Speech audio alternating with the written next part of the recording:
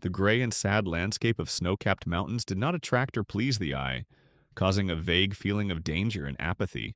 And only the voices of men reminded us that these were not God-forsaken places, and that people walked here too. But from their conversation it became clear that the speakers could not be called friends. And it was about an ancient relic, about which the main character continued to stubbornly remain silent, smiling wryly. Moreover, even despite all his wounds, he was not going to reveal this terrible secret to his enemies, realizing that death awaited him anyway. His arrogance and self-righteousness infuriated his opponents, but before killing him, they decided to contact the main squad and inform them of what had happened. Their command confirmed the coordinates and reported that reinforcements would soon arrive at the scene. While the boys waited for their comrades and pondered why Phantom needed the ancient relic that the Emperor wanted to get, they could not find a logical answer. But they didn't need him at all. It wasn't enough for them to cut off the young man's hands. They wanted to torture him too, because all this time he had been ruining their lives and getting on their nerves, and now it was his turn to suffer. The only thing was that they couldn't decide which of them would be the first to torture the young man, so they tossed a coin and waited for fate's verdict. But what they didn't foresee was that the main character wasn't one of those who would sit and meekly wait for torture. He decided to activate his last weapon. Otherwise, he wouldn't be Zeke Draker, the first unsuccessful awakening in this glorious family. The boy was born into a family of dragon slayers, but fate had its own plans for him, and it turned out that he could not use aura, so he could not awaken normally. The father did not need such a defective son, so he was kicked out of the house and forgotten like a bad dream. But this lit a fire in his heart, and he devoted his whole life to becoming the strongest in this world. But strength has never made anyone happy, although it spurred him on to continue the fight for his life. He did not believe that on this path he would be left with nothing, so with one swing of his sword, he cut off his opponent's head. Realizing that only those who possess it can talk about strength, the rest must remain silent. Besides, if you have strength, you can easily kill a weaker opponent and take everything from him. But the guy decided to end his philosophy there because these two were easy prey, although they had called for help, and now it would not be possible to leave quietly. He would have to fight. For this he got his hand back, and the new arrivals were thinking about the fact that if they cut off his head, Zeke would definitely not be able to grow it back. The fight began. Everyone wanted to win, but Zeke was alone, and the enemies attacked him in a crowd, encircling him. It all ended pretty quickly, though. Not only did the enemies fall to Zeke's sword, but the guy himself was on his last legs. He could no longer get up. The swords in his back were in the way. He was coughing up blood, realizing that he was dying. But even at that moment, he did not regret what he had done, because he had managed to take revenge. And that was the main thing. Moreover, the relic that the Emperor so desired was now in his hands. And this gave him strength and a certain childish joy because his death would not be in vain, and his name would be remembered for a long time by his enemies.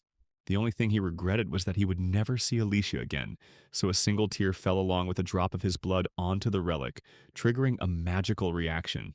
Suddenly Zeke heard a voice speaking to him, telling him that his strong will had awakened the soul of an ancient dragon, sealed in a relic, which would obey the one who persisted. Someone tried to persuade the main character to take urgent measures, but he did not understand what was happening, and did not believe that it was all real because it looked more like the delirium of a dying man. And since this was all nonsense in a dream, the guy decided to agree to the persuasion, so an unknown force launched the process of awakening and unification of forces. The countdown ended and Zeke came to his senses, but looking at himself in the mirror, he couldn't believe that this child was him. It was obvious that he had returned to the past, but his body still hadn't forgotten the dozens of swords piercing him. But what was in the future has not happened yet. Moreover, he has not yet been kicked out of the house, and he is in his family's training center in the cradle. For centuries, the Draker family has been involved in the slaying of dragons, becoming the backbone of the empire after the first hero slew the golden dragon Bahamut. Now, all the descendants of the first hero have the blessing of an aura that makes them special. Only Zeke was born wrong, and that can't be changed, he tried. But that was until this day. Now, an unfamiliar voice said that the soul of the Chosen One had awakened and completely merged with the soul of the ancient dragon and received his will. Only now did the protagonist begin to realize that he had managed to activate the stolen relic, and now he had partial access to the system and could view his status window. At that moment, he remembered the words of his teacher, who once told him that in ancient times people were divided into classes, and then, depending on the class, they trained and used special skills. For example, if someone was a healer, then he could heal other people. Based on this and the information in the status window, Zeke realized that he was already a healer. But as they say, trust but verify, so the status window could have written anything, but it could have been verified in practice. In his past life, he became a healer when he was in his early 20s, around the time the Ethereal Hall was opened. Now he was much younger, but the plus was that he remembered how to use the healer's power, so now, after performing simple manipulations, he realized that everything works. It was good, as was the fact that he returned to the past. The bad thing was that his athletic and trained body was no longer there, and in general he was still a child. Overall, he had no reason to complain. In his past life, his situation was much worse than it was now, but now he could explore the opportunities that the system opened up for him. But they didn't give it to him because a servant came, knocked on the door, called the guy, and was not going to leave until he opened it for him. Only the guy's only servant, Derek, could allow himself such behavior. He was unhappy with his ward, who was lying on the bed and was not ready for study and training. True, Zeke couldn't remember what exactly he was supposed to be prepared for, and even though he was essentially 32 years old, he was still afraid of Derek. But he was lucky. The cold mind skill was activated, and the guy immediately felt better. Moreover, Zeke even remembered the test he had to take today. It was no secret that all members of the Draker family had undergone basic physical training at the Cradle Training Center, starting at the age of 7. Every year, instructors evaluate students' progress in sword fighting and no-holds-barred pancration. Often, instructors themselves divide students into pairs for sparring, but there are cases when the guys themselves choose their opponent. But the fight can only take place when both members of such a pair agree to sparring together. But that's half the trouble. The main feature of this test is the absence of rules, which means injuries and wounds cannot be avoided. And because it is during this sparring that the future class is determined, the guys give it their all and go over heads to get the best result. Unfortunately for the main character, he had to go through this nasty test for the second time in his life. The commander hoped that all the cadets understood perfectly well that their assessment depended on how they performed today, since this sparring was the last component of the final result. Everyone understood everything perfectly well and was ready, so the man was not going to drag things out and announce the start of the fights. The crowd was buzzing, but most of it was discussing not the sparring, but Zeke, who stood in front and pretended not to hear anyone. So the guys were brazen and did not hide their disdain for him. But this continued until Aaron and Gota appeared on the field and began their sparring. True, Zeke got bored from the first minutes since it was immediately clear to him who would win and who would lose, so he couldn't suppress a yawn and didn't even try. Aaron won, and overall the main character even admitted that these guys were not bad but not the best, and if before he was afraid of this test, now there was not a shadow of the previous feelings in him, and this did not go unnoticed by some other students. One of the guys was clearly burning with an undisguised desire to put the yawning young man in his place, to show that he was a nobody here and that his name was nothing. And such an opportunity presented itself to him in a few minutes. But the main character did not look nervous. For some reason, he was calm and ready for battle. Zeke knew that his opponent would be Leon, who from the very beginning decided to morally disorient him. But this time, it didn't work. Moreover, the young man remembered very well how every year during the test, Leon beat him up and then humiliated him in front of everyone. But this time, everything would be completely different. Besides, without dirty tricks, this arrogant guy would not have been able to achieve the fact that he was his opponent every year. And for the guy's family members, such behavior was the order of the day. In a past life, the direct heirs of the main branch of the Drake family could not meet each other.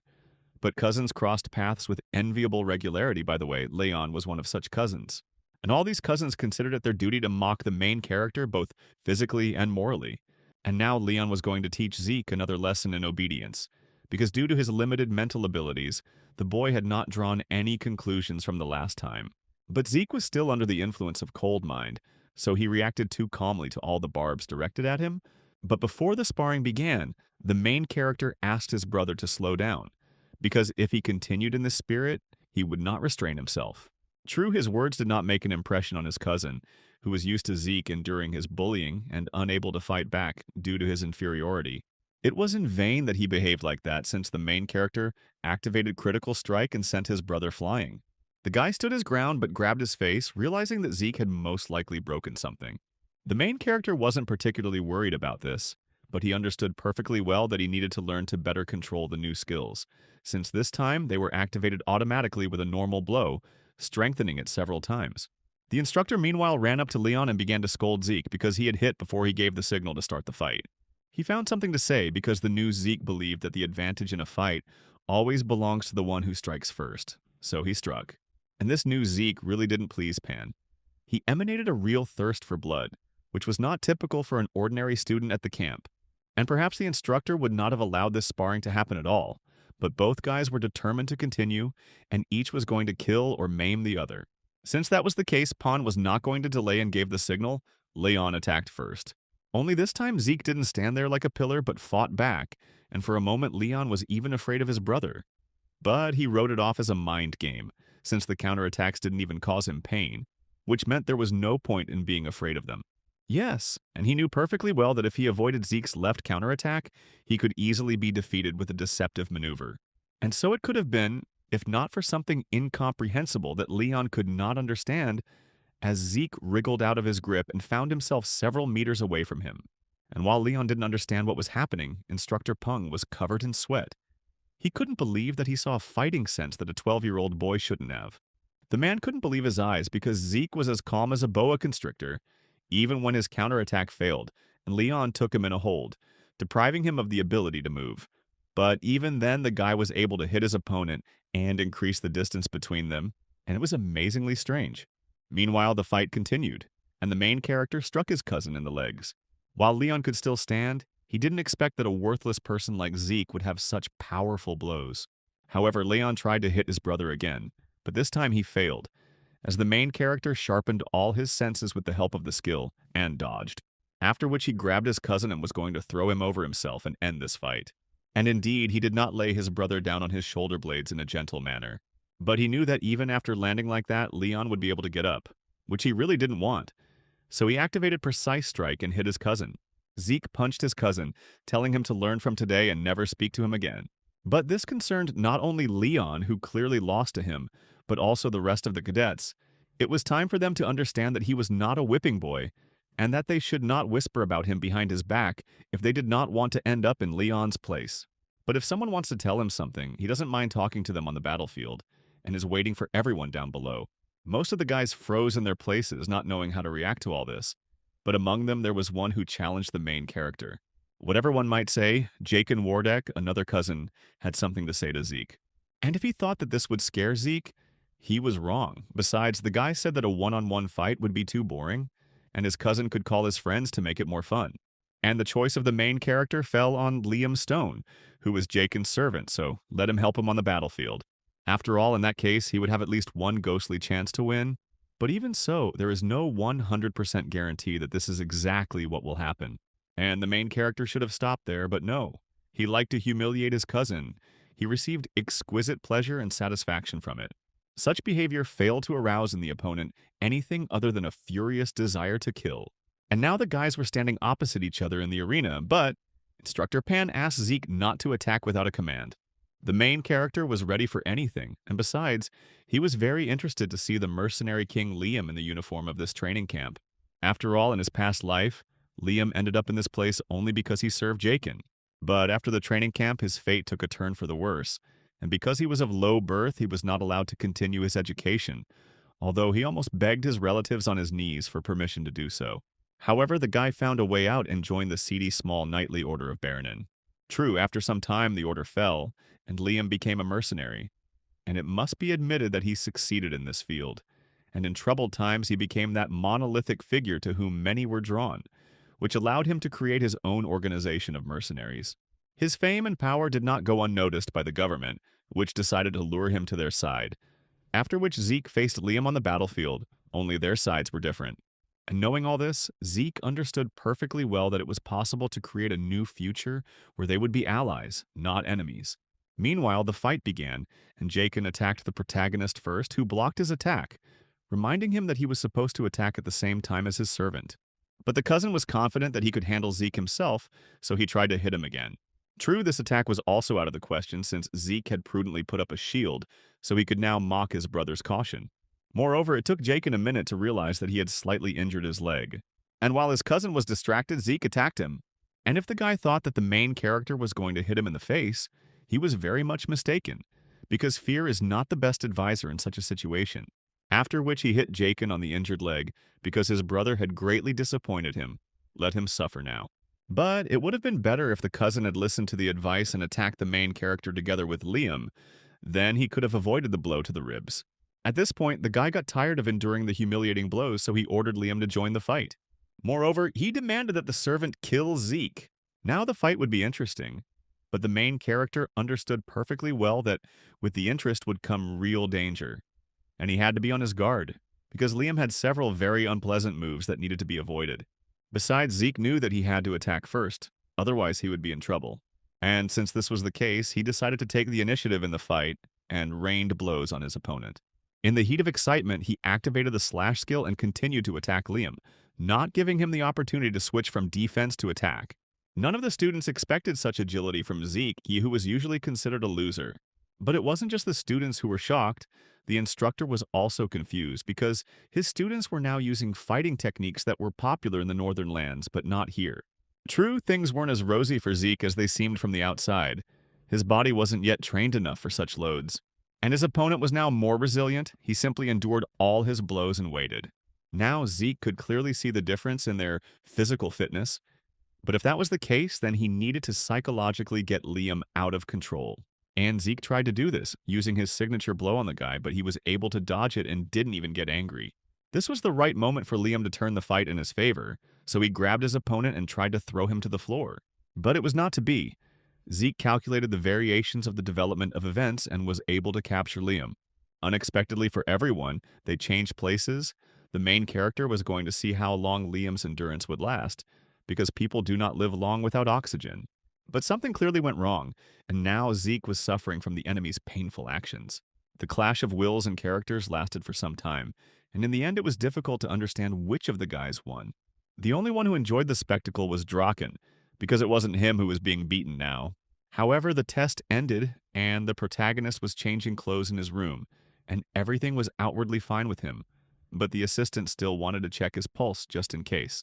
The guy wasn't going to refuse, realizing that the old man wanted to check whether he had awakened the aura or not. The test began, and at that moment it became clear that Derek was not a simple servant, but a real blue knight. Usually when someone looks at a person's aura and determines the level of awakening, they turn their attention to the Dantian, but Derek approached this issue more thoroughly. Besides, not all knights are the same. It is clear that they have different abilities. Some are stronger, some are weaker. Some masterfully control their aura, while others can only dream of it. So, the White Swordsman is a beginner level, and most children before the blessing ritual fall into this category.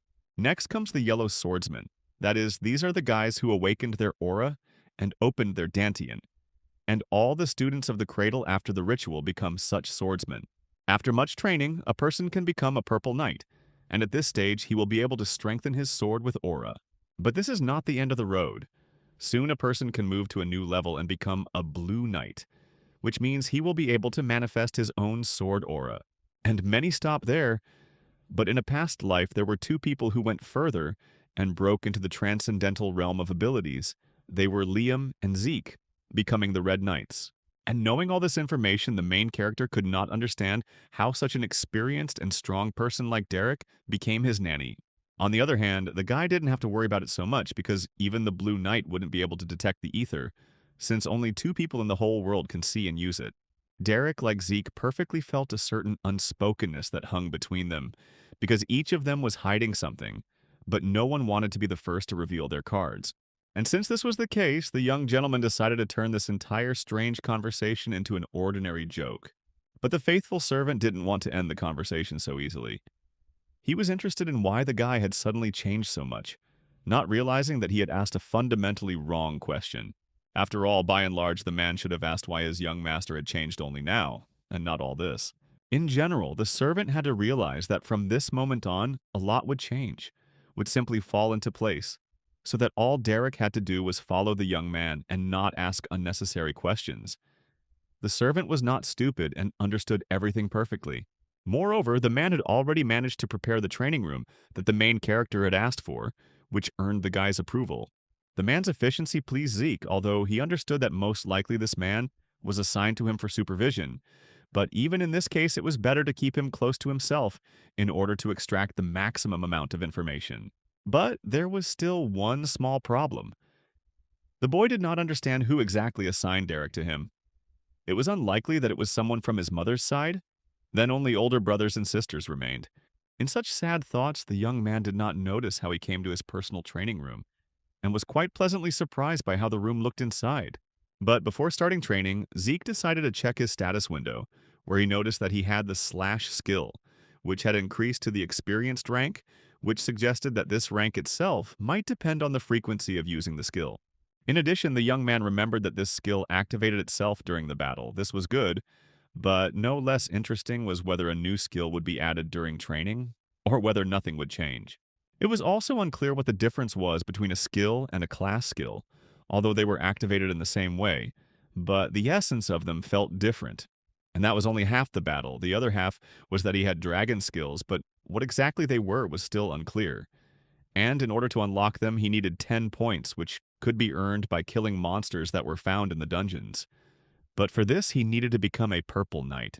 However, the main character was interested in why he regressed into the past, but it was only clear that he had received a system, skills, and classes that were somehow incomprehensibly connected to that ancient relic that he had acquired in the past.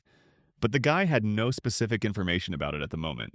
But he decided to think about this some other time, and now he needed to start training, and for this he decided to use a regular sword until he became stronger for something more powerful.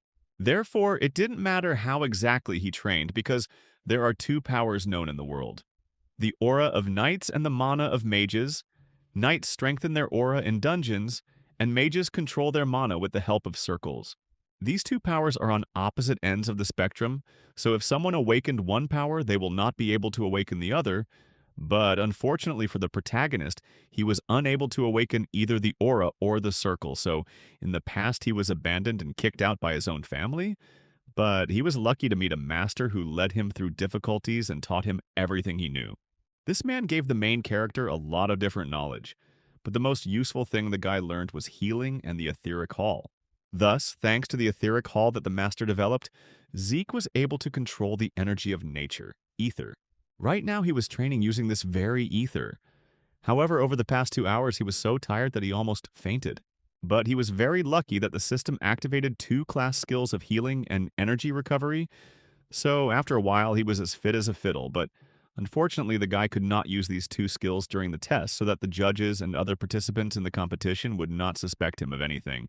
He was able to start the healing and recovery process only when he returned to the room and was left alone with himself. Now he was alone in this huge room, so there was nothing to be afraid of, and he could continue the training he had started with peace of mind.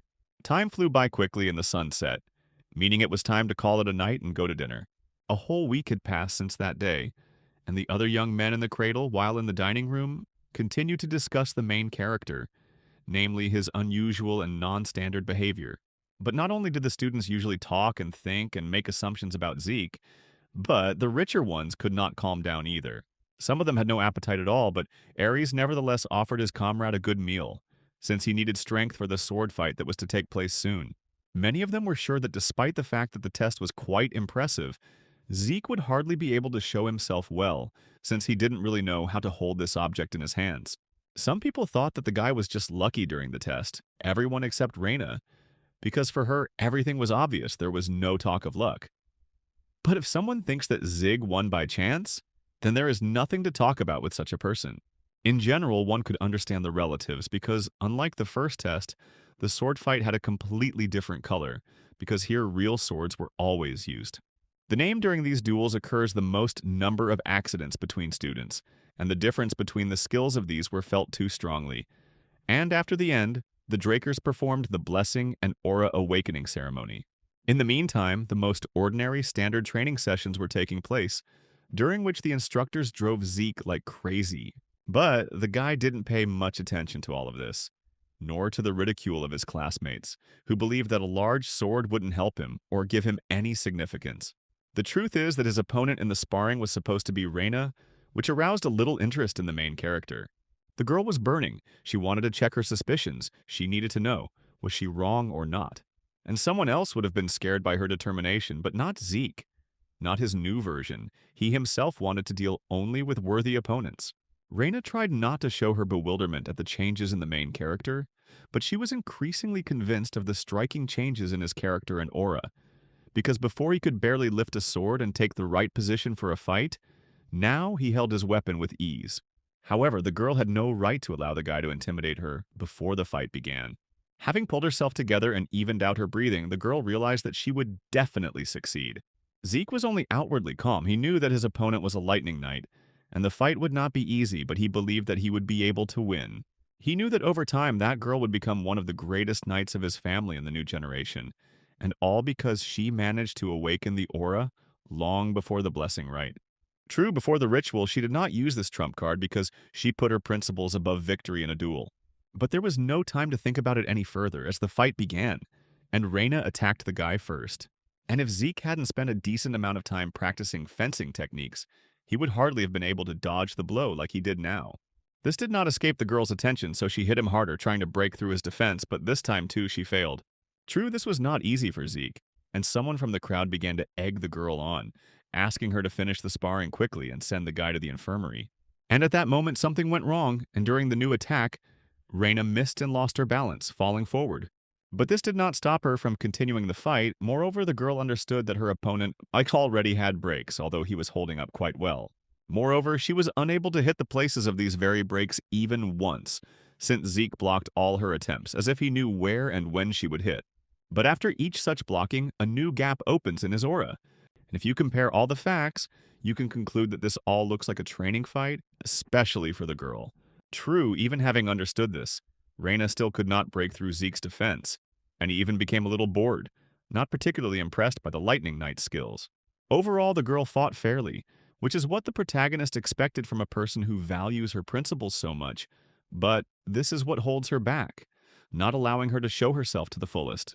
Since Raina herself did not want to come out of her shell, Zeke decided to help her do it. And then the guy took an extremely low stance and attacked Raina, shortening the distance between them in a second. But the girl had enough skill to dodge his blow, and if she hadn't done so, she would have been left without bones. Raina understood that she had to keep a distance between herself and the enemy. Only then would she be able to react to all his antics. And that would have been the case, but Zeke was one of those people who cared about winning. So he threw a small stone at her face with acceleration, which she just missed. And although the girl was angry, she was in no hurry to use the aura, and Zeke was already attacking her again. At this moment, Raina went wild, used her aura, and knocked the sword out of the protagonist's hands. Zeke lost the fight, and the crowd rejoiced, praising the girl because she was a good girl. She did not use aura, in their opinion. The instructor noticed what the cadets didn't. Raina used aura as soon as Zeke's sword approached her shoulder, but she did it unnoticed. The problem was that Raina promised everyone that she would never use aura until she entered the academy. Yes, the girl had compromised her principles and was now sad, but the fight was not over yet, and Zeke decided to introduce her to his fist. And even though Zeke didn't open his aura, the ether helped him hit so hard that Raina fell to her knees. The students couldn't forgive him for such a prank. Everyone shouted, scolded him, shamed him, and after all, this is a sword fight, and he uses dirty tricks and he will never become a real knight. Raina did not want to continue the fight, admitting her defeat because it was not that she had lost her vigilance, but something else besides if Zeke had had a dagger in his hand, she would already be dead. It was hard to believe that a man who was considered trash just a few days ago could defeat such a talented girl. But the fact was a fact. Meanwhile, in another part of the country, there was a real hell. Everything was burning. Corpses were lying on the ground. The earth was soaked in blood, and there was no end in sight. There were too many dead, so their bodies were thrown into a common grave, so as not to waste time and prevent an epidemic of diseases. 2 young people were sitting in the living room, and Abel was calmly drinking tea, despite what was happening outside the window. Moreover, Zeke Draker managed to defeat Raina, which should have knocked the wind out from under Abel, but this did not happen, since there was still time before the blessing ceremony. Besides, it was an ideal moment for the young man to visit his family and see everything for himself and draw conclusions. Abel became too curious about what kind of awakening their little brother would go through, and whether he would go through it at all. Meanwhile, in the cradle, Zeke continued to train hard. In general, he did not understand how, with such a weak body in his past life, he managed to become a red knight. After which, I decided to check the skills window once again, realizing that as soon as the skill level exceeds the expert level, the skill level increases, but the skill level resets. At that moment, the guy felt Derek's presence, so he asked what he needed from him. It turned out that it was time to finish the training. There were a few hours left. And now the main character is already sitting in a carriage and traveling to the main estate of his family, realizing that too much time has passed since the day he was last there. Zeke was not going home just like that. Even though the Draker family lands were vast, the blessing ceremony had to take place in the main estate, where the legend of the dragon slaying originated. The dragon's lair, as usual, greeted the main character coldly, unlike the other cadets. In his past life, the guy didn't pay attention to many things, but now everything felt different. And he noticed much more. For example, there were a lot of high-ranking spectators at this celebration. It was obvious that the family had sent someone to watch him. It was also clear that as soon as the observer saw that he would not be able to wake up, he would ignore him. But suddenly he felt something was wrong. The last thing Zeke wanted to see here was his older brother, Abel Draker, or Lionblade. But he was pleased with himself and his spectacular appearance. Zeke ordered himself to calm down because now he couldn't do anything, even if he wanted to. His brother was stronger than him, so he needed to stay calm and keep a cool head. Moreover, this meeting did not take place in the past life, which meant that the protagonist's actions could change the future. The guy decided to think about this later since the return of the blessing had begun. Aaron was the first to experience the delights of the ritual. And if anyone had any hopes up until this point that everything would be easy and simple, now they have sunk into oblivion, since Aaron was clearly in damn pain. And so, having gone through the pain, the boy unsealed his aura. In general, every cadet at the age of 12 had to wake up and leave the cradle. Aaron finished and the ritual continued. Zeke recalled that among the new generation after awakening, there were those who came very close to the Dragon Slayer mark. Having learned the mana suppression skill, then they could compete with knights of other colors in strength. They eventually became so strong that they could awaken pure blood within themselves, and Raina was a shining example of this. Moreover, due to mana suppression, these people, Raina for example, will have to wear special gloves for the rest of their lives so as not to harm anyone, including themselves. They looked ordinary, even though they weren't. But that was a small problem that couldn't overshadow the fact that Raina could now bear the Draker name, since she had proven her purity of blood. And now it was Zeke's turn to undergo awakening. Everyone was interested in what it would be like. The guy knew in advance what and how would happen to him, but he could not even imagine in his worst nightmare that he would have to go through this again. Last time everything was very sad, he was disgraced, but now everything is different. He is different. He no longer gives up. He fights for himself to the last and puts in their place everyone who dares to say a word against. He knows how to heal and control the ether. All that was left was to hope that this time the bronze statue would save his nerves and come to meet him halfway. But nothing happened and everyone froze in anticipation, wondering if this was really where it would all end. It was sad for Zeke to realize that all his efforts had gone to waste, and all because he believed that he could change the future. At this moment, the main character unexpectedly received system notifications that arrived with a delay, and as soon as the system said that the guy's class was unlocked, the statue began to glow red. But the surprises didn't end there. The dragon's blessing was also unlocked, after which the statue changed its color to gold. Zeke didn't understand what was happening, but the system kept throwing him gifts, and now a new class had formed. There was a noise around people. No one had ever seen a golden glow during this ritual before, and there were some red inclusions in it, but there were still too many questions. The situation was not just mysterious, but something else, since Zeke now had no choice but to remain silent, because everything he said would be used against him, which he really didn't want. But while everyone else was making noise and making various assumptions, Abel took the floor and asked everyone to calm down, since they should be happy, not sad, because two purebreds had awakened in one ritual. If so, then we need to go to another room and celebrate this event. Everyone immediately began to agree with Abel, who demanded special gloves for his younger brother. The guy didn't feel particularly comfortable in the new accessory, after all. They were heavy and quite heavy. The ritual continued. Zeke felt his brother's gaze on his back. He understood his intentions perfectly, but today, he had to accept his help, even if he didn't really want to. A little time passed and the blessing ceremony ended, and the instructor informed everyone that a celebration would soon be organized where everyone could rest and relax. And while all the cadets were rejoicing and anticipating this event, the main character went to look for the training hall. But no one let him leave, or rather, Abel stopped him and asked why his brother didn't want to attend the party. And it seemed like he was smiling, congratulating, and extending his hand to shake, but it was all completely false. And Zeke didn't particularly want to respond to this gesture, and he couldn't not do it, because otherwise his brother would perceive his refusal as an insult. And Zeke honestly tried to play along with Abel, but memories from his past life flooded him, and he was unable to shake the man's hand. The guy understood that he was acting recklessly, that he had to save face, but shaking hands with a monster like Abel was beyond his strength. Abel did not insist on his own and was even going to leave, but still could not resist and told the guy that this was not their last meeting. Meanwhile, the party had begun, but the main character didn't go to it and was changing clothes in his chambers. He had a lot to think about and understand what was happening to him, because all purebloods had mana suppression, but apparently not him. In general, this ability helps purebloods in fighting dragons, but in everyday life it hinders them, because without gloves they cannot use most mechanisms, and this would happen to Zeke too if he were pureblood. So he studied his status window again. The characteristics had changed, and now he had the ability not to suppress mana but to reflect it. So mana reflection is not a passive skill but an active skill that creates a distorted field that zeroes out mana reserves. This became a little clearer, but now other questions have arisen. For example, all the students woke up with a blue glow, Raina with a red one, but for some reason he with a gold one, which was also initially red but then changed.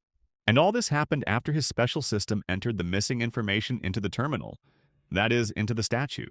It turns out that the statue does not determine whether the knight has awakened or not. It determines the person's predisposition, his potential in class, so red is a rare class and gold is unique. From this we can draw another conclusion. This article is a very ancient artifact, and the knowledge of its use was partially lost, so it was used only for awakening, and no one thought about classes. The sad thing was that not a single head of the Draken family realized this truth. But that's not important anymore.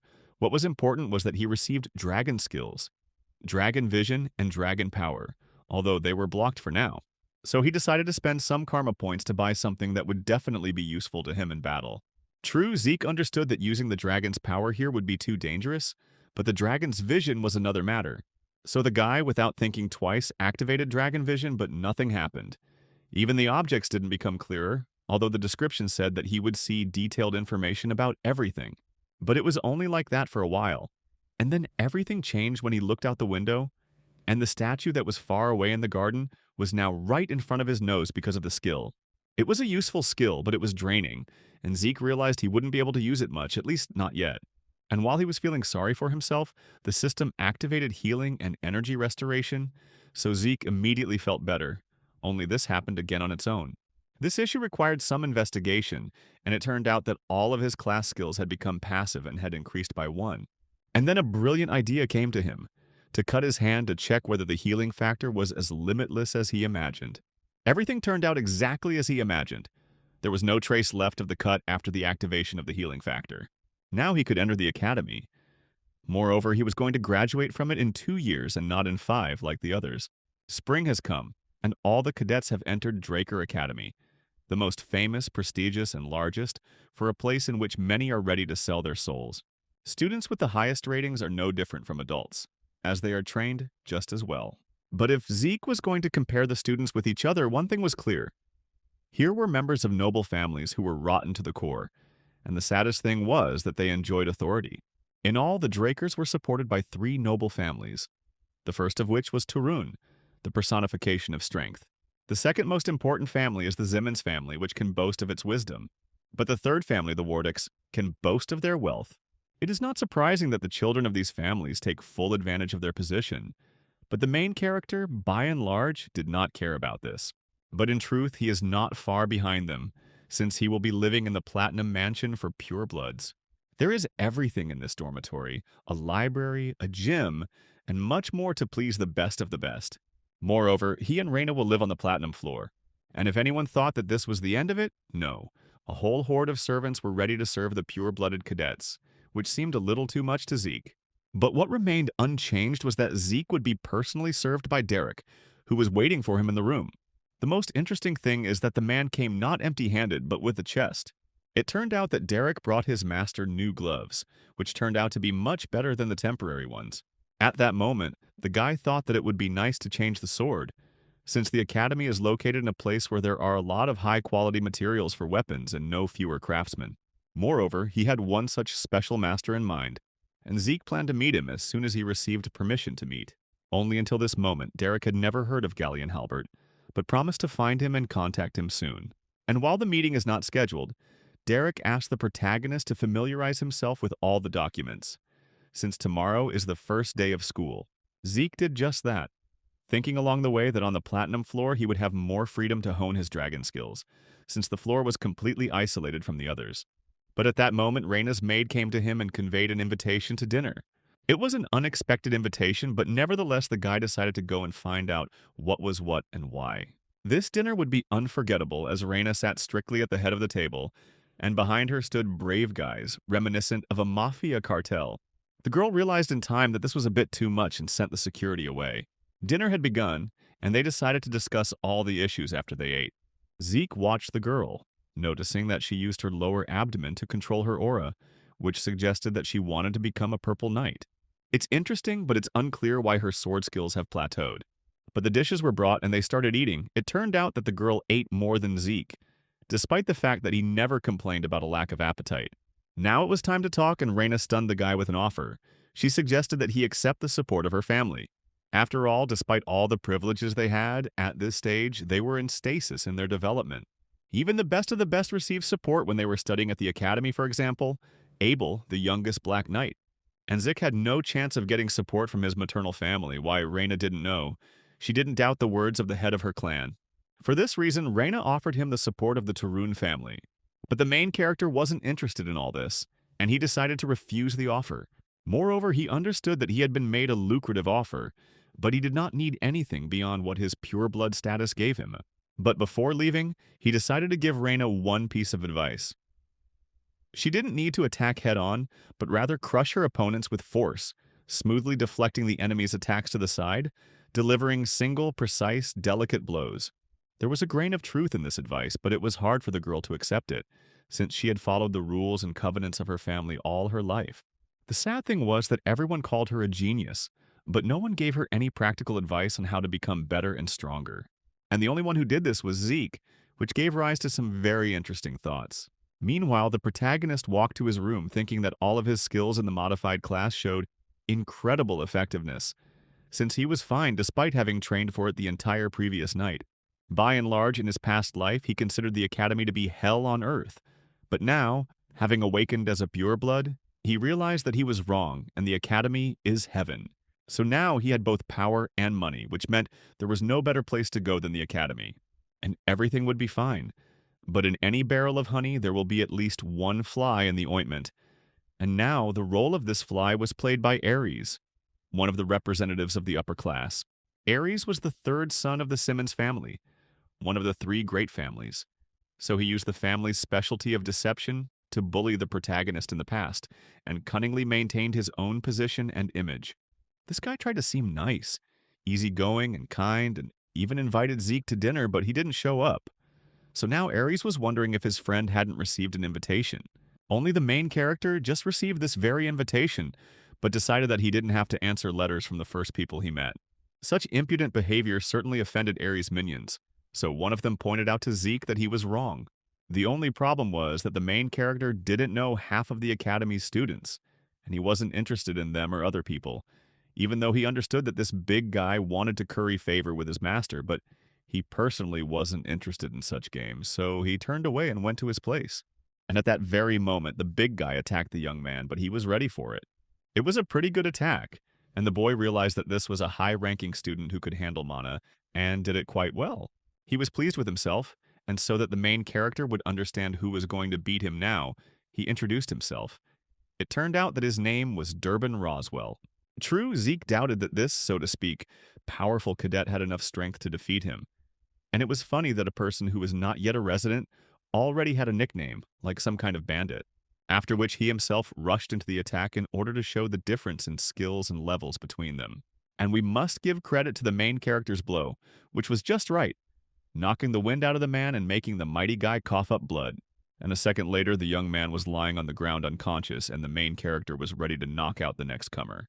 But there were no more volunteers, and he and his henchmen decided to leave the scene of the incident, looking eloquently at Zeke and saying that he definitely liked to bask in the rays of his own glory. But sooner or later, it would end badly. But the main character didn't pay much attention to these words, considering them to be complete nonsense. The squabble ended there, and the main character reflected on the fact that the academy is divided into two classes. In the regular classes, they teach those who have no talent, so these cadets have to make a lot of effort to achieve something. But here they adhere to a strict regime from early morning until late at night. And there is also a special class where you can freely choose subjects other than the basic ones. In the academy, the place where the greatest elites gather, is a special class, so the main character had some expectations from the training process, but apparently they were not particularly justified. By and large, most of the people in this class were graduates of the cradle, and it was a very ordinary class. Nevertheless, the lecture began, and the teacher announced that today there would be an unusual lesson, since someone completely exceptional had come to congratulate the first-year students of the special class. This man not only held the position of commander-in-chief during the war with the Eastern Empire 20 years ago, and became a hero who stopped the Empire's invasion thanks to his resourcefulness. It was the dean of the academy, Howard Draker. This no longer young man was once a war hero, and most citizens revere him as a hero and tactical genius. But the truth is that the information he gave to the enemy to save his own skin simply shocked the enemy. This man was a traitor who was simply lucky in his time, and he had nothing to be proud of, but he was proud. In his past life, it was because of this man that the main character was kicked out of the academy. The boy then lost the only place he had left that he could call home and was forced to wander throughout the duchy. He was eventually caught and sold to the Southern Cartel, and his life from then on was not a bed of roses. Therefore, in this life, the main character decided to definitely pay this old man back for all the good he had done, and wipe that smile off his face. Meanwhile, Howard's speech ended, and the curator of the special class invited everyone to a special training room where the practical lesson would take place. Today and in the coming days, new cadets will be trained in dragon slaying by Andre Draker, the Knight of the Rose. This young man was a half-blooded awoken, but despite all this, he graduated from the academy early, and graduated with honors. He is a genius that comes along once in a decade, and who has been given the name Draker. At this point, the main character realized that in the special class, the teachers were on a different level, and Andre was also known for his unyielding character. So the classes would be a real quest, and no one would give anyone any breaks. One look from the young man was enough to cause deathly silence to fall over the classroom. So the lesson began, and Andre asked everyone to draw their swords. At that moment, his gaze was drawn to the protagonist's sword, which he happily demonstrated in all its glory, saying that it was his usual training sword. The instructor didn't particularly like this state of affairs, so he called Zeke into the arena, asking him if the guy knew that he had to choose a sword based on his body's capabilities. The main character knew this very well, but he took this sword with him, specifically to be noticed, and to challenge his instructor, saying that even with such a weapon he could defeat him, all this in order to demonstrate his skills and quickly figure out this ridiculous course. And it's good that the system worked properly and independently activated the indomitable mental defense. Otherwise, under Andre's pressure, he would have broken down morally, but here he stands and doesn't even itch. The man appreciated the young man's endurance, so he accepted his challenge and set one condition. If he could touch his body with his blade at least once, he would free the boy from punishment for his rudeness, as well as from the need to attend lessons in the art of destroying dragons. But Andre decided to give the cadet a little leniency, saying that he would not use his aura against him. And on the one hand, this was very good, because the main character could defeat his opponent, since he knew his weaknesses. But considering that everyone was watching him, he shouldn't attract unnecessary attention to himself, because it's quite dangerous for him now. Therefore, the main character decided to just lightly hit his opponent with his sword and solemnly lose. So the fight began, and the main character attacked Andre, and his sword passed within a millimeter of the man's neck. Of course, Andre was good, so it wouldn't be easy to get him. But the main character knew where to hit anyway to achieve the goal. If he wasn't lucky the first time, he'll be lucky the second time. But the main character didn't succeed the second, third, or even fourth time. The rest of the students watched Zeke's thrashing, knowing that he would most likely not be able to land even one blow on the official representative of the Draker family, since half an hour had already passed and no positive results had been observed. But he saw something that others did not see. The sword in Andre's hand began to tremble. The machine was already starting to get tired, but Zeke didn't care, even though, yes, he was suppressing his aura. But the thought that he would lose to an ordinary cadet made him want to breathe fire. If he could, of course. At that moment, he realized that the existence of purebloods in relation to everyone else was damn unfair. Meanwhile, the main character once again convinced himself that Andre's endurance, as in the past, leaves much to be desired, and even holding back his mana does not help him at all on the gate.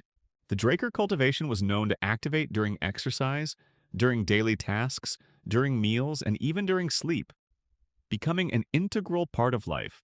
And at that moment, when Andre decided not to use the aura during this fight, it was as if he decided not to breathe anymore. Therefore, it was now extremely difficult for him to withstand the constant attacks of the main character. In addition, the unconventional swordsmanship further reduced his endurance. But even with all this, he was an outstanding knight, so he withstood Zeke's new attack. And at that moment, as always, a brilliant idea came to the young man's mind. He didn't want to lose for nothing, so he decided to force his opponent to use aura. After all, it is useless to make attacks that can be easily dealt with. He needs to do something that will make Andre unconsciously use the aura, then it will be fair and interesting. Now would be a great idea to create an extreme situation. If so, then the ideal option would be to activate swift steps. It was hard for Andre to believe what he saw because the cadet shouldn't have known such attacks and skills, but he knew what these men were guided by, but the surprises didn't end there, because Zeke activated critical strike. And in such a situation, the only option to stay alive and not get hit by a critical hit was for the man to activate the aura. It was a beautiful art dragon slaying, first verse, piece of sky. This is exactly what Zeke was trying to achieve, which is why the guy looked absolutely happy and satisfied, even though he knew that he was about to be in a lot of pain. It was very difficult to withstand such an attack, but not impossible. The rest of the cadets watched what was happening, spellbound. Remna with a degree of surprise, and the guys with undisguised glee, believing that Zeke was about to lose. This battle was definitely quite difficult, and if it weren't for the healing factor, the guy would have choked on his own blood, but he only broke his sword. After which, with a sense of duty accomplished, he could theatrically lose consciousness. Medics were already running to him, and Andre said that Zeke might not attend his further classes, admitting that the first blood was spilled by him. There were no more cadets who wanted to be exempted from attending these classes in this way, so Andre did not have to worry about discipline. Meanwhile, while the others continued their classes, the main character was resting in the medical center. The guy was pleased with himself because he had achieved what he wanted, and he had free time to implement his future plans. But he was not tormented by the memories of the last battle because Andre demonstrated the most basic technique in the art of dragon slaying, but since this technique was used by the Blue Knight, his take was simply incredible no matter what, and the guy could not defeat the Blue Knight yet, considering that even relying on his incredible endurance and healing effect. Moreover, he understood that his level was not yet sufficient to live freely, so he needed to acquire unstoppable power by any means necessary, but he still did not know exactly how to do this. He thought that he had noticed a strange man appear in his room, who obviously knew him, or at least his father. But the main character saw this man for the first time, so he had no idea what to expect from him. It is clear that in such a situation, Zeke wanted to know with whom he had the honor of talking, but the man was in no hurry to answer this question. He was more interested in finding out how the guy pulled off his little deal. It turned out that this man was not as simple as he would have liked, because he noticed that after the last fight, there was not a single scratch on the guy, but there should have been very serious things left, so he was curious to know how the guy achieved such a result. Now Zeke felt uneasy. He even activated mental protection, although he understood that no one in the academy could know about his special skills in class. Therefore, he considered the best option to play the fool and continue to pretend that he did not understand what the stranger was talking about. And then something happened that the main character did not expect. The man tried to finish him off, but the main character's excellent reaction did not allow this to happen. Moreover, he did not shout that if he did not kill the stranger, then he would kill him. So he activated everything that he could activate and rushed to attack. But the man stopped his sword with a light movement of his hand without even straining himself. Moreover, the man understood that the teenager's reaction was incredibly similar to the reaction of a mercenary who was used to taking risks and killing. And just a moment later, the main character's sword was in the hands of the mercenary who was making fun of the guy. It's good that at least Zeke managed to jump away from the dangerous guy at a decent distance. The guy didn't understand who was in front of him and why he suddenly remembered the mercenaries. Could this man really know anything about Zeke's past life? It's unlikely, but he had some suspicions because the Drakers never throw down their weapons or retreat. But then the man returned the sword to the boy, saying that he looked more like a mercenary than a knight. At that moment, for the first time in many years, Zeke felt a stickiness of sensations, because this man was much stronger than him, about the level of the Red Knight, and he could kill him in a couple of seconds if he wanted to. The man was calm and did not attack anymore, but he did not understand what such a talented guy was doing in the academy if he wielded the claymore so well. At that moment, the doors to the ward opened and Andre entered the room. The knight did not understand what Dexter, the garden keeper, had forgotten in the chamber. The men no longer paid attention to the guy and exchanged barbs with each other. Obviously, they were not on the best of terms. And in order not to fall under their hot hand, Zeke decided to quietly leave. After all, he had finished his treatment, and no one had canceled his studies. But suddenly Dexter suggested that he drop by his greenhouse when he had time, because he had something to teach the boy. Moreover, he was sure that the guy would agree, but it was not to be. Zeke refused and left. The guy was not deceived about this strange man, realizing that he was not the caretaker of the garden, but he did not want to play by someone else's rules. Obviously, since Dexter calls the head of the Drakers by name, he has a very high rank, and it was he who was Andre's teacher at one time. And if this is so, then it is none other than the Storm Knight, Duke Draker. This knight is so strong that if he wanted, he could destroy a small kingdom single-handedly. There were always many rumors circulating around this man, one of which said that he received the status of a Black Knight only because he loved the color black very much. And now this person is showing serious interest in him, but this is good, because he can get easy training. And it would be great to learn this man's secret trick and turn his interest into persistence. Meanwhile, the teaching went on as usual. The professor of the theory of magic Fanon drew some formulas on the board and asked the students questions on the topic, which no one wanted to answer. Moreover, everyone was asleep and did not listen to the professor at all. The only one who was not sleeping and was listening to the professor was Zeke. He even wrote something down, but there was another problem with him. He did not understand at all what Fanon was telling, and asked to explain everything to him again. But Fanon was not offended, but was glad to hear at least one question from the student, so he enthusiastically rushed to tell him everything one more time. The class soon ended, and most of the students were glad to leave the room, believing that the theory of magic was of no use to knights. But Zeke was pleased because the professor explained everything so clearly that even he understood everything. And when he was about to be the last to leave the auditorium, Fanon stopped him. The man was ready to answer the guy's questions about magic at any time if he was interested in something, because he knows and can do a lot, and thanks to him, the professor had a good lecture for the first time. It was a great idea, so Zeke decided to get closer to Fanon, who was clearly not a simple magician. The guy understood perfectly well that magicians who were good at mathematics were usually flexible thinkers, so they were much better as colleagues than prim knights. In such thoughts, the guy found himself in the courtyard of the academy, where Dexter was sleeping on a bench, obviously waiting for him. After all, it's hard to call him patient. He didn't even last a week. And yes, courtesy and politeness were not about this man, so he directly asked the guy why he didn't come to the greenhouse. But Zeke was not going to give up, saying that he was not interested in all this, which caused a wave of indignation in the man. He did not understand why the guy did not want to study with him. True, he abruptly changed his behavior, demonstrating a small part of his skills, surprising the main character because he wanted to drag out the intrigue a little more. But it is clear that everything was not going according to his plan. And then he got hit in the neck with the edge of his palm, and even when he noticed the movement, the guy didn't have enough reaction to stop it. It was unpleasant, especially coming to my senses in the bushes and with a pain in my neck. But he could think about that later because now he was alone with Dexter in his plant kingdom. Overall, things weren't that bad yet, but Zeke didn't understand why the man had kidnapped him and brought him here. Dexter did not deny that he kidnapped the guy because he was very interested in him, but he himself did not want to come, so he had to resort to such measures. The man's impatience was evident, but the time had not come to give up without a fight, so Zeke activated swift steps and tried to escape. It was in vain that he tried.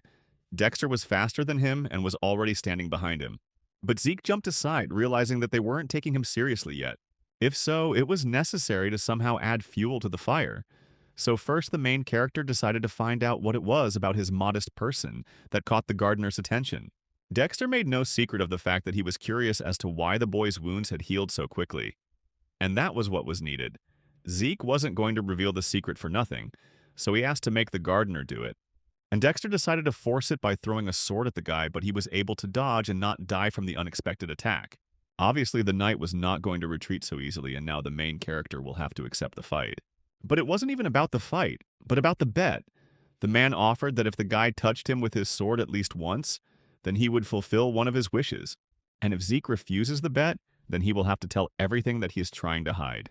Zeke generally agreed, and Dexter tried to figure out his secret. 3 hours into their standoff, Zeke is still ready to fight, even though there are broken trees all around and dust obscuring their view. Now, the man saw perfectly well that it was not only the guy's endurance that was the problem, but also the fact that the wounds healed on him like on a dog.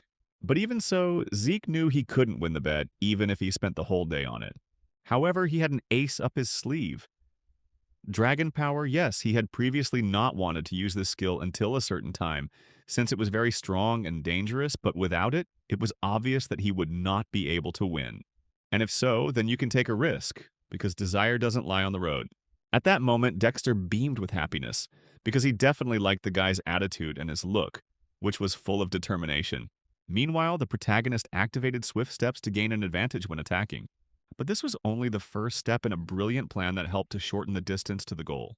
True, this was damn little. Dexter did not understand why Zeke used only this one technique, which did not bring results. But this guy had something that neither Andre nor Raina had, a malice that surpassed his stubbornness, and the man liked this more. Therefore, the man even decided to use a little aura, when unexpectedly for him, Zeke activated the power of the dragon. And it was something unreal. The guy somehow deprived the enemy of visibility, but at the same time did not make his task easier, since in the smoke and dust it is difficult to find Dexter. Only the man made a mistake, and Zeke found himself behind him, ready to strike again. At the same time, the guy activated dragon vision. But even so, he could not win and only broke his sword. But these skills forced Dexter to use a secret technique. It would seem that the man made the most ordinary jerk, but it caused a strong gust of wind. It is not surprising that he received the title of Knight of the Storm. Now the man was everywhere and nowhere at once, demanding that the boy continue to try to win. And then Zeke got hit. He fell. But even so, he felt beaten, but happy. Because this fight reminded him of training with the master, which would never be repeated. And everything would be fine. But the consciousness slowly left the main character, leaving behind only darkness. Time passed and the guy came to his senses. He was glad that he was in his room, on a soft bed, and not in the garden under a bush. His body ached, reminding him of the events of the day. Just a little more and he would probably have won, but that little bit was exactly what he lacked. Overall, he did everything he could to win at this stage, so there was no point in lamenting the loss. He tried to weaken the man's vigilance using the same technique, and when the time came, he used the dragon's skills, but even this was not enough to win. But he saw and remembered the Black Knight's secret technique. It turns out that for this technique, the man used super fast movements, which were made possible by his trained body. The good thing was that he saw this technique. The bad thing was that he wouldn't be able to repeat it. At this point, new messages came from the system. Thanks to this battle, the main character developed his skills, as well as his soul, so his system had new functions that could be unlocked with karma points. So Zeke could unlock maps, inventory, and the task book, although he definitely didn't have enough points for everything at once, so the most interesting thing for him was the inventory. After activating this function, Zeke needed to select the desired items that would be stored in the inventory. He would be able to increase the storage space over time when he accumulated karma points. First, he moved the claymore, which took up 2 cells in the storage, which means the larger and heavier the object, the more cells it will take up, and the guy will be able to summon it with his mind. Zeke tested this point experimentally, realizing that this is an excellent function. He managed it on behalf of an administrator, although not of the highest rank, but the rank can be raised over time. But for now, it is not worth thoughtlessly using precious points. At that moment, Derek came into the master's chambers. The man didn't come just like that. He gave Zeke a message from the gardener. The note was brief, so to speak.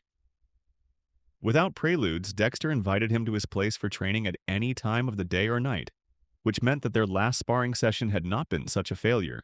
This meant that the main character still had the opportunity to find out about the man's secret technique. But that wasn't the end of the news for Zeke. Derek found the blacksmith the guy was talking about, but there would be no meeting since the master had retired. The main character definitely didn't like this news, so he personally decided to visit his old friend and arrange for the forging of a new sword. But, both in his past life and in this one, Zeke understood that the owner of the workshop had chosen a very contradictory name for it, which hardly suited this establishment. Nevertheless, the young man went inside the workshop and was unpleasantly surprised by what he saw, since weapons and armor were lying on the floor and the master himself was clearly drunk. Under any other circumstances, the guy wouldn't have even stuck his nose in here, but he needed a sword, and he couldn't find a better master anywhere. And at the time, everyone knew that he was an unusual blacksmith, since he could read the souls of his clients before making them a weapon. And he lived up to this title by creating a sword that had the ability that the main character needed most now. In truth, Zeke needed a sword that could replace ether with aura, and only the greatest blacksmith on the continent could make such a sword, but now the man in front of the guy could hardly do it, because the wine had clearly gone to his head. Moreover, now Galleon was not going to even talk to the main character, since he believed that his workshop was not a place for children. While Zeke was silent, he needed to understand what happened to this man, although in his past life he was quite picky, but it never came to this. And it would have been better if the guy had said something, but he understood that words would not help anyone in this situation, and the best cure for a hangover would be a bucket of cold water, which he carefully poured over his old friend's head. This should have brought the man to his senses, at least the protagonist hoped so. Indeed, the blacksmith came to a more or less adequate state, and could answer the question of why he refused to fulfill the order. At first, Galleon studied the young man closely, but as soon as he saw the distinctive signs of the boy's family, he even banged his head on the table, asking for forgiveness for his inappropriate behavior. It turned out that the man was not taking orders now for the reason that he could not create a weapon for himself, so he considered it inappropriate to create something for others because he was a shoemaker without shoes. This statement was a revelation for the main character, because he had no idea that this talented man also had a dark streak in his life when he did not believe in himself. But if you think about it, Galleon was already the greatest blacksmith on the continent when the guy met him, but he never told the main character what kind of life he led before that, because he didn't want to share such a shameful past. And under other circumstances, the main character would have waited 10 years, but in this situation he could not afford it, and wait until his old acquaintance came to his senses and started his business from scratch. And since that was the case, Zeke thought it was right to push the man to take the right actions, so he asked him to show him a couple of already completed works. The blacksmith could not refuse the boy such a simple request, so he took him out into the backyard where there were thousands of different swords. There were indeed quite a few good works here, so the main character decided to pick out something from what was there for now. And although the blacksmith was dissatisfied with each of these swords, he admitted that they were quite sharp, so he asked the guy to be extremely careful. And while Zeke was examining the swords, he realized that many of them were far from being failures, and in terms of quality, they were no different from the swords that Galleon had fought with when he became the best on the continent. So in battle, each of them could be useful and serve well. And then, in order to confirm his guesses, the guy activated Dragon Vision, so he asked the blacksmith one single question. Was everything okay with the brazier? The blacksmith didn't have time to answer, and the boy continued talking, pointing out that Galleon uses several types of metals to create lighter and more refined materials. And this was great, but the problem was that the strength of this metal was a little weak. This was true and was due to the fact that the impurities present in the metals were not properly removed during the calcination process. Galleon was amazed. He did not expect that someone would be able to find out his method of smelting, and also find the main flaw and its cause. It was curious and incredible. If so, then it was possible to ask a few questions to the main character.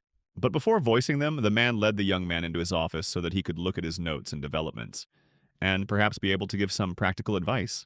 And so the man showed the main character a drawing of the magic brazier and shared his biggest secret. Then, in the distant past, Galleon also did not hide anything from the main character since he saved his life. And one fine evening he told about the magic brazier, in which the temperature is maintained with the help of magic. These memories warmed the soul of the young man. He smiled and seemed very inspired now, because he understood that with this invention the blacksmith's method would become impeccable. The only thing Zeke didn't understand yet was why Galleon hadn't created his miracle brazier, since he already had the blueprint, and all that was left was a small matter. And in general, everything was simple. In order to implement this project, a scheme of the law of mana energy was needed, but the commission of the magic tower is 10,000 gold, which the man did not have. The main character did not expect such a turn of events because, if you think about it, on average a family of 4 spends 10 gold per month, so it will take Galleon about 10 years to save up the required amount. For this reason, the blacksmith turned to the main character, because if he helps him with the brazier, he undertakes to carry out any of his orders, as long as his own heart beats in his hot chest. But for Zeke, it was also problematic, because if he were a night guardian of the family, then such a sum would not be a problem for him. But now he is just a purebred, so he will not be able to get the required amount. But he also could not refuse Graham's shining sword. And at that moment, a brilliant idea came to his mind, because it was about the law of energy, and he had in mind just one wizard who could help them in this difficult matter. After which he took the drawing and was about to leave, telling the blacksmith that as soon as there was news, he would immediately inform him about it. But before leaving, the guy asked his old friend to stop drinking alcohol, as it would not end well. Responding with a new sword and grand plans for the future, Zeke returned to the academy, thinking that in essence the drawing was not that difficult, but he was surprised by the prices of the Mage Tower. It was lucky that the academy had a very successful research laboratory, which was worth visiting in your spare time, and it was located in one of the alleys on the academy's territory. But here's the problem. In this very alley there was a crowd of hostile cadets, and these cadets beat up their fellow student, who was already bursting into tears and asking for forgiveness, just because he accidentally touched Leon. Unfortunately, the main character himself went through a similar humiliation at one time, so he would like to pass by now, but anger for previous humiliations made him take a wrong turn. Meanwhile, in the alley, the fight was gaining momentum. Blood was already gushing from blows in different directions. Leon went completely wild. He lost control over his actions, and all because he lost to Zeke. And now everyone's attention was focused on him. Because he was a purebred, this could not pass by. And since he no longer wanted to conflict with Zeke, he beat up the weaker ones. He generally believed that he lost to Zeke because of a sudden attack that he did not expect from the guy, but the thought that Zeke had become a pure-blooded awakened did not fit into Leon's head, hence the attacks of aggression. At that moment, the main character walked into the alley with a light gait, who was clearly not in the mood for long dialogues, and he gave Leon 3 seconds to remove his hands and feet from the guy. Leon, however, had no intention of fulfilling this request, considering it beneath his dignity, and besides, the numerical advantage was on his side. And in general, the guy read that the main character became too arrogant since he woke up as a pureblood. Zeke was not going to listen to all this any longer, so he interrupted Leon. Moreover, he ordered the cadet to kneel down, and he looked as if it would be better for him to obey. Leon had never expected such pressure on himself, so he broke out in a cold sweat, but he was in no hurry to obey. Just a couple of months ago, it was Zeke who crawled on his knees. Now they have switched places. This spurred Leon to new outrages. He ordered all his minions to attack the main character, because he could not admit his defeat. Of course, Zeke didn't want to take part in the fight, but if everything turned out this way, then let the guys not blame him for what happens next. He easily avoided the cadets' blows and struck back at them. Easily, quickly, and clearly. Nobody expected such agility from the main character because they remembered him as a completely different person, and now he was knocking them out one after another. Obviously, it was impossible to take him with numbers, and the quality of the guy's strikes was poor. He showed miracles of dexterity, accuracy, and ruthlessness. The guys didn't have a single chance against him. Leon stood and watched what was happening with silent horror because this was incomprehensible, impossible, unbelievable. It shouldn't have happened, but it was. Leon's henchmen were now unconscious, and Zeke slowly but surely approached him, but assured him that the guy had nothing to fear, but that it would not be a single fracture. And in order to somehow protect himself, Leon took out his sword, saying that he would chop Zeke into small pieces if he wanted to take another step in his direction. In such circumstances and in a past life, such a statement would have made an impression on him, but now it was an empty sound. Because Zeke doubted that Leon remembered that he had just made a huge mistake, because he had drawn his sword outside the arena. In the grand scheme of things, this act untied the protagonist's hands, so he solemnly said that Leon had drawn his sword outside the sacred training arena with malicious intent, so he was going to take all necessary measures with great pleasure. It was a challenge to a duel, and the fight should end only with the death of one of the participants, and all responsibility falls on the losing opponent. The witness to this promise and oath was to be Liam, who had recently been beaten by Leon. At that moment, Leon fell to his knees, threw down his sword, and began to ask the protagonist for forgiveness and pardon, while the evidence of his fear spread out into an ugly puddle on the asphalt. It was a pitiful sight, and perhaps in the past it would have satisfied the protagonist, but not now. Moreover, this picture stirred up forgotten memories, when he also stood on his knees, also cried, also humiliated himself, also asked for mercy, but no one heard him then. On the one hand, he didn't want to become the same scumbag as Leon, but on the other hand, he couldn't let him go unpunished, so he decided to punish him. As payment, he took one of Leon's ears, cutting it off with his sword. It was, of course, not death, but it was also not very pleasant considering that Leon was a coward and a weakling, and he began to have his trademark hysteria. Therefore, at the end, the main character promised his former offender that if he somehow inexplicably returned the ear to its place, he would lose his head. The guy had no reason not to believe this, so he lost consciousness out of fear. After which the main character decided to leave the alley and find the magician's workshop. But he was stopped by Liam's call. The young man could not understand why a pureblood helped him. An ordinary cadet. Only Zeke didn't think that he was helping Liam specifically, so he asked him not to dwell on this fact. Everything just coincided perfectly. After all, by and large, Zeke now helped himself. That boy from the past who humiliated himself in this alley. In general, the main character himself did not really understand why he decided to act in such a way. Perhaps Galleon had such an effect on him, or perhaps the professor offered him a hand, or maybe he needed to let go of the past in order to move forward, and he did not know, and he was not particularly sad about it. And so he finally reached Fano and showed him the drawing of the forge. The magician studied the future device for a long time and carefully, and came to the conclusion that it would be quite possible to recreate it. Yes, the professor understood that by and large this design looked quite simple, but there was one snag, which was in the core responsible for the output power. The core is the heart of the machine, but the circuit has an extremely complex constraint, and the core may be small but must be incredibly powerful, and a way to regulate the output power had to be devised. And here was a real problem, since the magician had never encountered anything like this in his practice. However, there were two possible ways out of the situation, given the position of the core, and in principle the professor could have adjusted the drawing a little in order to bring these ideas to life. However, it would probably take about 10 years, or maybe even 15. But the main character didn't have that much time, and he didn't want to wait that long either. But there was a second option for the development of events. It was possible to avoid changes and resort to an alternative, and then the time intervals would be significantly reduced. And for this, you need to find a high-density monostone. At that moment, Zeke realized that they were talking about an ancient artifact that could not be created using modern technology. Everything was so. However, finding inertia facts is much more difficult than the stone man which is necessary with the existing drawings. Moreover, the monostone can then be purchased for only 3,000 gold.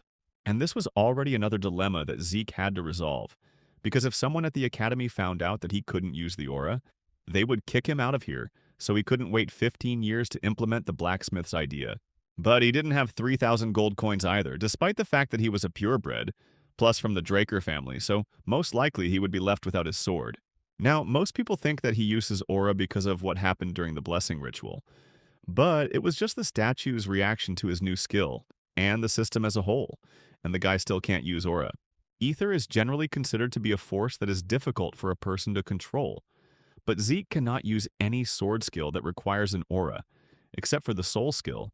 But even with it, the most he can do is only strengthen his body and change the position of the sword in space.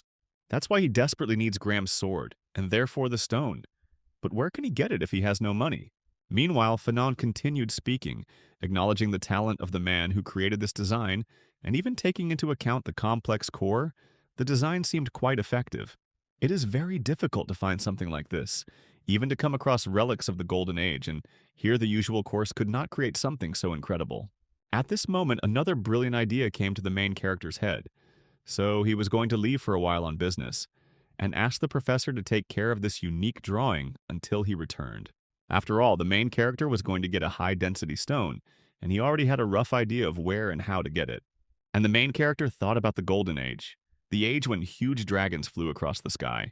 It was then that humans began a war with these creatures, and after many bloody battles, Tarakan Draker won the victory over Bahamut.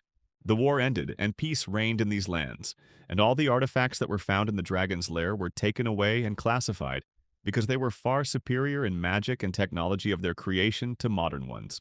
And among all those items, there was a high-density monostone that would be ideal for the main character's purposes. And if you're lucky, you won't even have to go far for the stone, because there is the central library of the Academy, where in 10 years, when the storage facilities are expanded, relics of the Golden Age will be discovered. But for now, this hasn't happened, and it was possible to take advantage of the moment. Now it is just a library, just shelves with books, and no one has any idea what treasures lie under the layer of earth in the depths of the archives. But the problem was that the guy had no idea where to look for the entrance to the bins, so he activated Dragon Vision. True, even so, he had to wander around the library until he found the right entry point. Now it was time to begin the second stage of the operation to find the stone, the entrance to the dungeon. Now he used ether, but it must be admitted that he learned only one technique from the master, Soul of the Spirit. But even that was more than enough for him at the time, because ether materializes the user's will, and the necessary properties can be applied to it. And this was one of the pros, one of the cons. It was very energy consuming, which Zeke again felt on himself. But the game was worth the candle, and the main character, unnoticed by anyone, walked along a long underground corridor to his goal, although he did not expect it to be so dark and so deep. But these are the little things in life. The main thing is to find the stone. And everything would be fine except that the ancient creators of this place took precautions against uninvited guests and the skeletal guards carried out their tasks properly. Zeke didn't expect this turn of events, but it was too late to run away. He needed to act. Obviously, these creatures weren't the work of the Lich, since they had construction equipment in their hands, so a critical strike should have been enough for the guy to defeat them. Everything happened as he expected. Killing the skeleton was easy. He didn't even break a sweat.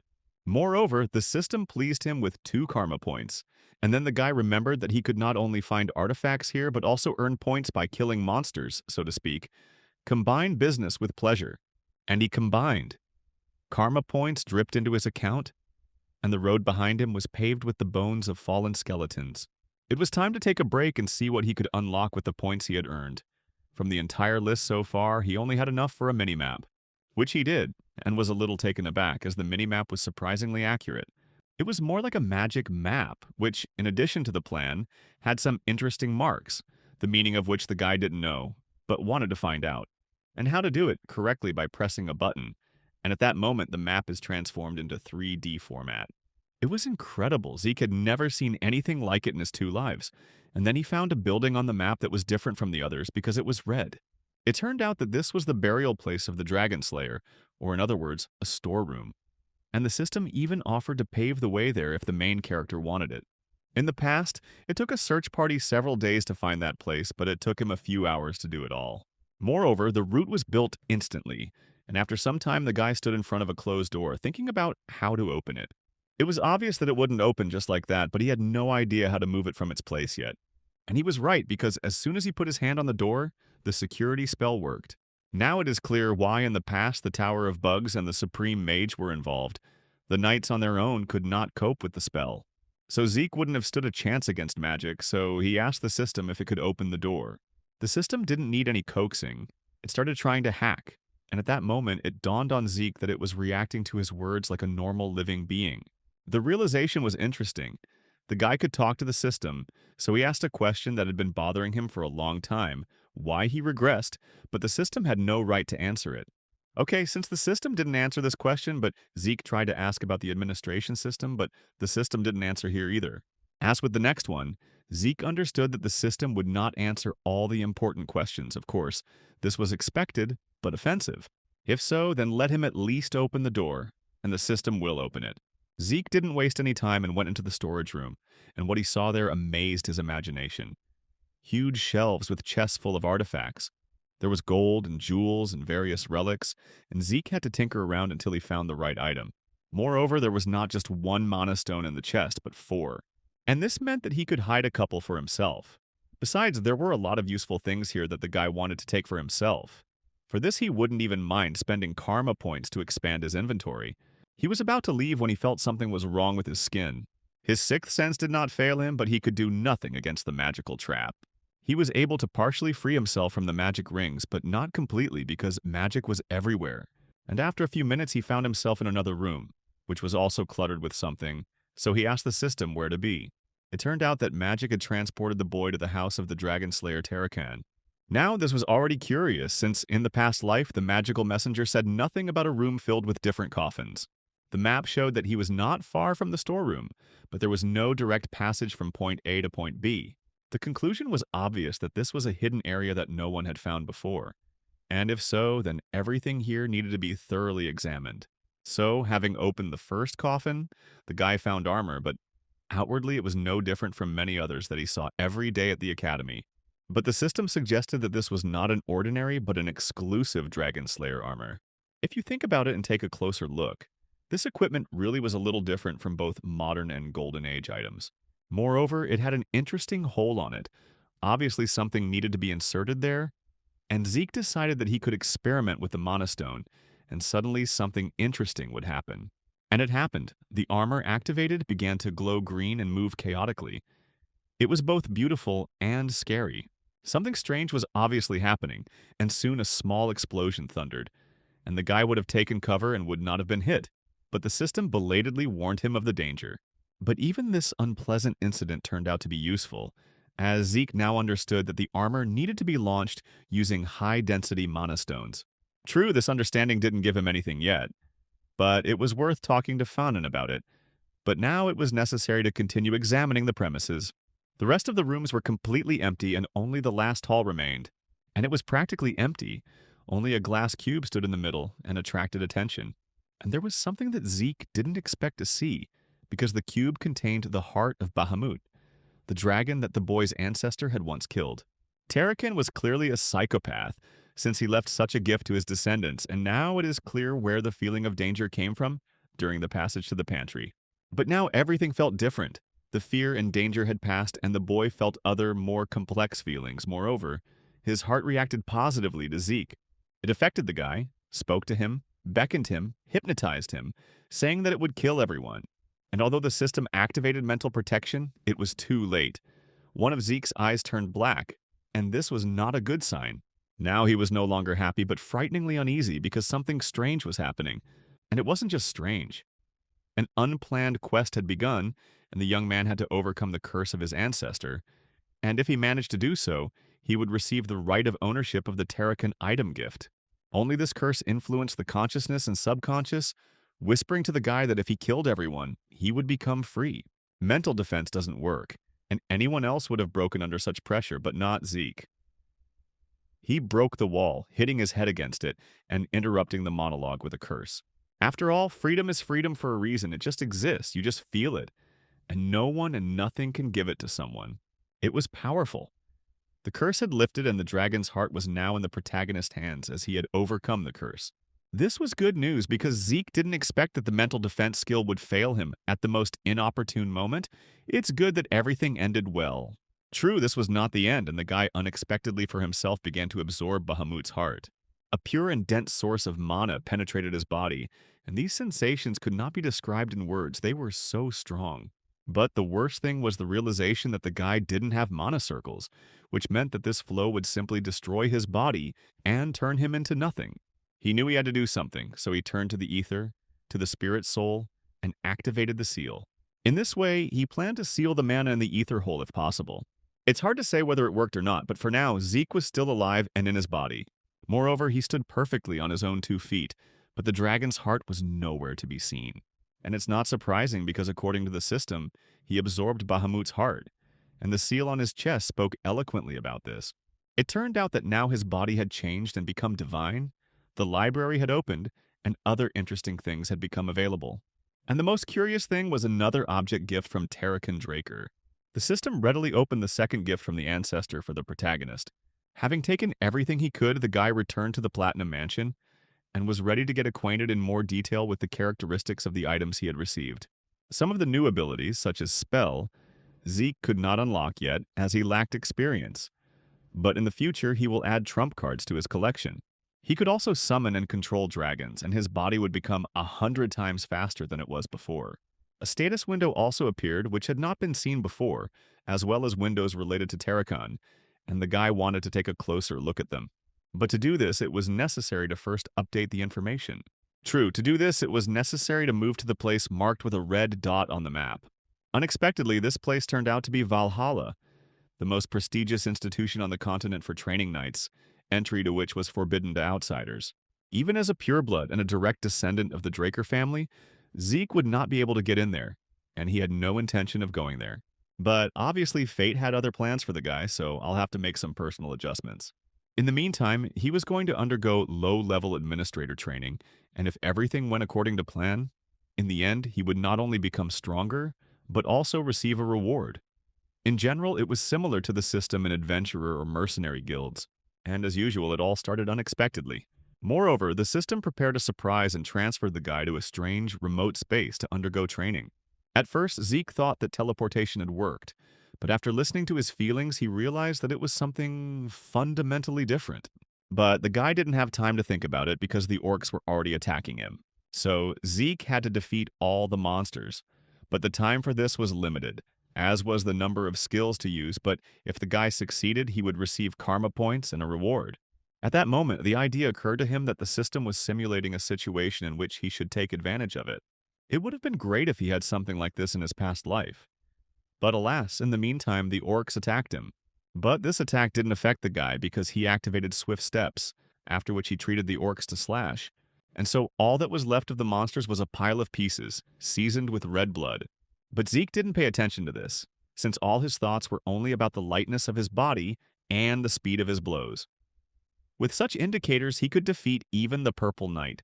The most interesting thing is that the training quest ended at this point, and the guy was standing in a regular training room again. Since everything went well, the main character received several bonus skills as well as 40 points in karma, and the ability to buy items through the store. And there was everything there: giant flesh, giant blood, and many other different and useful things. And if you think about it, you can create a whole business out of this, buying goods in a store and then reselling them in reality to other cadets. True, there were restrictions here too, since he could only sell and buy ancient artifacts, for which he could earn a decent amount of money at auction. If so, then he is unlikely to use this function, and in general, the day was too long. It's time to rest. A new day dawned, and the first thing Zeke did was visit Fanon and give him the Mana Stone, without going into detail about where he found it in just one day. Overall, the guy felt the mistrust that emanated from the professor. After all such artifacts are strictly registered, and a title is issued for them, but this one seemed to belong to no one. More precisely, it was essentially nobody's, since Fanon could not find its owner, but he should have, because there are no unaccounted high-density mana stones in the world. This kind of reinsurance, prudence, and special talent of this man really impressed the guy. He saw perfectly well from the outside that he was looking for a registration number, and did not interfere with him. But now it was time for them to go to another place, and the academy was not for Fanon. Great success awaited him in the future, but clearly not here. So they came to the workshop of Galleon, who tried to start his magic brazier in front of them. Everyone could clearly see that this time this enterprise was definitely destined for great success. Galleon was happy. He had no longer hoped that he would see the birth of such a roaster, and now everything happened thanks to the main character. Now it was his turn to fulfill his part of the deal, so Zeke opened the box and asked the man to make him a weapon from Bahamut's fang. It goes without saying that the guy couldn't say where he got this treasure, but Galleon didn't need that. He was burning with enthusiasm and promised to create a truly unique weapon for his benefactor.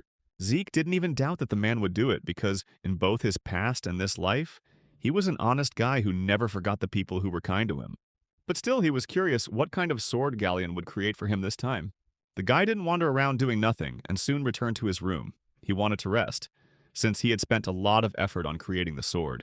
He had a strange presentiment that something was going to happen soon, as a whole week had passed since he had received the note from the gardener. His premonition did not fail him since he was not alone in the room, and the oppressive aura of the person who came sent shivers down his spine. Dexter didn't understand why the boy didn't come to him when he called him so kindly. And now this man was radiating a desire to kill, even though he said he wanted to hear the truthful answer to his question.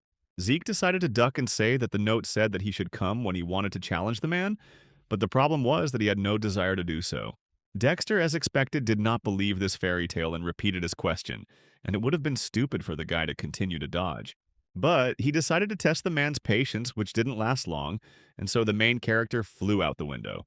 Flying wasn't part of Zeke's plans since the altitude was quite high, and no healing would help him if he reached the ground. So he tried to climb onto the balcony, but it was no use, and the gardener stopped this pathetic attempt. Moreover, the man perfectly sensed the lie, and it is clear that the guy knows perfectly well about his intentions, so he can leave the tale about him not wanting to challenge him for others. But Dexter was giving Zeke one last chance to tell him the truth, and he had 5 seconds to do it all. And if this was the guy's first life, he would have immediately laid everything out. But now you can write your own rules for this game, so the guy hinted that the man did not say who he really is, but at the same time demands that he reveal his secrets and thoughts. Now, this was interesting, so the man threw the main character back into the room. Zeke hit his head against the wall pretty hard, but it was better than falling from a height and turning into a pancake. At that moment, Dexter extended his hand to the guy for a handshake, saying that he was once a Black Knight of the Draker family. After which, something happened that was not an official meeting between two strong personalities. It was beautiful, so Zeke couldn't help but respond in kind, and formally asked Dexter to forgive him for the disrespect he had shown. At that moment, the man realized that the main character had thought everything through in advance. But it didn't matter nevertheless. Zeke asked the man what he meant by saying that he was once a Black Knight, but he didn't answer, saying that he used to be, but not anymore. It sounded strange because the guy heard that it was possible to rise, but to fall, and then he fell silent, turning his attention to the trembling in the man's hand, without commenting on it in any way. Now it was possible to move on to the essence of their communication. Dexter understood perfectly well that the guy wanted to become his student, and he did not deny it. Zeke had no shortage of impudence, but the gardener rather liked it, so he easily agreed to teach him.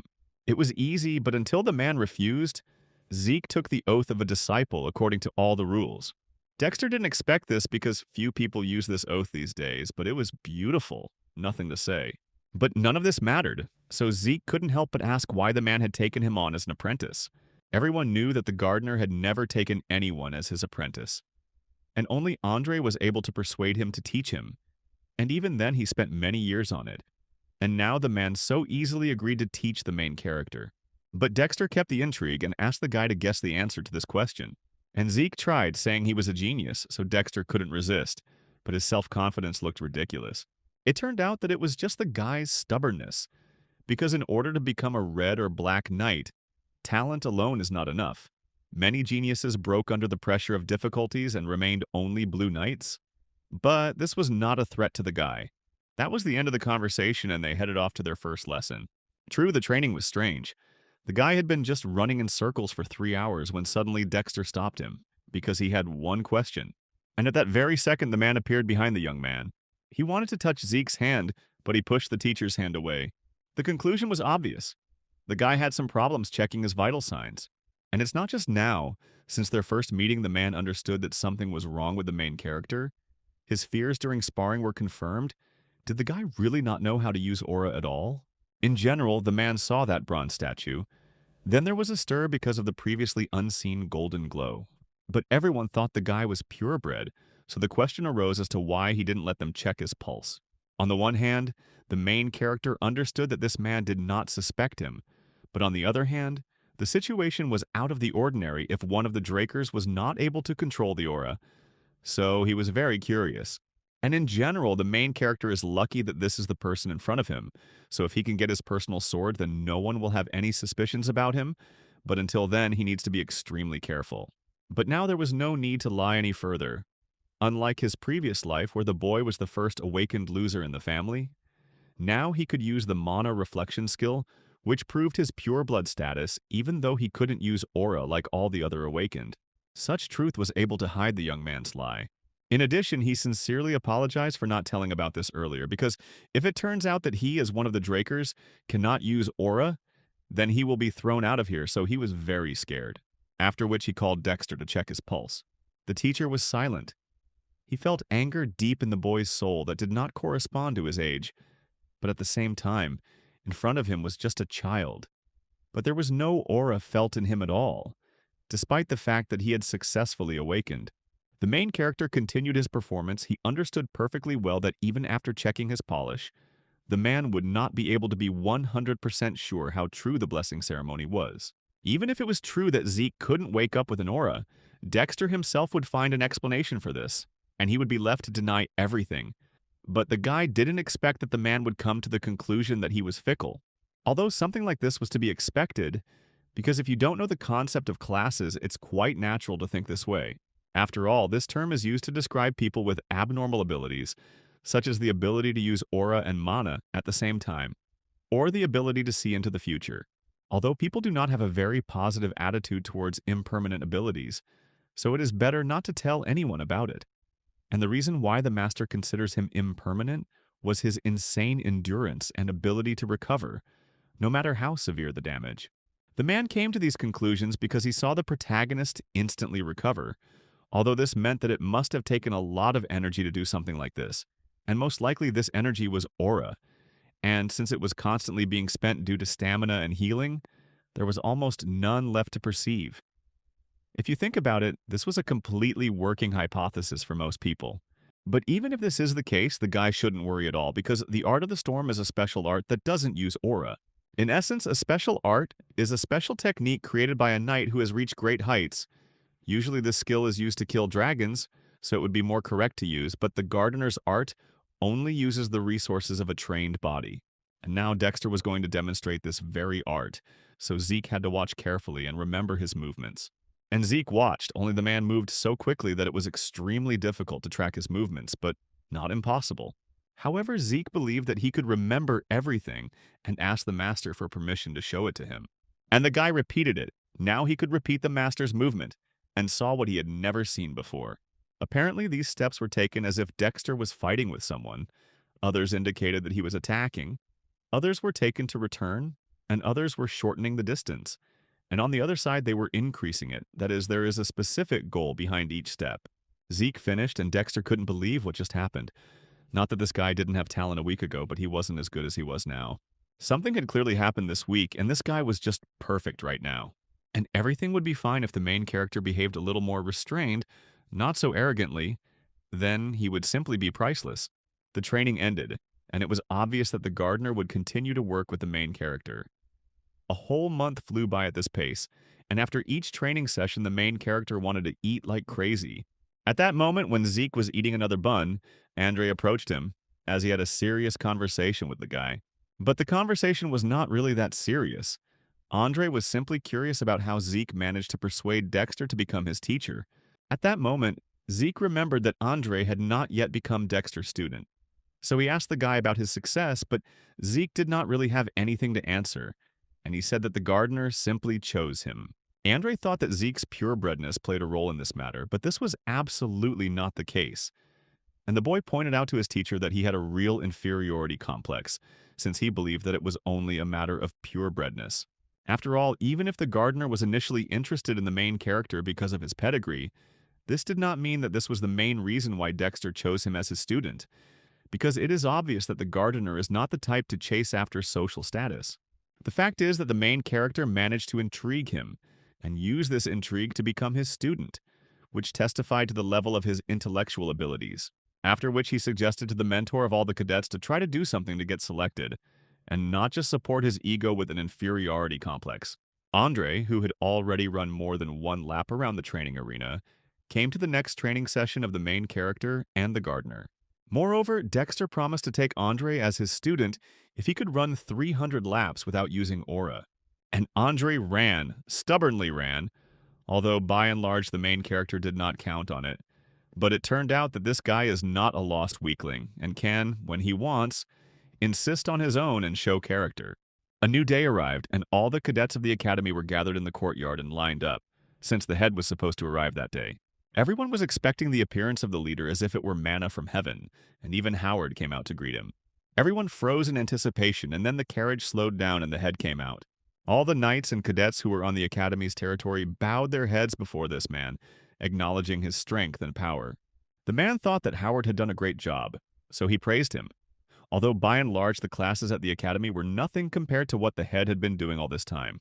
Arthur Draker believed that only Howard truly understood how important the job of the head of the family was, and how important it was to educate the younger generation, after which the man turned to the young cadets, saying that each of them was the future of the country, because sooner or later they would protect civilians from the encroachments of dragons and the like. That's why it's important for them to train long and hard now, because their development is the development of the Drakers. It was a motivational speech that helped to raise the morale of the cadets because their idol was in front of them. After which Howard and Arthur went on to take care of their business, and one of these business was Zeke Draker, who greeted the head of the knights and the guardian of the name of the Dragon Slayer, and part-time his father. The man even prepared tea to drink with his offspring, and such formal address was no longer in use, so it was possible to omit the formalities and move on to a heart-to-heart conversation. And it was strange, because the main character did not expect that they would even report to his father about the food that he liked. But it was not only about food that Arthur was informed, but also that the Black Knight had taken on an apprentice, Unexpectedly, the father did not beat around the bush, but the main character did not deny the obvious either.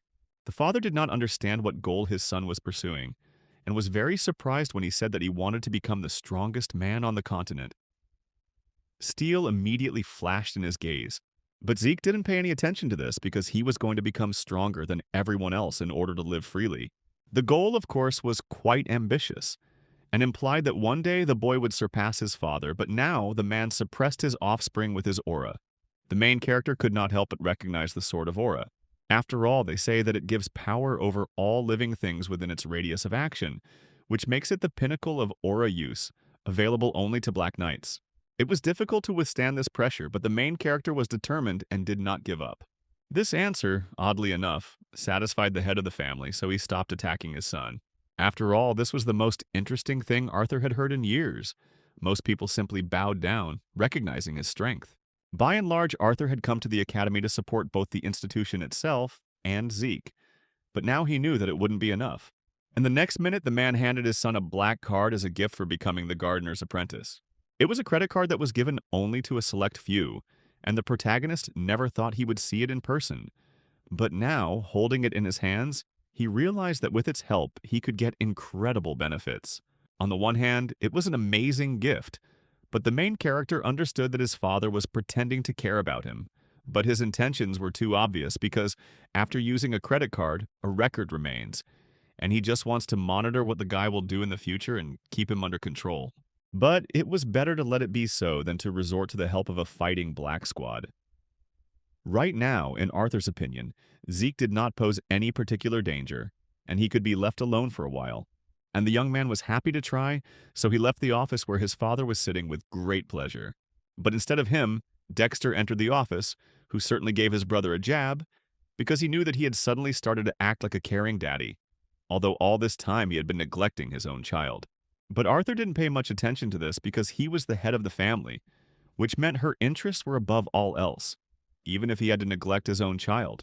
Now it was time to talk, but in order for the conversation between the brothers to be productive, Arthur offered the gardener a little drink. And the conversation really took a more interesting route. It turned out that the emperor had gone crazy with the idea of immortality and was looking for him all over the continent. But this seemed completely unrealistic, because magic can rejuvenate but never give immortality. Arthur thought so too, but there is a relic that is connected to an ancient dragon, and which the emperor wants to find. Zeke didn't leave, but hid in the next room and eavesdropped on the conversation of his older relatives. It's good that there was an interesting artifact in the storeroom that made this possible.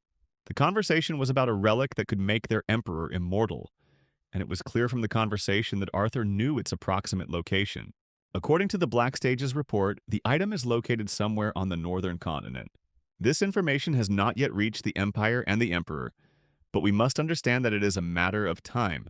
Yes, and I didn't want the ruler to find out about this because in the past, as soon as he gained power, he unleashed a war on the continent. And if he gets what he wants now, history will repeat itself and rivers of blood will flow. For this reason, Arthur wanted to personally find the relic, but if he left his post, then there would be no one to restrain the impulses of the Emperor. For this reason, he came to his brother. Dexter could not refuse, since he himself understood that Arthur was right. The men were still talking about something, but Zeke didn't have the strength to eavesdrop any longer, and he interrupted the artifact's operation.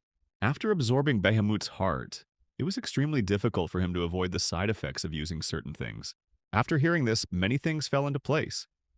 In his past life, before the regression, he stole a dragon statue that could fulfill the Emperor's wish. So elite fighters were on his trail? That's why a strange voice sounded in his head, and unity with the system occurred. But then he was so absorbed in revenge that he did not want to understand anything. Now he could think clearly, and put two and two together. The administrator system that sent him into the past was one of the functions of the relic. It remained to be seen who and why created such a powerful thing. Meanwhile, the brothers also finished the meeting and each went their separate ways. Suddenly, Arthur felt something was wrong from one of the doors, which by a lucky chance turned out to be next to the office where he was talking with his brother. And right behind this door, Zeke was hiding, still not having come to his senses and wondering whether his statuette could really grant immortality and youth. Suddenly the door opened and Arthur entered the room. Only now it was already empty, only walls and some boxes and spiders frozen like statues to themselves in the corners. This was the end of Zeke's adventures, and to relieve stress, he decided to exercise. True, Derek interrupted his lesson, saying that a fellow student had come to see him, which sounded strange because the main character had not communicated with anyone. It was possible that Raina had come to see him, but this was also unlikely. But it wasn't Raina but Liam Stone, the surprise of the day. And now the guy begged Zeke to take him in, and the main character only sighed, realizing that last time he should have just passed by, and there would have been fewer problems now. It turned out that Jacen had kicked him out, but the guy continued to obsessively want to get to Wallaga, so he came to Zeke, giving himself entirely to serve him. A similar situation had already happened in a past life, only Liam was kneeling in front of another person. But Stone came to the main character in vain. He didn't have family support, so he couldn't help with admission. And Zeke couldn't trust the guy's words because he could just be a spy for Jacen, and here he could be telling a beautiful fairy tale. And these fears were understandable, so Liam took out a blade and began to mutilate himself, saying that if necessary, he would cut out his tongue. If Zeke wanted him to limp, then he would damage his limbs. He would do everything to be accepted and trusted. At that moment, Liam reminded Zeke of his past when he also asked the master to accept him as a student. Since this is the case, the main character decided to give this guy one chance.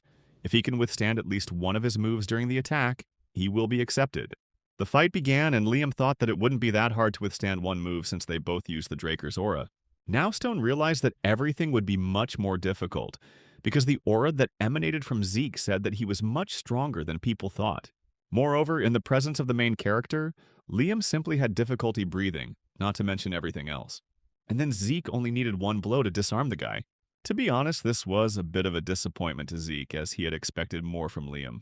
He certainly respected people who were going towards their goal, but at the same time he could see perfectly well that it was better for Liam to give up the idea of entering Valhalla. The guy understood that most likely if the guy had not been a distant relative of Jacen, he would not have been able to enter the cradle, let alone the academy. So it is not surprising that now he is so worried about his future fate. Suddenly Liam grabbed him by the leg of his pants, stopping him.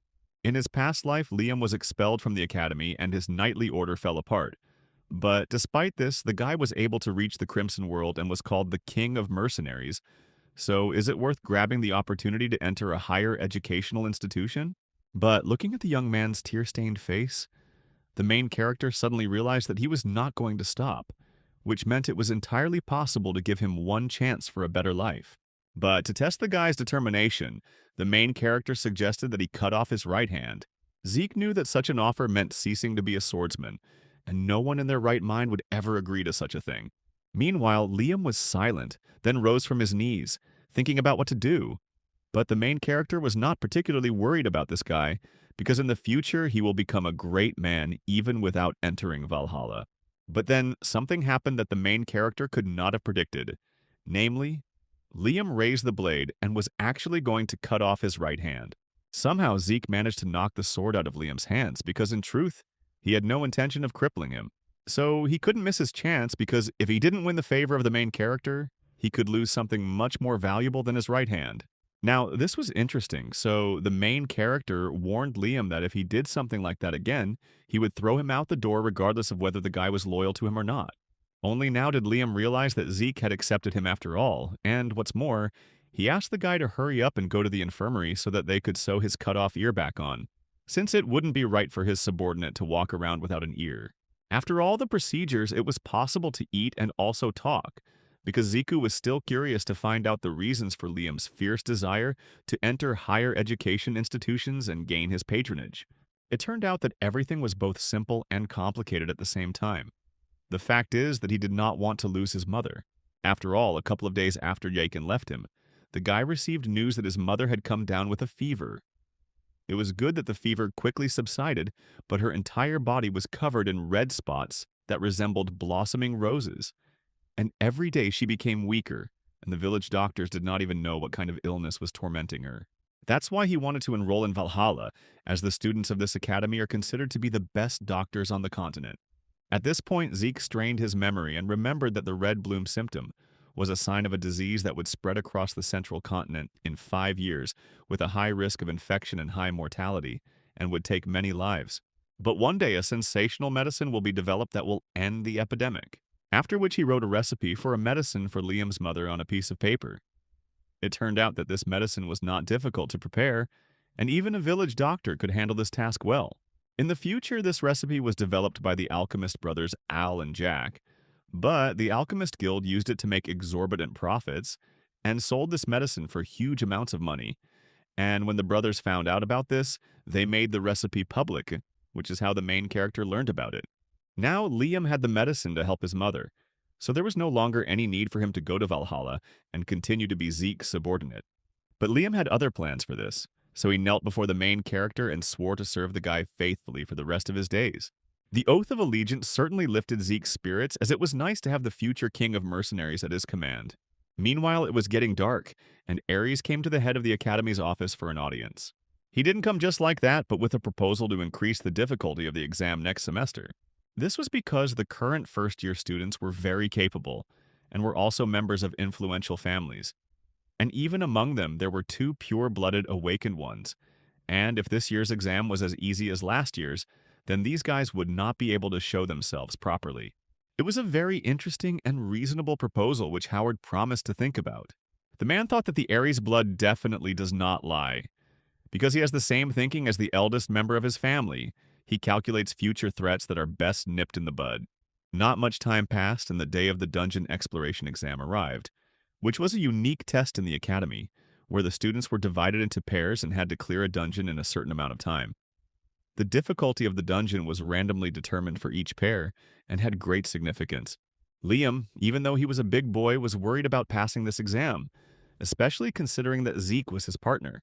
This was not surprising and quite natural, but it was necessary to remember that too much excitement leads to mistakes and too little is a sign of arrogance, but moderate excitement prevents everything. And now it was their turn to enter the dungeon, but the problem was that they were stopped at the entrance and asked to enter through another door.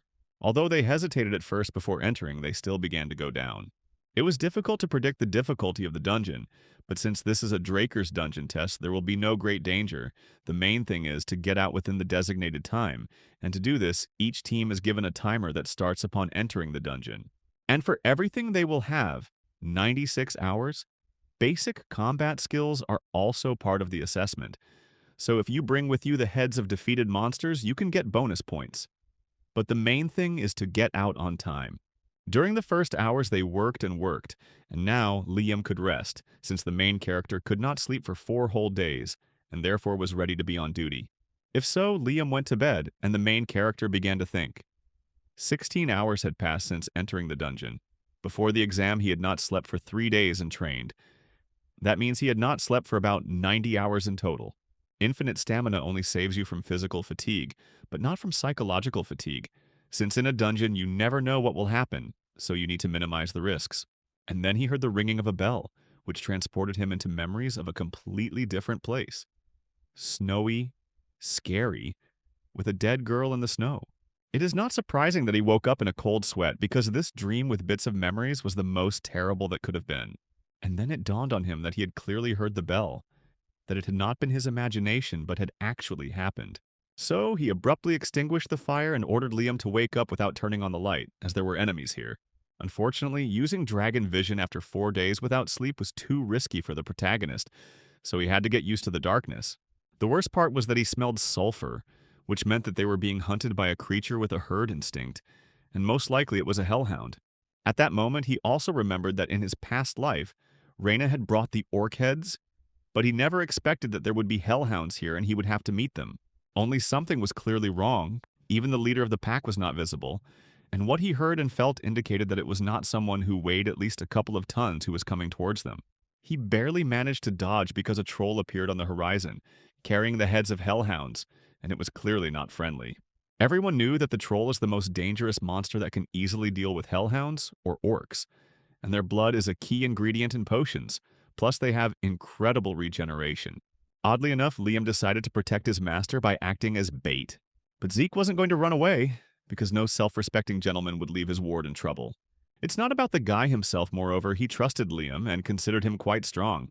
But he is obliged to support him, so that he can do as he sees fit. His rear will be covered. And the guys rushed into the attack, choosing the enemy's weakest spots. The joint attack was quite successful. The guys dealt several pretty good blows to their opponent. Zeke liked the fact that Liam aimed straight at the joints, which indicated that the guy had most likely studied monsters and their weak points before the exam. But even so, the guy lacked a little dexterity, so the protagonist covered his back when the troll attacked him in a blind spot. Liam shouldn't have worried too much about what happened, because this was his first real fight, and it was easy to make a mistake.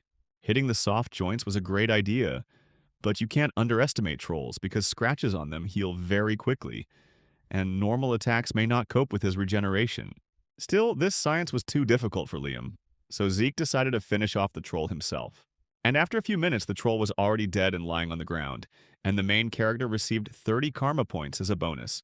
In the meantime, he sent Liam to chop off the monster's head, which he needed to take with him to show to the academy staff for evaluation. Suddenly, the system provided another surprise to Zeke, in the form of a sudden quest, during which he will need to defeat 100 monsters of 10 different types, and he will have 72 hours for everything. And the reward for this will be double the amount of karma points and 2 random boxes. In total, he had 79 hours left until the end of the test, and in principle, killing 100 monsters is not such an impossible task. But the problem was that even if the dungeon is large, usually there are a maximum of 3 or 4 types of monsters in one. But if there is a prepared trap with the Simmons family, then if you search well, it is quite possible to find 10 types of different monsters. Meanwhile, Liam finished processing the head and packed it into a special bag that the Academy gave to each pair along with a timer. It's worse, of course, than a spatial bag, but it's quite enough for carrying the loot. There was no point in staying here, so the guys went on their way, and the more time passed, the more monsters they killed, and of different types. It had been quite some time now, and Zeke was wondering if Liam had gotten used to real combat or not. Yet after a series of monster kills, the guy couldn't answer this question yet since all his feelings were quite mixed, but Zeke himself understood perfectly well that it would take time to adapt. But what he was worried about was that there wasn't much time left before the task was completed, and there was one more type of monster that needed to be found. But where to look for it? That was the question. Suddenly the earth shook. It didn't look like an earthquake, and very bad suspicions entered the guy's head. And at the last second, he was able to warn Liam to drop the bag and jump to the side, and a moment later, a monster appeared from under the ground. She ate all the heads, but the main character managed to drive it away a little, and even wound it a little. But this injury was too minor, since during the fight Zeke would hardly be able to look after Liam, so the guy would have to take care of himself. After all, before them was a dungeon worm, a dangerous monster, and to defeat such a thing, a dozen purple knights were needed. And Zeke was alone here, so he decided to take the brunt of the blow, and so far he managed to hold back the monster, but how much strength he would have, that was the question. But even the blue knights avoided meeting the worm in the dungeon. Then we are in a confined space because of the ability to burrow and move underground. If the pain drags on, the person will be buried alive. So far, Zeke was helped by his quick reaction and trained body, but there was still no plan for victory in his head. But he continued to strike and strike the monster, trying to cut it right through. But the guy couldn't cut it in half yet. The process stalled. The worm turned out to be too tenacious and was already about to counterattack the young man with its free tail. And in just a moment, the steel rings of the worm were squeezing the main character's body. The young man held on with all his might. It was good that the healing effect worked in the background. Otherwise, it would have been really hard. But at that moment, something really useful happened. Liam plunged the dagger into the monster. At that moment, Zeke felt the pressure of the worm's rings begin to weaken, and it became easier for him to breathe.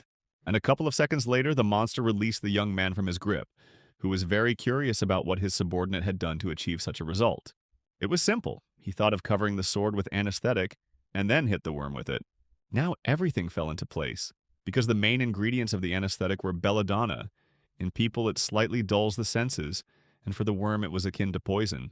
But the most amazing thing is that in a critical situation, Liam was still able to remember that belladonna is poisonous to the worm, and improvise using an anesthetic. Such prudence and adaptability justified this guy's reputation. At that moment, Zeke knew perfectly well that he had done the right thing by taking Liam with him, so he ordered him to wait for a moment, and when he gave him a special sign to strike the enemy again with the poisoned blade. A few minutes passed, and the boys simultaneously attacked the monster, which howled in pain, after which the main character activated the soul and body technique and cut the worm in half, as he wanted. It became obvious in an instant that he had managed to complete the surprise quest and earned extra karma points as well as 2 random boxes. Meanwhile, most of the students had already finished the exam, so it was time to sum up the results. The evaluation began with a pair that included Raina and another unknown cadet. For the exit, she received 30 points, and she and her partner also killed 20 goblins, 2 hobgoblins, and 1 orc, thus earning 180 points. In this way, she almost broke Abel's record, which was 200 points. This was 130 points more than the passing score, so there was no need to worry about further education for this pair. Next on the list was Ares, and he scored 120 points, which was 70 points more than the minimum. Ares, as always, was dissatisfied with the result obtained, comparing himself with others and cultivating hatred for those who were more successful than him, making insidious plans because if something goes wrong, then Raina can be eliminated like Zeke. But everything went, as usual, not according to plan, and the main character appeared on the square together with his faithful comrade, and they were carrying the head of a huge monster. No one expected that this monster would be a worm, because everyone thought that the orc was the most expensive monster that lived in the training dungeons, and these two killed an entire worm. It goes without saying that Ares was not only surprised but also upset by the fact that his cunning plan had failed once again. It was obvious that the blonde was not happy to see his classmate, and even his vaunted self-control began to crack, as it was no longer possible to keep a straight face. Zeke had been teasing Ares for quite a long time and gracefully, so he decided to tactfully leave so as not to provoke a fight in front of the teachers. The guy believed that the purity of Zeke and Raina's blood was to blame, and one day they would definitely pay him for all the humiliation he had experienced. Meanwhile, the main character and Liam were approached by instructor Andre, who would evaluate their work, and the man was going to approach the fulfillment of his mission more than carefully, even though he saw only the head of a worm in front of him. But he did not want and did not intend to miss anything, after which he climbed to examine the mouth of the worm, which in the dungeon ate all the heads that the main character had collected over 3 days, while Andre carefully studied the parts of the flesh between the monster's teeth. In a modest amount of time, he finished his examination and informed everyone that the body parts of gremlins, goblins, hobgoblins, hellhounds, and finally a troll were stuck in his teeth. Judging by how much blood there were dozens of them, but counting them all would be unfair to the other guys, so he decided to evaluate one monster from each type. No one had ever seen trolls and worms in the dungeon before, so they were never counted. But according to statistics, they are equal to 3 and 6 orcs respectively, so they will be read as 90 and 180 points. So the main character earned 368 points. Many students were unhappy with this decision, since the main character only brought an expensive worm, but others understood that this monster alone was worth about 180 points. And what difference did it make anyway, since, if you think about it, if one of the cadets had met a worm in a dungeon or a troll, he would hardly have been able to survive like these two. So it became obvious that Zeke Draker was much stronger than everyone here thought. Meanwhile, the protagonist was thinking about the fact that his opponents had gone quite far since they had started to control the testing dungeons in order to get rid of him. But it was unlikely that Ares could act alone, which meant that someone was behind him. It was possible that Ares was being watched by the head of his family, which meant that Zeke was being watched much more closely than he expected, so hiding his strength became a must to avoid being made a fool. At that moment, Raina approached him and said that this time he had won, but it would not always be like this, and went on about her business. Left alone, Zink began to check the system and the goodies that he received during the last quest, for example. Now his attention was drawn to the Gluttony skill, which he had ignored until this moment, but now he had enough karma points in reserve to activate it. But the most interesting thing was that the description of the skill had changed and now looked more presentable and interesting. The system reported that with the help of this skill, the guy would be able to absorb the abilities of monsters and use them in practice. So he decided to experiment on a piece of steak, when suddenly an incomprehensible black shadow appeared and snatched this very piece of meat from his hands. And then, behind his back, this very shadow grew and began to absorb the delicacy. After a few seconds, the piece disappeared into the shadows as if into a swamp, and not a single trace of it remained. The changes in the guy's body began to manifest immediately because in this way he replenished the missing energy with the absorbed one. Even the headache went away, as if he had taken a nap, and his whole body seemed to have become healthier. The moral fatigue went away, as did the physical one, and even the spirit was now normal. Obviously, this skill was worth all the karma points he spent on it, and with such an ability he could reduce the risks of using the dragon skills he had used before. Surprisingly, brain fatigue can also be relieved by gluttony, and thanks to infinite endurance, he will not feel physical fatigue. This way he can train for days without food or sleep, and he can start right now. But as usual, he was interrupted by Derek, who announced that the main character's sword was finally ready and could be picked up right now. And so the main character came to his friend's workshop and bit his lip in anticipation because he had no idea what his new sword would be like, because he gave a dragon's fang to create it, but he hoped that the new blade would look little different from the one he had in his past life. But what he saw was radically different from all the ideas he had in his head. The protagonist began to examine his new sword, realizing that it looked too dull. Therefore, it was logical to think that the master did not sharpen it on purpose. The only problem was that this sword was originally supposed to be exactly like this and nothing else. It was quite unusual to see such a weapon, but if Galleon thought that this sword suited him perfectly, then so be it. To tell the truth, if there had been another master in his place, Zeke would have thought of something else, but he trusted this one unconditionally because only he could understand everything so subtly. But the most interesting thing is that this blade didn't have a name yet, so Zeke could name it as he saw fit. In the past, Galleon named the sword Graham's Shining Sword, but in this life he decided that the process should be handled by the protagonist. But just coming up with a name was too banal. But since it had to be done, the main character decided to act according to ancient custom. For this, he cut his hand. But the problem was that the healing factor was working in the background.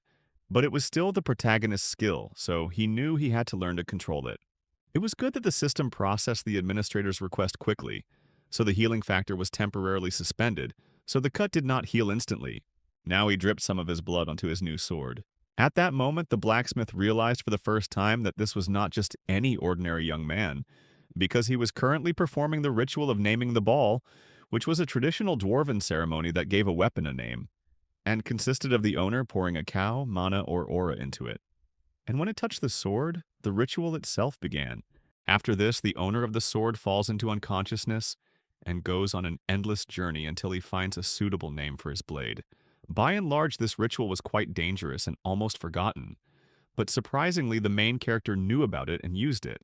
Meanwhile, Zik was indeed floating on the waves of his subconscious, and hundreds of different names floated past him that could theoretically be suitable for his blade. And among the many names flying past, one could find the one with which the sword would go through life. It was supposed to become a new name for a new path. And at that moment, the main character's subconscious scratched out two things. The first was the black sword, because the blade really was black, and the second was the name of the dragon Bahamut. Accordingly, the name for the sword was born quite logically, and it began to be called the Black Sword Bahamut. Meanwhile, Galleon admired the main character, because not every dwarf knows about this ritual, but Zeke did not consider it something special because at one time he studied dwarven history. It was interesting, but the blacksmith wanted the young man to rest a little while he looked for something special for him.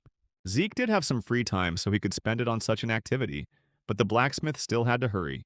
And while he was sitting there, thinking about how important it was to be able to control a passive skill, so that one could prevent the abilities from being exposed, as had happened to the Duke since there was no need to reveal the cards until the right time, but when he returned to the academy he would still need to remove the bandage, since the wound had already healed underneath it. Now the guy began to check the properties of his new sword. It turned out that, like the previous one, it could transform ether into aura, and also had hidden abilities that would be unlocked as the main character developed. In addition, this sword was indestructible, apparently due to the fact that it was created from a dragon's fang. But by and large, it didn't matter. The main thing was that this sword could convert mana, ether, and any other energy into an aura. And since Zeke is unable to see the aura, this quality of the sword allowed him to reach the level of the Red Knight in his past life, which means it will help in this one too. At that moment, Galleon entered the room and found what he had been looking for so long. But as soon as he walked in and looked at the main character, he was stunned because, for the first time, he saw how the sword that the guy was holding in his hands was surrounded by a pure aura. Moreover, the man saw that the main character had already reached the level of a purple knight, after which he decided to give the guy a gift, and it was a scabbard. It was an unusual sheath that the blacksmith's master had made, and it was interesting because even in his past life, Zeke had never heard of this man. And then he read the name of Golrin Yober, who was the greatest blacksmith on the continent, whose skills could not be compared even with morals, and his works were almost perfect and had special abilities. Now it is not surprising that Galleon was such a skilled blacksmith.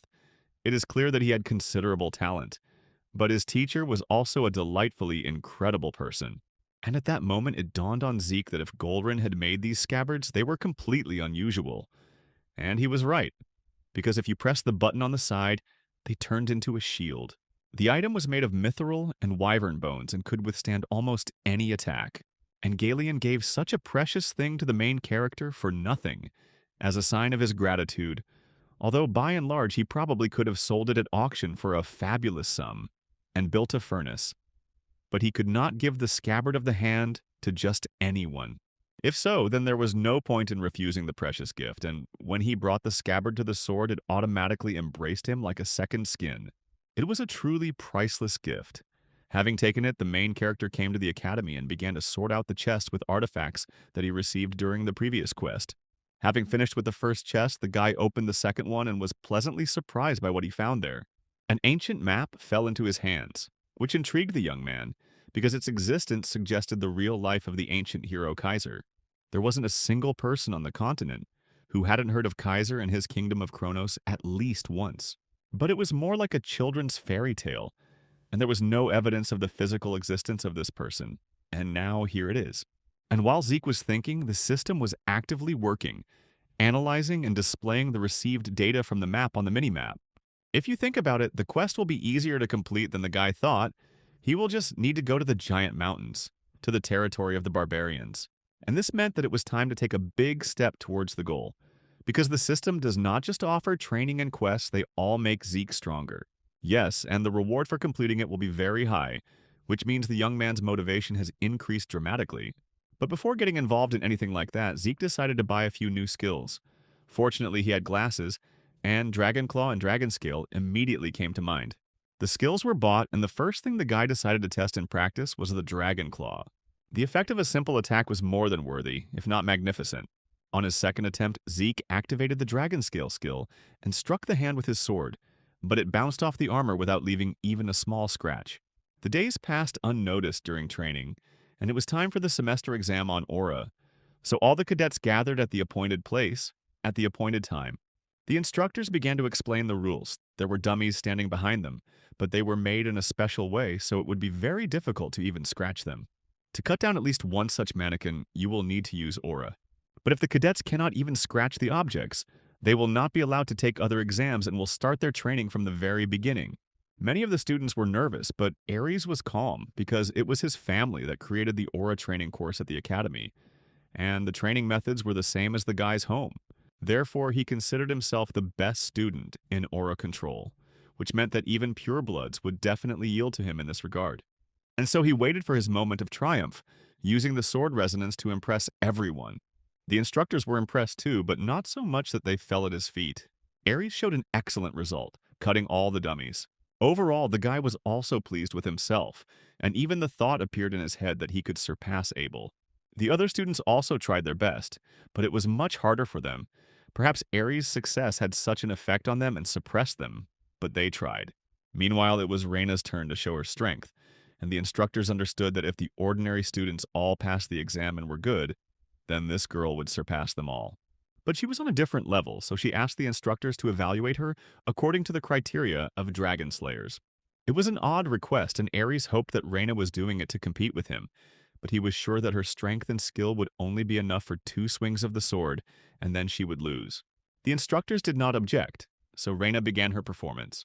She moved smoothly, clearly, beautifully, thoroughly controlling the flow of aura, cutting through all obstacles in her path. Raina finished. All everyone could do was discuss what had just happened. Up until this point, the cadets believed that Ares controlled the aura better than anyone, but now they realized that they were wrong. Ares was wrong too, wrong in everything, even to the point of thinking that the girl was challenging him, but no, she was challenging Zeke. Zeke wasn't stupid, and he understood Raina's gestures, although he didn't want to take part in this madhouse, but there was no way out. The fiery gaze of the girl from the crowd of cadets was difficult to ignore, even though I wanted to. But pride would not allow him to fold his arms across his chest and slack off, so he asked him to evaluate him, just like Raina. The junior instructor did not like such impudence, and he wanted to forbid the guy to do it, but the senior instructor was calmer and more reasonable. This was what was needed, and Zeke went to the mannequins, but the junior employee did not understand why his colleague allowed the guy to do as he wanted. It was all simple. This guy is the first purebred awakened golden light, who won the dispute with Andre, broke Abel's record, and is just a sweetheart, Zeke Draker. Meanwhile, Zeke had already transferred the ether into the aura, although it was not easy for the first time, considering that the obtained power would be enough. Now it was time to move on to the main course and the Dragon Slayer style. His first stance was perfect. Raina understood that Zeke had worked it to Andre's level no less. Zeke didn't pay attention to anyone. He did his job, confident in the result. Since for 2 years before his reincarnation he trained these arts day and night, so that even with his eyes closed he could repeat each element. By that time he had become tired of these arts, but in general it would be a good idea to start with the basics now. He finished his exam but didn't look at the result yet, believing that it should be enough to wipe out Raina. But the silence and then the noise of the cadets made it clear that something had gone wrong, and when he looked to see what it was, he realized that he had overdone it again and stood out, even though he didn't want to. This event did not go unnoticed by Howard, so he invited the guy to his office for a talk. And this was not surprising since he showed himself to be approximately at the level of a purple knight, which could not be attributed to a simple coincidence. If so, the guy could pass the exam to advance in class. It wasn't a bad idea, and Zeke could skip a year or more of school, depending on his exam results. This was exactly what Zeke had been aiming for all along, although he hadn't planned on standing out so much, but it was even better this way. And he agreed with this proposal, although he felt that Howard was up to something, but he decided to play along with him for now, and then we'll see. When the man was left alone in the office, he took out some kind of device and told the man on the other side that Raina and Zeke had decided to take the exam. The man listened to him and ordered him to take action. Howard himself was going to do the same, and for the first time in a long time he was interested in participating in the intrigues. And then the day of the exam came, and for the first time, Zeke felt so uncomfortable around Raina, and she kept staring at him. The wait was excruciating, and then Owl Draker entered the arena to take their exam. In this white-haired man, Zeke recognized an acquaintance from a past life, although he had a different name then. He remembered the moment when Ool was carrying a dead girl in his arms, not paying any particular attention to anyone. Zeke was angry. He hated the Drakers so much that he was ready to pounce on this strange man who was digging a grave for his burden with his bare hands. This was not the first grave the man had dug, nor the first person he was going to bury. Before him was already a cemetery of wooden crosses. And then Zeke realized that Owl was the same as him, so he offered him his help. At that point, Owl left the Drakers and asked to be called the Dying Blade. But that meeting remained in a past life. Now Owl is his examiner, and also a member of the Draker family. The essence of the exam was simple. It was a regular fight that would last until someone lost consciousness or wanted to raise the white flag. Raina wanted to start first, but Ool stopped her and ordered the cadets to attack him all together. This statement immediately infuriated the girl, but Zeke asked her to calm down and understand that the difference in their Sid was really big. Besides, the test had already begun, and it was necessary to figure out how to pass it with fewer losses. And the girl would lose points if she lost control of her emotions, so now she was cooling her head.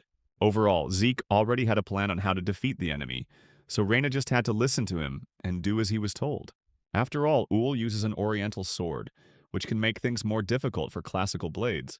But that was only half the trouble. The girl was not in the best mood, because her pride was hurt, but that was only a hindrance or the lot of the weak, and Zeke needed her strong now. However, Raina cast aside her doubts and attacked the instructor. On the other hand, Zeke did the same. The attempt was good, but Owl was able to block both shots. No matter how hard the boy and girl tried, they couldn't even scratch the man. Now, Raina understood why Zeke had asked her to attack the enemy from blind spots. At that moment, she thought that perhaps she lacked the desire to kill this man, and if she attacked with such intent, she would be able to break through his defense. But that didn't work either. Ool easily left the attack line. But the girl was unlucky enough to experience his kick to the solar plexus. Moreover, he threw her against the wall like a feather, so much so that she broke through that very wall and even lost consciousness for a few minutes. Meanwhile, Zeke was fighting the instructor alone, and Raina now needed to create a gap for him. Suddenly, Raina remembered the guy's words before the fight began. No one here cares about the fairness of the fight. It is important for the instructors to understand how ready they are to kill. So honor and all that does not have much importance for victory. Although reluctantly, Raina understood that Zeke was right, so she agreed to his plan, in which timing was important, the right timing. Now the girl was waiting for the signal that the main character was supposed to give her. Meanwhile, Zeke combined invisible steps, storm art, and dragon slayer art for a new attack. But even so, he was unable to outwit Ool, who blocked the boy's blow. Suddenly the light in the room went out, plunging it into darkness. Apparently the girl had used the pure blood mana touch to turn off the lights while the boy was stealing all the attention. An interesting approach, but rather childish. This was meant to distract Uhl from the fight, and thus give the cadets a chance to win. But suddenly a bad feeling crept into the man's soul, because Zeke moved in the pitch darkness as if it were light. For the main character, this was the perfect moment to try out the Dragon Claw in battle. The enemy wouldn't discuss it with anyone anyway. Uhl survived, but it was already noticeable and unpleasant, and in no way resembled a blow from a first-year student.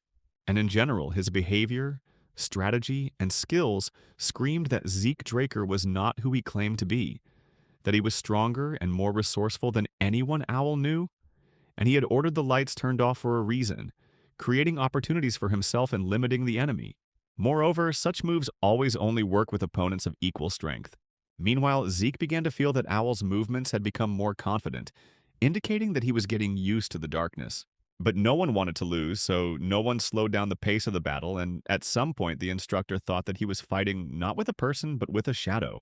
To some extent this was true, since Zeke used ether to move, and then extraneous noises came into play which concealed Zeke's movements in space. This continued until the moment when Zeke's blade almost touched his opponent's head, and if the man blocked this blow, then he was unarmed against the explosion of light and noise. It was unpleasant to realize, but these children had trapped Uhl.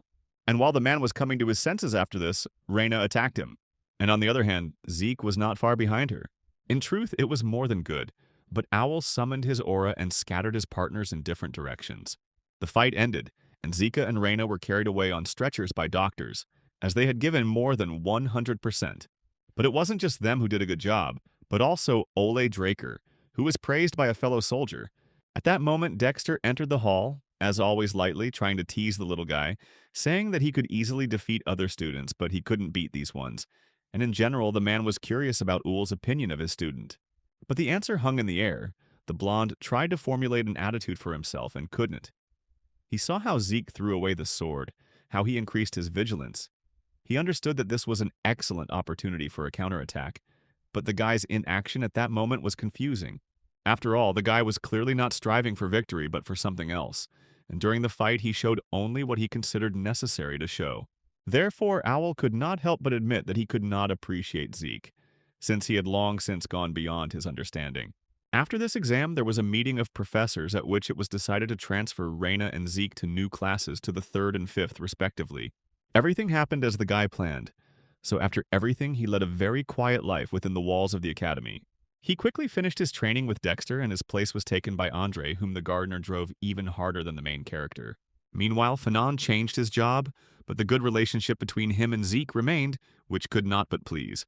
It was also good that the heirs of the great families were also sitting back for now, and not bothering the main character.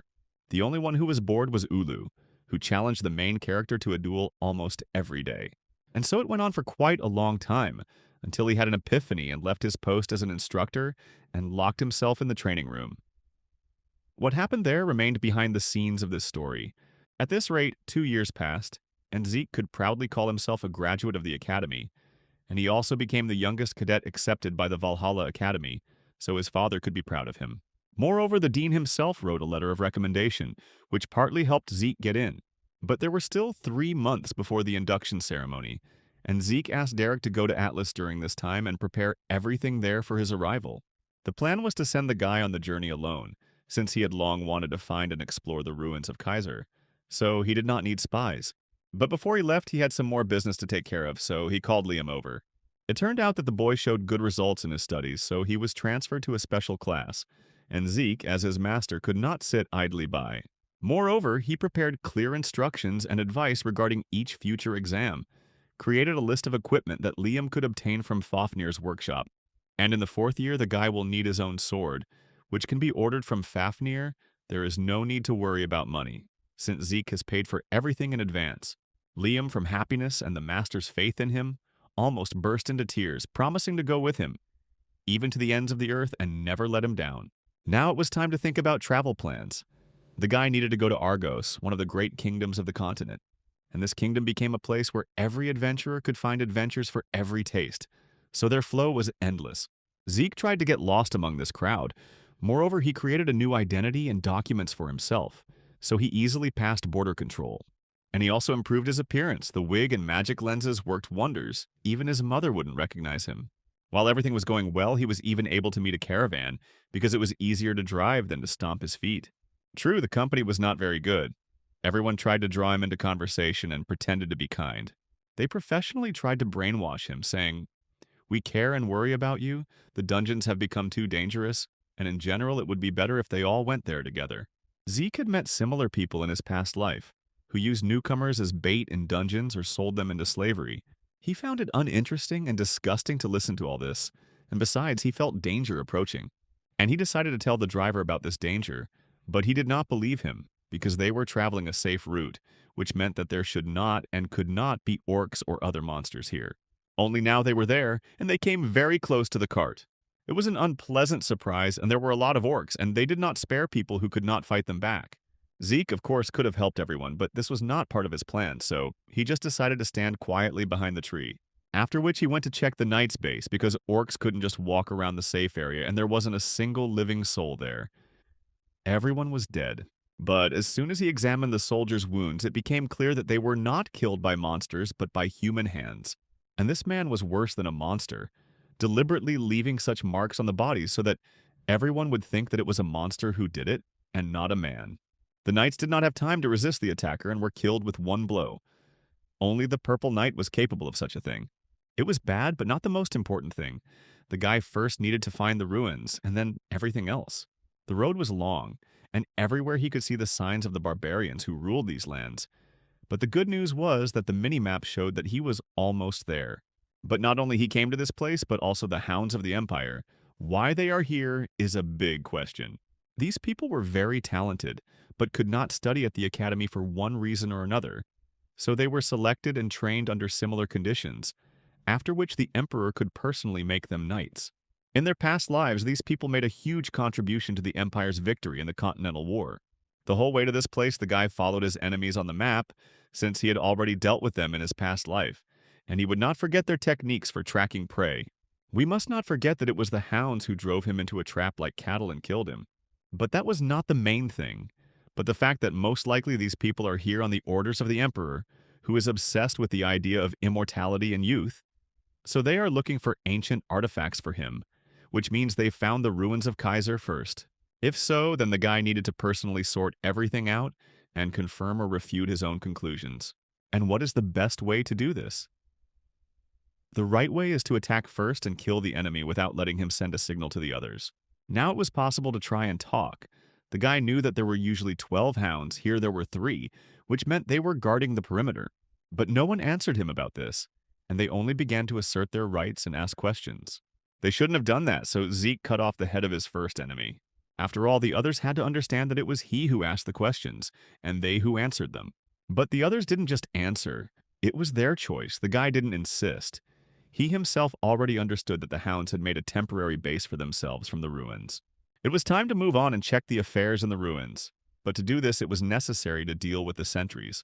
They did their job poorly, falling asleep as they went, thinking that since this was barbarian territory, no one would come here. Such carelessness played a cruel joke on them, and the boys lost their heads without ever realizing that they had been attacked. The hounds, who were already in the tunnel, suddenly heard some noise, so they stopped. And that was their mistake, because Zeke flew past them like an arrow, inflicting mortal wounds on them. To tell the truth, the young man had not experienced such feelings for a long time. Now his life was too calm, so now he felt alive again, like in the good old days. Now he was playing to the crowd. It wasn't difficult for him to clear everyone out, but he wanted to tickle his and the hound's nerves a little. And he also used the southern region's blade art to avoid setting his family up. The head of the hounds did not understand what awaited him, so he tried to dictate his terms, like surrender, and then you will die quickly and painlessly. And it was funny because these people were much weaker than those who killed him in his past life. And then the battle began. All the hounds attacked the guy at once. Now, everything seemed strange to the main character, because he remembered a completely different level of the hounds, and not all of this. It was unclear whether the enemies were so weak, or he had become so strong, but in essence it was not so important. It was time to end this, so Zeke cut the power, creating a perfect moment to attack. And when the light appeared, it became clear that only the leader of the hounds remained alive. The man was scared for the first time. He did not understand what had just happened, nor the words of the main character who said something about the Emperor and the excavations. But that didn't matter either, since Zeke would find out everything himself, and leaving anyone alive wasn't part of his plans. Here, everything was finished, and Zeke moved on, having so successfully set up the cartel for which he had worked long and hard in his past life. The Empire and the cartel will have to sort things out between themselves because if everything goes according to plan, then it will. But in the cave, Zeke found a letter from the Emperor, and this really worried him, since the ruler apparently went further than everyone thought. He sent the hounds to different points to find the ruins for him, but so far these searches have been unsuccessful, meaning Zeke had a chance to find them first. But at that moment, someone fired a red flare. Now, this could really become a problem for him. Therefore, the main character ran forward, not paying attention to either birds or animals. But the problem was that the enemies had already caught up with him, and there were only a few meters left between them. It was a typical hound trap, which they always used when they needed to kill the victim 100%. They drove it into the center from where it was impossible to escape. This was exactly how he was killed in his past life. But now he had a system, and therefore an advantage. So far, he had managed to repel the attacks of his enemies, even though there were more of them, and the blows were raining down on him from different sides. But these were small potatoes the guy could handle. Only he didn't take into account the fact that the hounds were made up of people of different training, and these were much more dangerous than those he killed in the cave. They acted in a coordinated manner and blocked all his escape routes. Moreover, his enemies had surrounded him.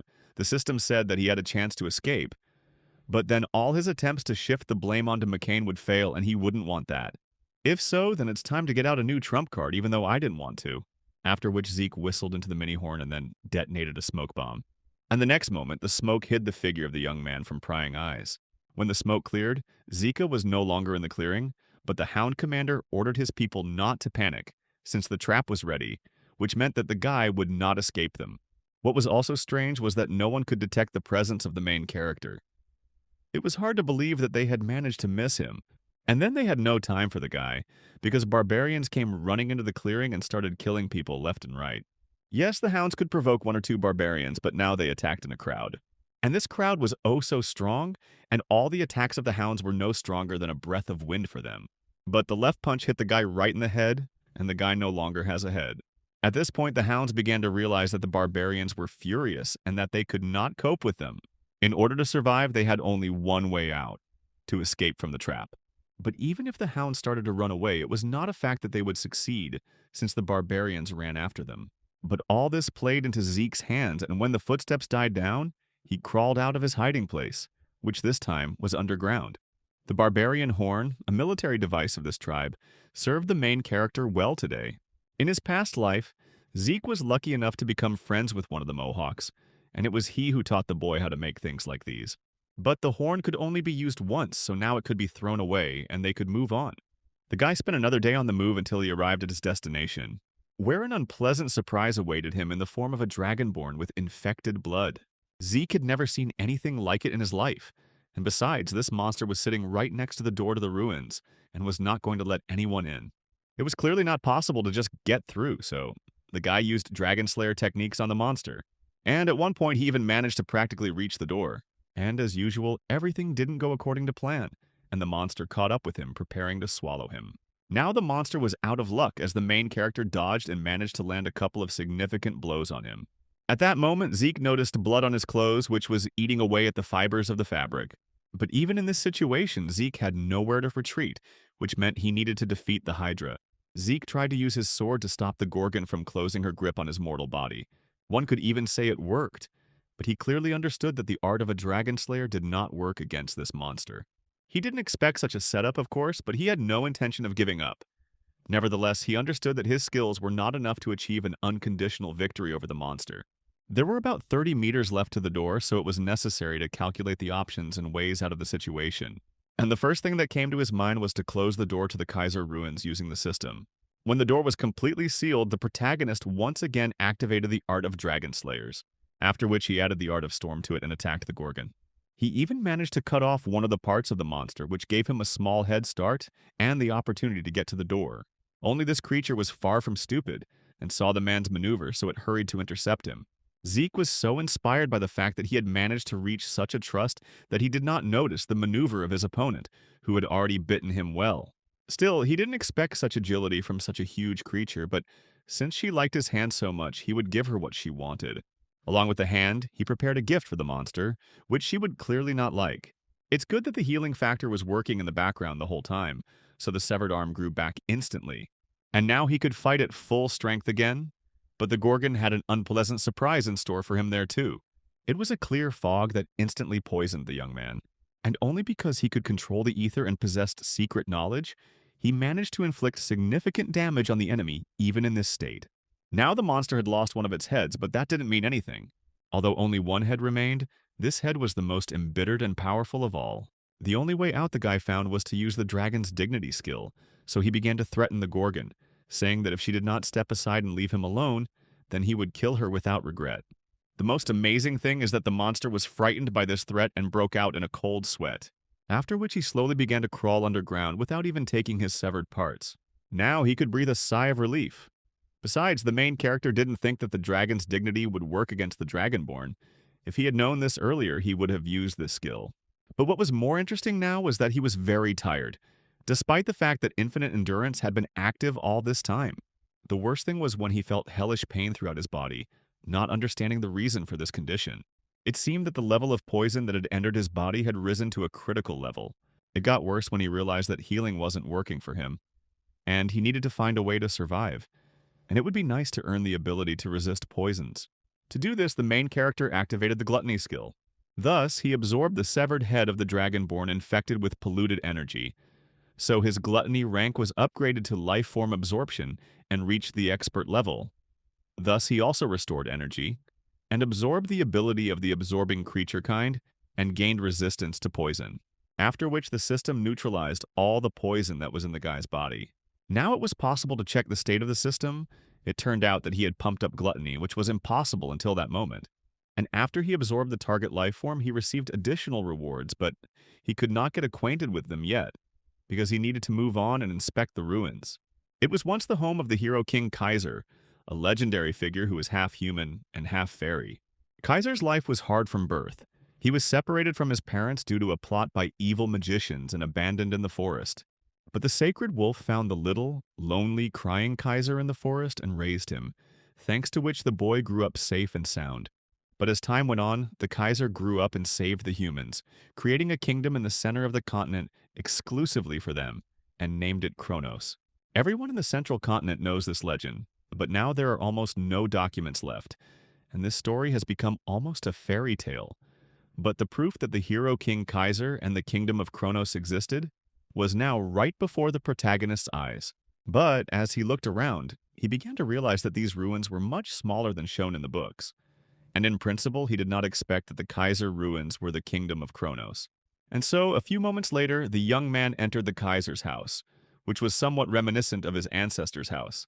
But here too, there was nothing except a strange crystal illuminated by a blue light. True, as soon as the main character reached out his hands to this crystal, a new quest was activated. But the most interesting thing was that the guy would not be able to leave this building until the end of the task. If Zeke manages to cope completely, he will receive as a reward the tears of the monarch of the fairies, that is, the mother of Kaiser, and these tears will have to fulfill one human wish. The news about the reward which consisted of such a treasure surprised the main character, because it was something beyond the pale. But that could be thought about a little later. Now it was necessary to get an upgrade, and it turned out that 546 video recordings of the hero king Kaiser were found available for viewing. Of these, only 12 matched the protagonist's request, so the system immediately started playing them. Unfortunately, all these records were made in an ancient language that is no longer used, so the system launched an automatic translation into the language of the central continent, which was understandable to the main character. Kaiser appeared on the video talking to Jacen, who was helping him make these videos. Meanwhile, the Kaiser tried to give advice to his descendants about how he learned to wield a sword. In his understanding, everything was very simple. You need to take a sword in your hands and swing it with all your might, as long as possible, then everything will definitely work out. And then something completely incredible happened. When the hero king swung his sword, it seemed to the main character that he cut him in half, although this was impossible. But the pain was very real, as was the blood loss that accompanied the injury. However, when Zeke came to, there was not a scratch on him. But the realization came that the aura of the man from the video was so strong that it knocked him off his feet even after a millennium. And after recovering from the state of shock, Zeke realized that he wanted to get these improvements from Kaiser at any cost. So he decided to watch the video a few more times, and at this rate, 4 days had passed since he started training. Moreover, everything in this room was created for this, since there were 3 more doors, the right one of which led to the food storage, and the supplies there should be enough for several months ahead. The second door led to the restroom, where there was everything for the complete comfort of a young man. If he wanted to take a bath, he took one. If he wanted to sleep on a soft bed, he slept. There were even a change of clothes. And behind the last door, various kinds of books and training equipment were collected. It was also extremely difficult to swing a sword around the clock. It was necessary to switch attention. It was immediately obvious that this was a training ground for Kaiser's successor, causing Zeke to focus solely on being able to swing the sword tens of thousands of times. Even as time went on, he began to make progress and could imitate the form quite well, but he still could not feel the same thing that was in the video. But suddenly one day, the system reported that the young man had received the upgrade of the hero king Kaiser, an elemental sword, and could use its basic form. Now he had every chance to move to an advanced level of use. And then something incredible happened. The system summoned the spirit of the hero king Kaiser, who began to incarnate in this room. And in a few moments he had regained his physical form and looked absolutely alive, healthy, and a completely young man. In principle, it seemed to Zeke that he was used to everything, and it was quite difficult to surprise him with something. But how wrong he was when he saw a legend in front of him. But the joy quickly ended when Kaiser attacked him. The man didn't even have to make any special effort to blow the main character to the wall with one gust of wind, and even demand that he immediately get to his feet and continue the fight. The Kaiser couldn't believe that some boy thought he could master his skill. The old knights would have sprinkled ashes on their heads at such impudence. Zeke didn't understand what was going on, why the king was attacking him. Maybe this was some kind of test, the rules of which he didn't know.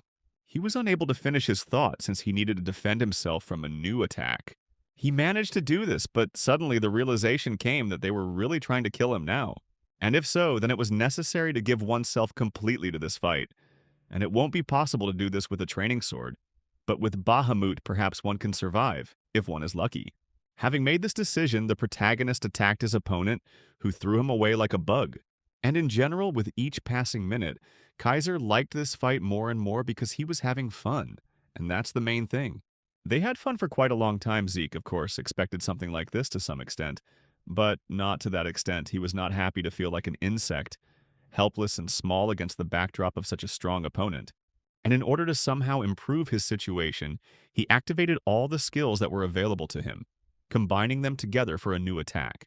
But this didn't work either, but it did interest the king, because the guy was using the powers of a dragon, although he was not a dragon. The guy didn't pay any attention to this, deciding that it was time to use the ether. The main character didn't remember what happened next, because he came to his senses lying on the rocks, not knowing whether he had won or lost. The guy had a vague hope that he had dreamed all of this, but it sank into oblivion as soon as he saw the Kaiser, who was happy with his life in front of him. In principle, the man was pleased with the young man because he had several interesting techniques. The power of the dragon and elemental power, it was unexpected, but interesting. You can work with it further. But what was even more interesting was that part of the guy's soul was blocked by the spiritual world. This indicated that the young man had crossed the death line many times in a human body, which explained the fact that he could use elemental power. If Kaiser had clarified anything for himself, then all his words sounded like some kind of gibberish to Zeke. So she asked the man to explain everything that had been said above to him, but in human language. Kaiser wasn't going to answer that question because he thought they had more important things to do. Because Zeke had come here to learn how to use the king's upgrade, not to chat. Surprisingly, it turns out he wasn't against teaching the main character an elemental sword, which is based on the 4 elements. After which he demonstrated how this very elemental sword should work, using a wind force field. He then explained that for the demonstration he used the air element, wind field, and stormblade, but the source of the elemental power he uses for the elemental sword was what the protagonist used to call ether. Zeke didn't understand how he could master all this because what he saw and heard was more like magic than fencing. Besides, if Kaiser uses ether, then why can't the protagonist sense it from a man? Most likely the secret was some special way of transforming energy, so Zeke decided to ask the king this question. The only problem was that Kaiser didn't know how to explain what he was doing with such ease. For him, it was self-evident. Since the teacher can't explain, the main character will have to figure out the details himself. At that moment, the boy remembered that during the previous fight, Kaiser had accurately called his full power punch an elemental punch. So it was logical to assume that the boy's full power punch should also use elemental power. Only this was not at all what was needed, so he got hit on the head for stupidity. After all, he should be using elemental power and not some incomprehensible technique of imitating the dragon's language. After all, the guy should understand that the dragon language is exclusively for dragons and should not be used by people.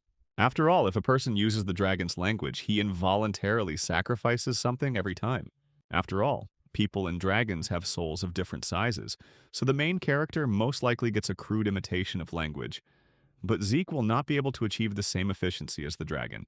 At that moment, the boy remembered that the last time he was in his ancestor's house, he saw the dragon's tongue when he absorbed Bahamut's heart. Then he saw a message that he learned the dragon's language, but then he could not use it. If his full power strike is basic in the dragon language, then when he reaches a certain level, he will be able to unlock his language skills as well, and will be able to freely use the full power strike without any restrictions. But that was something to think about later. Right now, all his days were spent in improvement, which required more time than learning the basics. But thanks to the divine body, Kaiser's demonstrations, and many fights with him, the guy was able to understand the principle of the elemental sword. He realized that magic was activated by using mana in a formula. So the elemental sword used ether as a medium to restructure elemental power into spirit power. And once he understood the principle, he was able to summon and use elemental power, and it was no longer so difficult. Overall, Kaiser was pleased with his successor's performance. But the next stage would be more difficult, so today they could rest a little. Rest is of course good, but the main character had several questions that he would have liked to ask his forced mentor while he had the opportunity. The first question was that at their first meeting, the king had said that the boy was Chaitan's student, so he was interested to know what he meant. It turns out that at one time, Chaitan said that people cannot use elemental swords, so he created his own technique, which, by the way, Zeke uses. Kaiser had nothing against this technique, but he was offended that Chaitan had only handed over his technique and left him out. But what could one expect from Draker? Only something like this.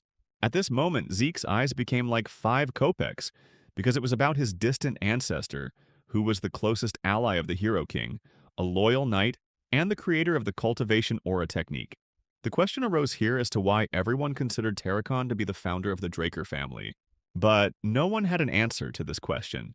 So Zeke decided to ask about what the spirit world is, where it is, and why he feels spiritual power after studying the elemental sword, but still does not understand how and what it is connected with. But before he started speaking, Kaiser used the air elemental sword to shield Zeke from himself, after which he began to explain that technically there is a difference. But one can consider the measure of spirits as a huge world because the material world is more like the living world. And as soon as the physical body leaves the material world and enters the spiritual world, there's no way back. As if a wall is created that cannot be overcome, just like now. Now it was interesting, because Kaiser said that part of the main character's soul is connected to the spirit world, and the king himself has a physical body, even though he is a spirit. But how to explain this fact the Hero King also did not know yet, because before in his entire long life he would never do such a thing. But there are several ways to cross the border. If we talk about Kaiser himself, the dragon helped him cross this very border. And this news shocked Zeke again, because he believed that dragons usually do not help people. But the guy was absolutely wrong, because there is no one who would value people more than a dragon. Zeke couldn't believe it, how dragons could care about people. It was like hot ice. Impossible. True, perhaps in ancient times there were other relationships between people and dragons. Kaiser didn't understand why he had to explain such elementary things, because Zeke was living proof of these words. For the heart of Bahamut is felt in him, and his sword is made from his claw. Yes, this dragon had a difficult character, but he has a soft side. He cannot refuse anyone a sincere request. At that moment, Zeke realized that Kaiser and Bahamut were friends, and that they had a long and interesting history. And in order not to aggravate the situation, the main character said that Bahamut admired the Drakers, who served him for many years, and therefore gave parts of his body to them.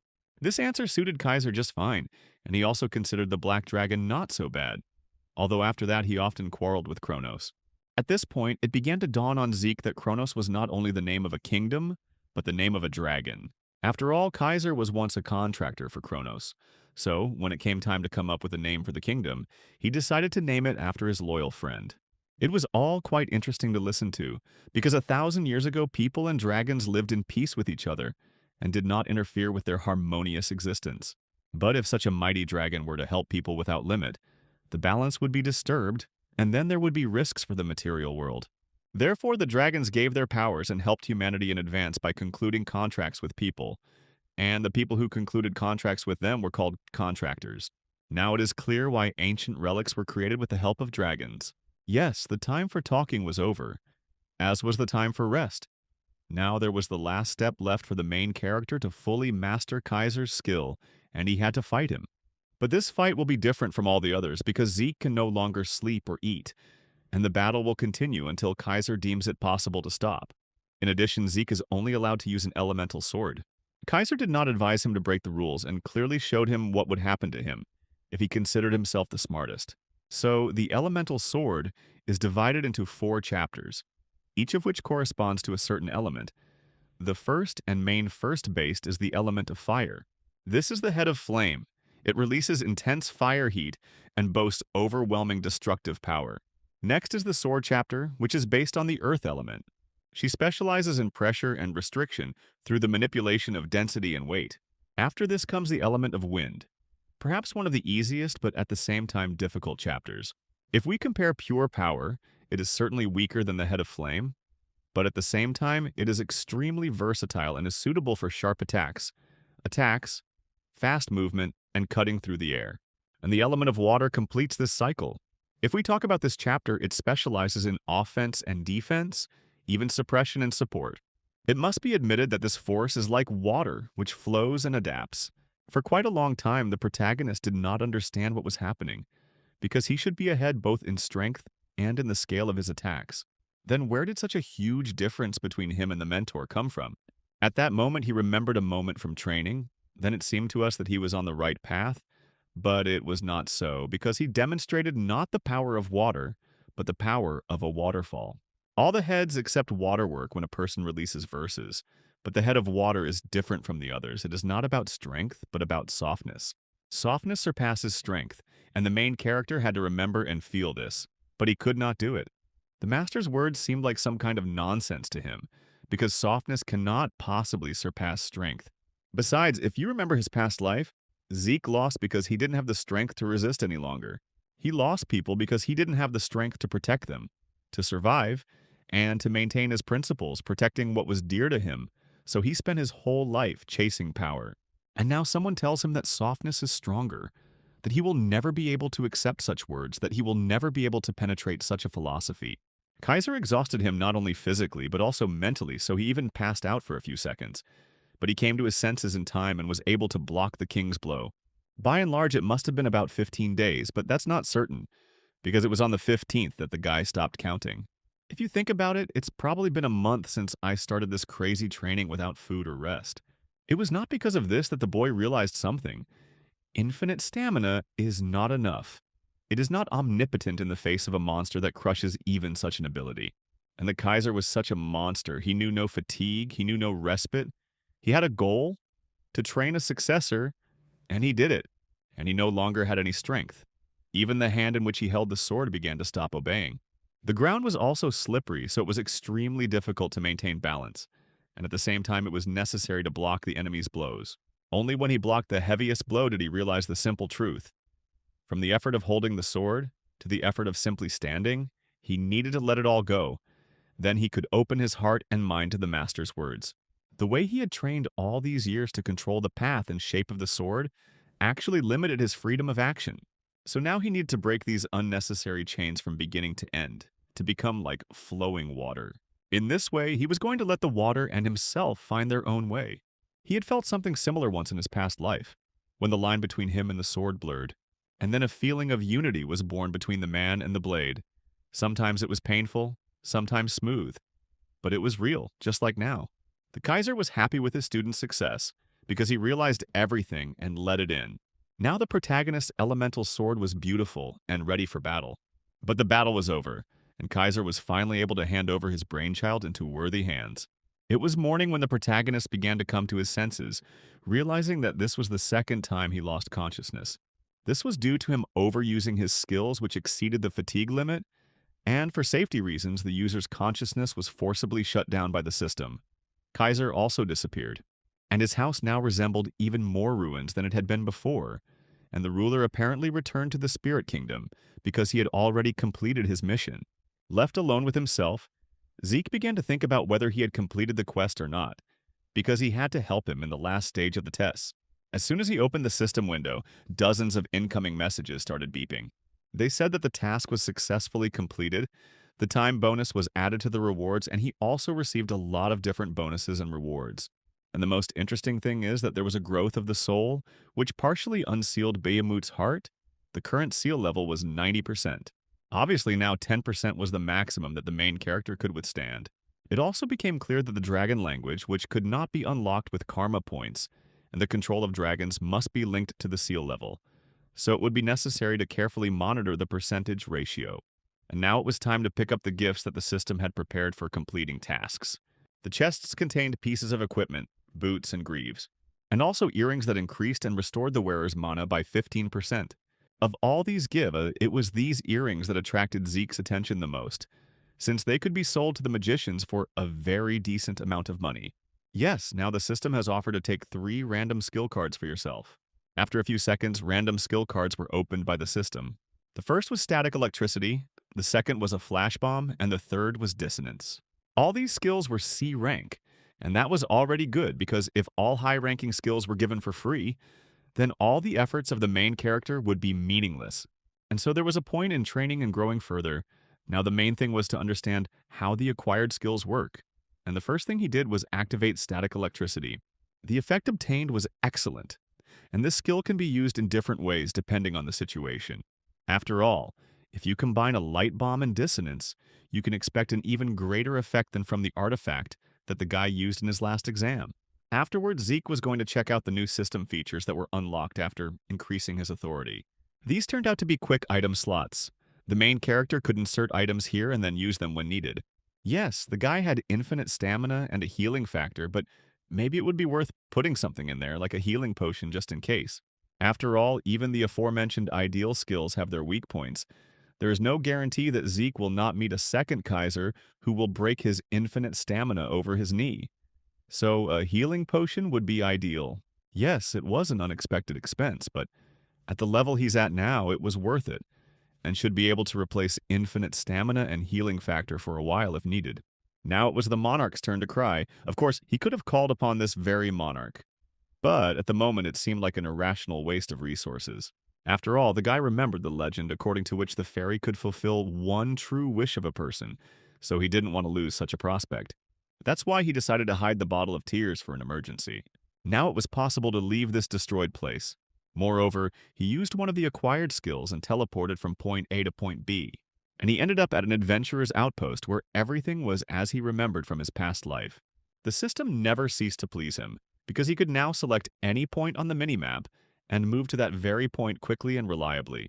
The only drawback was that he had to use a large amount of karma points to move, but if he had enough of them, he could even travel between continents, but now he tried to confuse his pursuers in such a simple way. Suddenly he noticed that something very beautiful had begun to bloom around the flowers. It was strange, because in theory it should still be winter now. Only it wasn't winter at all, and he missed the entrance ceremony at Valhalla Academy, where student life was already in full swing. And now Zeke came to bow to the rector of the academy, who was furious because Zeke was the first cadet who came to the academy a month after the start of classes. The main character was also upset. Because he could not lose this year, it was important for him now to gain access to the secret archive of his ancestor. So he had to convince the rector at all costs, and he began to tell that he went into a trance during his training alone in order to erase his shortcomings and lost consciousness for a long time. The man didn't believe this fairy tale, but the cadet could have come up with some better excuse that would have looked more plausible. Flaubert Borges is not used to trusting us, but in the past he served longer than all the captains of the royal guard of the kingdom of Tibia, and was the most respected resident throughout the continent. This person values honor and principles, so appealing to emotions will only produce the opposite reaction. Therefore, the main character insisted on his own, so the rector decided to give him a chance. Besides, he was personally recommended by the head of the academy, Draker. But all this will not be for nothing. The guy will have to show the results of his training, which will be assessed by the commission, and if they consider the guy worthy of continuing his studies, he will continue. If not, then he will leave the walls of this educational institution. And in just a few minutes, the training hall was prepared. All the teachers from different faculties were gathered in order to evaluate the skills of the main character. Moreover, every professor here is a famous knight, whom the guy has seen at least once in his life in the news feeds, which spoke of the high level of this academy. And now that everyone was gathered here, Flaubert ordered the main character to show everything he was capable of if he wanted to continue studying here. And now Zeke stood before this commission and thought about what interesting thing he could show them so as not to be exposed and to move on. It's clear that there's no need to show him the elemental sword, but a simple old trick won't work here either. The decision came instantly. It was necessary to show at least a drop of what the guy was really capable of. That's why the aura blade seemed like the perfect solution, and such a beautiful, perfectly powerful one at that. Only this time the guy overdid it because it meant that he had reached the level of a blue knight at the age of 15, and the previous record was set by his brother Abel at 19. And this was not at all according to plan. It's just that after several months of endless training with Kaiser, Zeke forgot how to restrain his aura, and now he screwed up a little. But the good thing about the situation was that the members of the commission thought that he was only at the level of a blue knight, which was not entirely true, but no one needed to know about that. After all, before meeting Kaiser, his aura was indeed at the level of a blue knight. But after he mastered the elemental sword, including the head of water, his aura also broke through to a new level, and as a result, he reached the stage of a red knight. The key difference between these two knights is the use of the aura blade. The aura blade is a technique that covers the sword with a thin and sharp layer of aura to increase the weapon's lethality. The blue knight is only able to manifest and maintain it. But the red rating is a completely different story. It is already able to freely manipulate its form, while at the same time maintaining its lethality. Now the guy praised himself for stopping only at the manifestation of the aura blade, because if he had gone even half a step further, his life could have become more difficult than he wanted. At this moment, Flaubert approached him, who abruptly changed his attitude towards him, and now showed kindness, good nature, and joy that such a student would study with them. The members of the commission were also not against it, since such a manifestation of the blade of aura was rare even among active knights, so there was no point in further verification. From that moment on, Zeke was officially accepted as a student at Valhalla Academy. But this time the main character was not going to live in a dormitory. He had a personal house in Atlas. At this point, even though the boy had a black card that his father had given him, such a huge house seemed like an unjustified luxury to him. All these thoughts disappeared from his head as soon as he returned home in the middle of the night, where, as if by magic, a congratulatory surprise was waiting for him. The guy could only guess what wind had brought Dexter and Andre here, who were also dressed as clowns. But all the questions had to be put off for later, and celebrate. But out of curiosity, the guy asked Dexter why he was here, and not in his garden at the academy. It turned out that Dexter was called by the head of the clan of the Fortress of the Four Seasons. And since last month, he personally decided that he would manage this name. Andre got a job in Valhalla as an assistant professor, so he was also going to live here.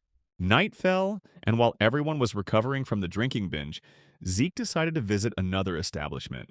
He ordered himself a beer and indicated that he wanted to see Kay. The atmosphere around immediately changed dramatically, from friendly and relaxing to tense and hostile. But this didn't frighten the main character at all. He was always ready for any fight. But as soon as the boys realized that he was Draker, their ardor waned, and everyone took their former places. And the bartender was already opening a secret passage in front of the main character, escorting him to the head of this department. Zeke reminisced about the old days as he walked through this passage, which was adorned with 3 layers of protective magic. In general, before the protagonist's regression, there were 2 groups that could boast the title of the largest information-gathering organizations on the continent. The first was the Order of the Black Knights Drakers, and the second was the Bureau of Information of the Roman Empire. But there was another organization known in narrow hands, and this is the Syndicate. At first glance, they were an ordinary gathering of profiteers, but after Kay joined this organization, she managed to build an entire information network. Around this time, the protagonist was supposed to be kicked out of the academy and would encounter the McCains, where he would make a career for himself as an unrivaled assassin. As his career was booming, Kay came to him one day with a request to clear an important communications route. She then wanted to expand the transportation network she owned, to grow the Syndicate into an organization that would keep up with the Black Order and the Bureau of Information. And with her stubbornness and talent, She took over the Syndicate for herself. And after Zeke lost everything he had, it was she who brought him information about a strange artifact hidden in the northern mountains that could help him. Now, events were developing a little differently, but information is also a weapon. Just like it was with Abel at the blessing ceremony, you can never know how the future will change if you make different decisions. And now the main character sits down at the table in front of his old acquaintance, who has not changed at all since his past life. The woman was curious about what the rising star of the Draker family was doing in this place and why exactly he needed her. Kay wasn't in the mood for going around in circles, so she demanded that Zeke get straight to the point. It was simple, Mene. The main character wanted to establish trade relations with the Syndicate. It sounded interesting, but the woman still didn't understand the guy's motives. It was clear that it wouldn't be that easy with Kay, and besides, she already knew a lot about Zeke, so she needed to act more decisively. So he took out those very ancient earrings and suggested that the girl look at them more closely, and only then make a decision. Kay had seen similar things before, so it wasn't hard to guess their properties, but she couldn't help but try them on out of curiosity. But as soon as the artifact was activated, it became clear that it was not comparable to others, because the recovery rate was about 15%, which seemed impossible. After all, in general, such artifacts could boast only 1% of recovery, and the best of them 3%. And here such a unique miracle appeared. It was clear that Kay was impressed, so Zeke suggested continuing the conversation. The guy didn't demand the impossible from the girl. She would simply have to trade valuables on his behalf. While having come up with this very name for him, he prepared the main questions, as well as the documents for this. She had to finish the small details. Besides, the terms of the contract were quite generous, so there was no point in being stubborn and playing hard to get. And the guy already knew that she was a witch, which meant he also had access to the information. This could have been the end of it for today since the conditions suited everyone. But Zeke started talking about the ghost ship that belonged to Kay. The atmosphere suddenly changed for the worse, and the girl's security was ready to pounce on the guest. Zeke wasn't scared, because he simply asked, and they immediately started threatening him, asking if they were ready to take responsibility for this act if something happened. Kay and her comrades were clearly not ready. They were too overwhelmed and frightened by the main character's energy. They should have run, but their legs wouldn't obey at all. It was clear that this guy was not who he claimed to be because even if the entire Syndicate had attacked him now, he would definitely have lost. But he, as if nothing had happened, suggested changing the situation and continuing the conversation. There was nothing to do, and they moved to the office where Zeke Kai immediately handed over the text of the magical oath. This oath is often used by wizards to ensure their safety. The text is always standard, but since it is signed in blood, it works perfectly. The hands of people who sign this oath are immediately marked, and if any of them wants to harm the other, they will die. Kay was glad that the guy knew about the oath, and therefore was obliged to sign it, since she needed insurance because there were few things that could come to the mind of a rich heir. For Zeke, none of this was a problem, so he signed. Moreover, he was ready to sign such vows every day, if only the girl would trust him. Since they were now partners, it was time to talk about business. The guy knew that the girl's ship was currently carrying a catfish from McCain's possessions. Kay didn't know where the guy got this information from, but he was absolutely right. In general, soma is a drug that is prohibited in the kingdom, and right now its breeding ground was the southern region. This wasn't news, so Zeke concluded that the outer house most likely had a hand in this matter. It was the transcendent house of Ishtar that currently controlled all land trade routes and did not allow foreigners into their domains, which made things more difficult for everyone. There was still the option of a sea crossing, but even here not everything was so smooth, since most of the routes were controlled by Pabella, but Kay took a risk and is now in the game. It is clear that she wanted to become a major player, but it is important to understand that Pabella and McCain are not going to budge so easily. They are at odds with each other, and only the forest, which serves as a border between them, cools their ardor. Pabella was currently using sea routes to transport the soma, while McCain was using land routes. But now the Messenes are also in trouble because of Ishtar, which closed its borders, so they also need access to the sea. Kay knew all this herself, but she didn't understand how the main character knew about her ship.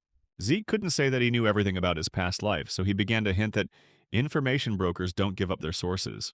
Moreover, the guy knew that now Kay should be considering Pabella's proposal, and in his opinion, it would be best if Kay refused the offer. It would slow down both groups and give the Syndicate a chance to rise. After all, Pabella is not just a group of criminals, they are pirates, who were defeated by the Knight of Silver. Kay flared up. She didn't believe the guy, because Pabella was different from the pirates. They had their own laws and strong principles. She might or might not believe Zeke, but the truth was that Pabella only wanted the Syndicate's sea route. after which they would destroy her beloved ship without blinking an eye. The main character will not tell her anything else until she brings him to Don Juan, and if she copes with this task, then he will make her the head of the Syndicate. After this, Zeke left, but he was pleased with himself, as he had lit a spark that would soon become a flame and consume all the local mafia bosses. The main character's student life also began, but in this educational institution, the atmosphere was different from that in the Cradle and Draker Academy. Here, everyone felt truly free. Today, even the head of the academy found someone who would give Zeke a tour of the grounds. This very man whom the rector selected for the excursion turned out to be a very eccentric person. So there was an awkward pause between the young people. They were so different from each other. But after meeting, he even tried to establish contact, saying that Zeke would need a lot of time to remove the spirit of the previous academy from his body and get into the new rhythm of life. Only all his attempts passed by the main character, but even so, this guy was not particularly worried and continued to talk in the same spirit, promising to show every secluded corner within the walls of this educational institution. But Zeke's attitude toward the young man changed dramatically when he learned that he was Diego, a preacher of a new era of fusion between traditional Southern drums and central melodies. However, Zeke did not show his reaction but was ready to tolerate the strangeness of his new acquaintance, knowing who he would become in the future. And he will become a knight of rhythm who is destined to become one of the 5 Knights of Heaven. The Knights of Heaven were the 5 knights who would play a key role in the Continental War. So now it was time to think about where these future heroes could be encountered. Meanwhile, the tour reached a cafe that was full of exquisite and delicious dishes. For example, one of them was made from dragon shark, which even a southerner like Diego recognized as the best on the continent. But the main character wanted to hear the history of the dishes and why Diego ended up in this academy. Everything turned out to be simple and complicated at the same time, because the young man's parents were the rulers of a small kingdom in the south, and status played a big role. This was not surprising since the southern continent consists of a coalition of small kingdoms, and from the kingdom of Cusco, most of the inhabitants moved to the central continent after the collapse of the kingdom of Casca in a civil war. However, the kingdom still existed, and this guy was a prince, of course. It was unlucky for a country to have such an unreliable future ruler. But the main character did not say this out loud. But all the explanations boiled down to the fact that the older generation demanded that the traditional dual fencing of the royal family be inherited by someone, and this someone turned out to be Diego. For this reason, he was sent to this academy. But fencing didn't interest him at all, and the boy dreamed of becoming a great musician in the future. Lunch was over, and it was time to attend a lecture. It turned out that in this academy, every student could attend those lectures that were interesting and useful, but today, everyone had to attend a class. Everything would be fine. Only most of the students paid close attention to the main character, recognizing in him the well-known youngest and most talented member of the Draker family. Only the prince had never heard of him. The prince really didn't understand who he was talking to, and thought that Zeke didn't take off his gloves because he was a tough guy and stuck to his beliefs, and he had no idea that he was in front of a pure-blooded awakened one. It was touching to see a man who had traveled such a long way from one continent to another, and had never heard of purebred gloves, so it was no wonder that Diego was now in a stupor. But then the guy quickly calmed down and started making fun of the main character, saying that if he was Draker, he could have paid for the dinner himself. Meanwhile, Florer Borges approached the pulpit and asked for silence. Zeke looked at the man carefully, thinking that there were a lot of people in the audience for that very reason. But he was wrong. The lecturer today would be none other than Dexter, who had recently returned from the battlefield. Such a spectacular appearance did not really come as a surprise to Zeke, since the master had already returned to the Fortress of 4 Seasons, so it was expected that he would begin a definitely international activity. Meanwhile, the Black Knight took his place at the lectern, beginning his long speech, thanking everyone for still remembering him. If at first all the students were happy that they had the opportunity to see the legendary man, then in the middle of the lecture, many fell asleep. After all, Dexter Draker had been showing off for 2 whole hours without a break, and he had no intention of stopping. But suddenly, the reactor pushed him away from the microphone, saying that the man's time for performance was over, and it was time to invite another guest for the day. There was no need to introduce this girl, as everyone in the audience knew, the guardian knight of the Draker family, who had found time to visit the academy in her busy schedule. Indeed, it was impossible not to recognize the platinum white hair and white full armor, because this was the knight of white silver Carly Draker. It is not surprising that this girl was known and respected, because at one time, when Austin was teeming with pirates and they committed lawlessness, It was she who began to cleanse this scum immediately after she became a knight of her house. And after just 5 years, there were no more pirates left, and people could live in peace. After that, the city flourished under the protection of the Draker family, becoming the largest port city, and the surviving pirates fled and hid in the south, near the Republic of Dorta, while Carly received her knowledge for clearing Aston and was titled a Night Keeper at a very young age. This was an achievement that even Abel could not achieve. Zeke was extremely surprised. He understood perfectly well that some distinguished guest was supposed to attend the lecture, but he could not have expected that it would be his older sister. But she was not just a knight, but a direct competitor of Abel Draker. The only problem was that the main character didn't recognize her. Not because he had never heard of her, but because by the time he regressed, the girl was already dead. Suddenly, the silence of the audience was broken by her scream. She ordered everyone to be silent, scaring them to death. After all, despite the presence of the teacher, the students continued to talk among themselves, and Valhalla, from which she graduated, was not so undisciplined. And if their ancestors saw all this now, they would definitely tisk with disapproval. Each student must understand that the world they live in was not given to them for nothing.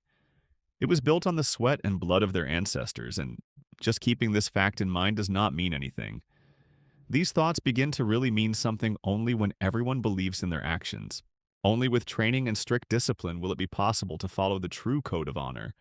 And only then can each student call himself a true knight. The girl believed in this unconditionally. Soon her lecture came to an end, and the students couldn't decide which part they liked more. The creepy part from Carly, or the boring part from Dexter. Zeke was going to try to find the secret archive of Terracon while there was time. But his plans remained just plans, as Carly stopped him with the obvious intention of talking.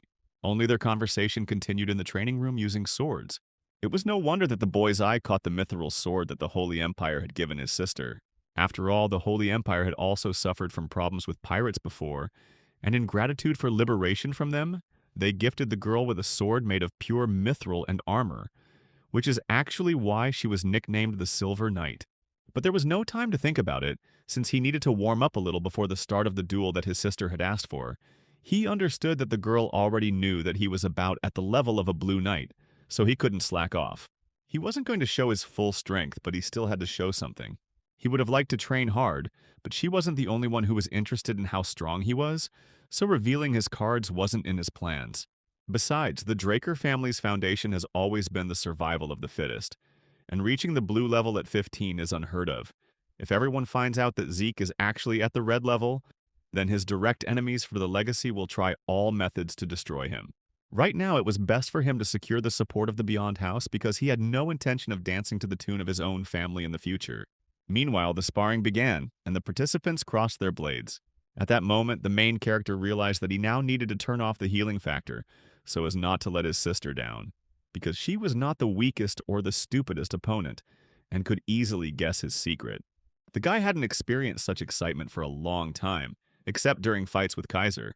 Carly was already at the level of the Red Knight, so at some point he missed her blow and received the first wound, and he had to restrain the power at the level of the Blue Knight. It was difficult, as was parrying her blows. His sister did not give him a minute's rest without getting tired or feeling sorry for him.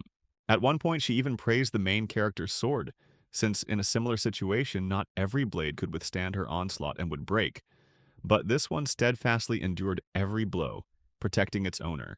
But at some point, Zeke increased the distance and decided that he could take a breather and relax a little, but this was one of his mistakes. After all, before Carly became known as the Silver Knight, she had another famous nickname, given to her because her aura blade was like a giant sword, and now she showed it off in all its glory. But no matter how hard it was, Zeke was able to jump aside at the last moment and not get hurt. But it wasn't enough, and a second later he was thrown into the wall. But nevertheless, he continued to stand on his feet, thinking that this was a convincing enough performance and should satisfy his older sister. Zeke was right again, as the older sister was impressed by this sparring. After all, by blocking her last blow, he exceeded all her expectations. But she didn't start this fight just like that. She had one request for him. But she didn't have time to voice it because her younger brother lost consciousness due to internal injuries. To help the boy, she took out one of their family's healing greens and made him drink it. Meanwhile, the protagonist gave the system the order to resume the healing factor. Thus, the healing of his body began, which should not have aroused the girl's suspicions.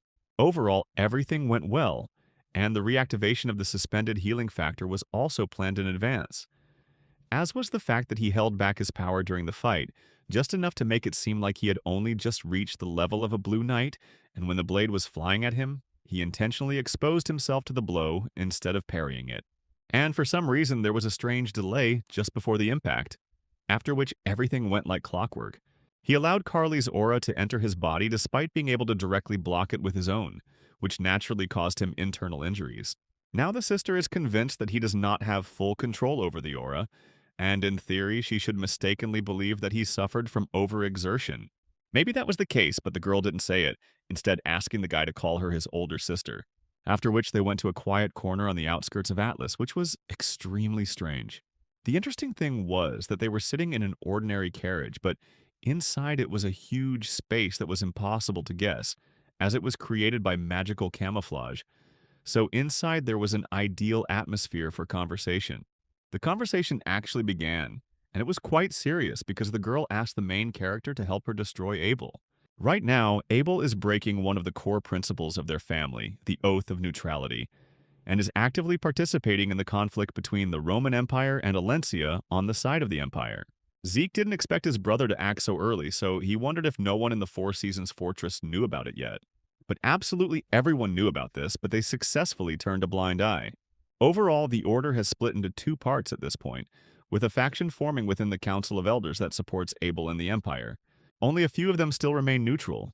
The Council's conservatives have chosen the path of least resistance, when they will change their name to the side of their brother.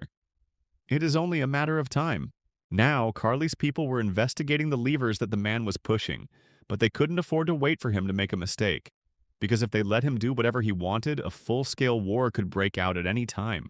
Therefore, the elder sister decided to create a force that could stop Abel and not allow him to start a war. After all, he is now gradually raising the highest ranks of the Drakers to his ranks, and most likely he believes that all those of lower rank will follow him on their own. However, true knights do not bow to authority, but act only in the name of justice and the common good. And it is for this reason that she, true to her principles, plans to gather under her flag the Knights of the Fortress of the Four Seasons, just like her. But it was not in her nature to force someone to follow her, so she does not force Zeke to take one side or another, because as a pure-blooded awakened one, he has a great and bright future in any case. Now, the guy understood better what kind of person was sitting in front of him.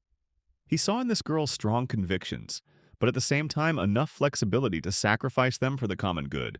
Carly paused for a moment and continued. She understood that if something went wrong, Zeke could be labeled a traitor, so he should think carefully before making the final decision. Only now he had already made a decision, even though he was still inexperienced, but he asked for permission to join her righteous cause, which was approved by his sister. At this point, his meeting with his older sister ended, and he could begin searching for his ancestors' library. And as he walked towards the designated point on the map, he thought about how he had tried to leave his family because he wanted to avoid Abel's interference while he was preparing his forces for war, but now he had people on his side who shared his goal, so by and large he no longer had any reason to leave his family. In fact, everything worked out for the best. He could stay in the family and keep an eye on Abel. Carly would be at the head of their supporters. He would already receive less attention. Now he wanted the main role in his plan to be played by the elder sister, although in the past she was unable to defeat Abel. Despite all her merits, she was not a pure-blooded awakened. But if he took her side, then it was quite possible to tip the scales in their favor. After some time, he was standing in the room where the secret archive of his ancestor was supposed to be located. He just didn't expect to see some useless old books, but that's exactly what he saw. It seemed to him that if this archive was marked by the system, then something crazy would be hidden here, like a heart or a fang of Bahamut, but there was nothing here. Only when he accidentally stepped on some stone, the system launched an update and a closet began to materialize in front of him.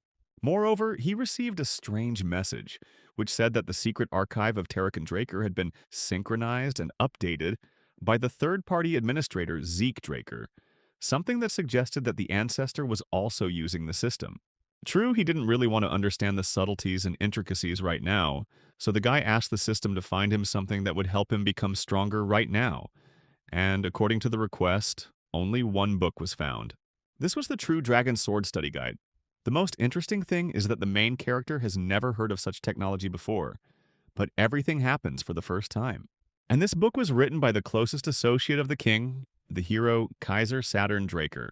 The book's preface stated that Saturn Draker was to share the reasons why he sought to develop the essence of the true dragon sword.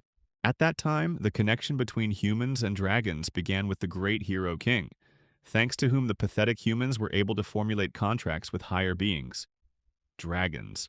However, the dragons helped people not because of any good or bad motives. The fact was that people have always been weak, and the dragons sincerely pitied them. So soon the number of contractors increased dramatically, and their civilization spread across the continent. Saturn couldn't shake off the heavy feelings about the dragons and their contractors growing so fast, and it scared him. After all, if these creatures help people out of pity, they can at some point turn away from people, direct their power against them.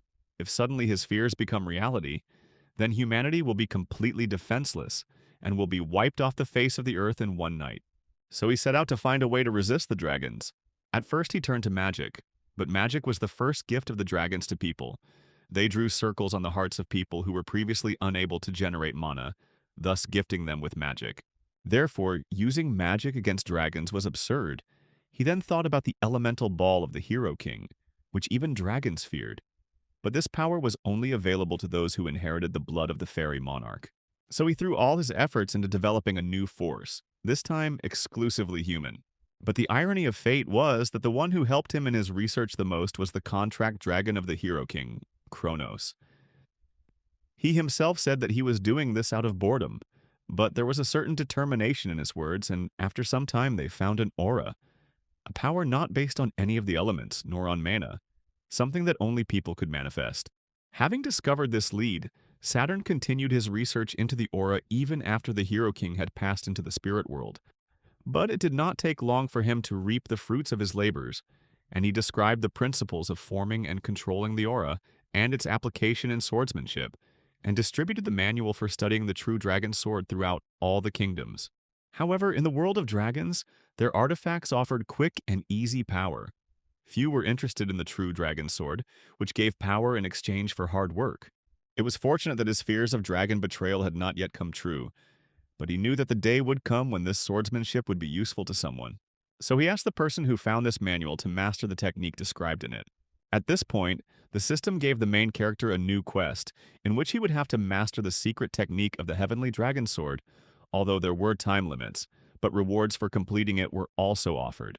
Moreover, as a reward he will receive the coordinates of the treasury of the kingdom of Kronos, where there should be many interesting artifacts. The only problem was the time limit, so it would most likely be more difficult to master this data than the elemental sword. Of course, he would complete the task, but for the first time the boy clearly understood that his ancestor was right. It was unknown how much time had passed since the death of the Hero King, but what Saturn feared had happened. A war between dragons and people. And it would be nice to learn something interesting on this topic, so he asked the system to find useful information in the secret archive. Perhaps some Terracan diary was stored there or something like that. The system found one magical visual recording, which the system reproduced.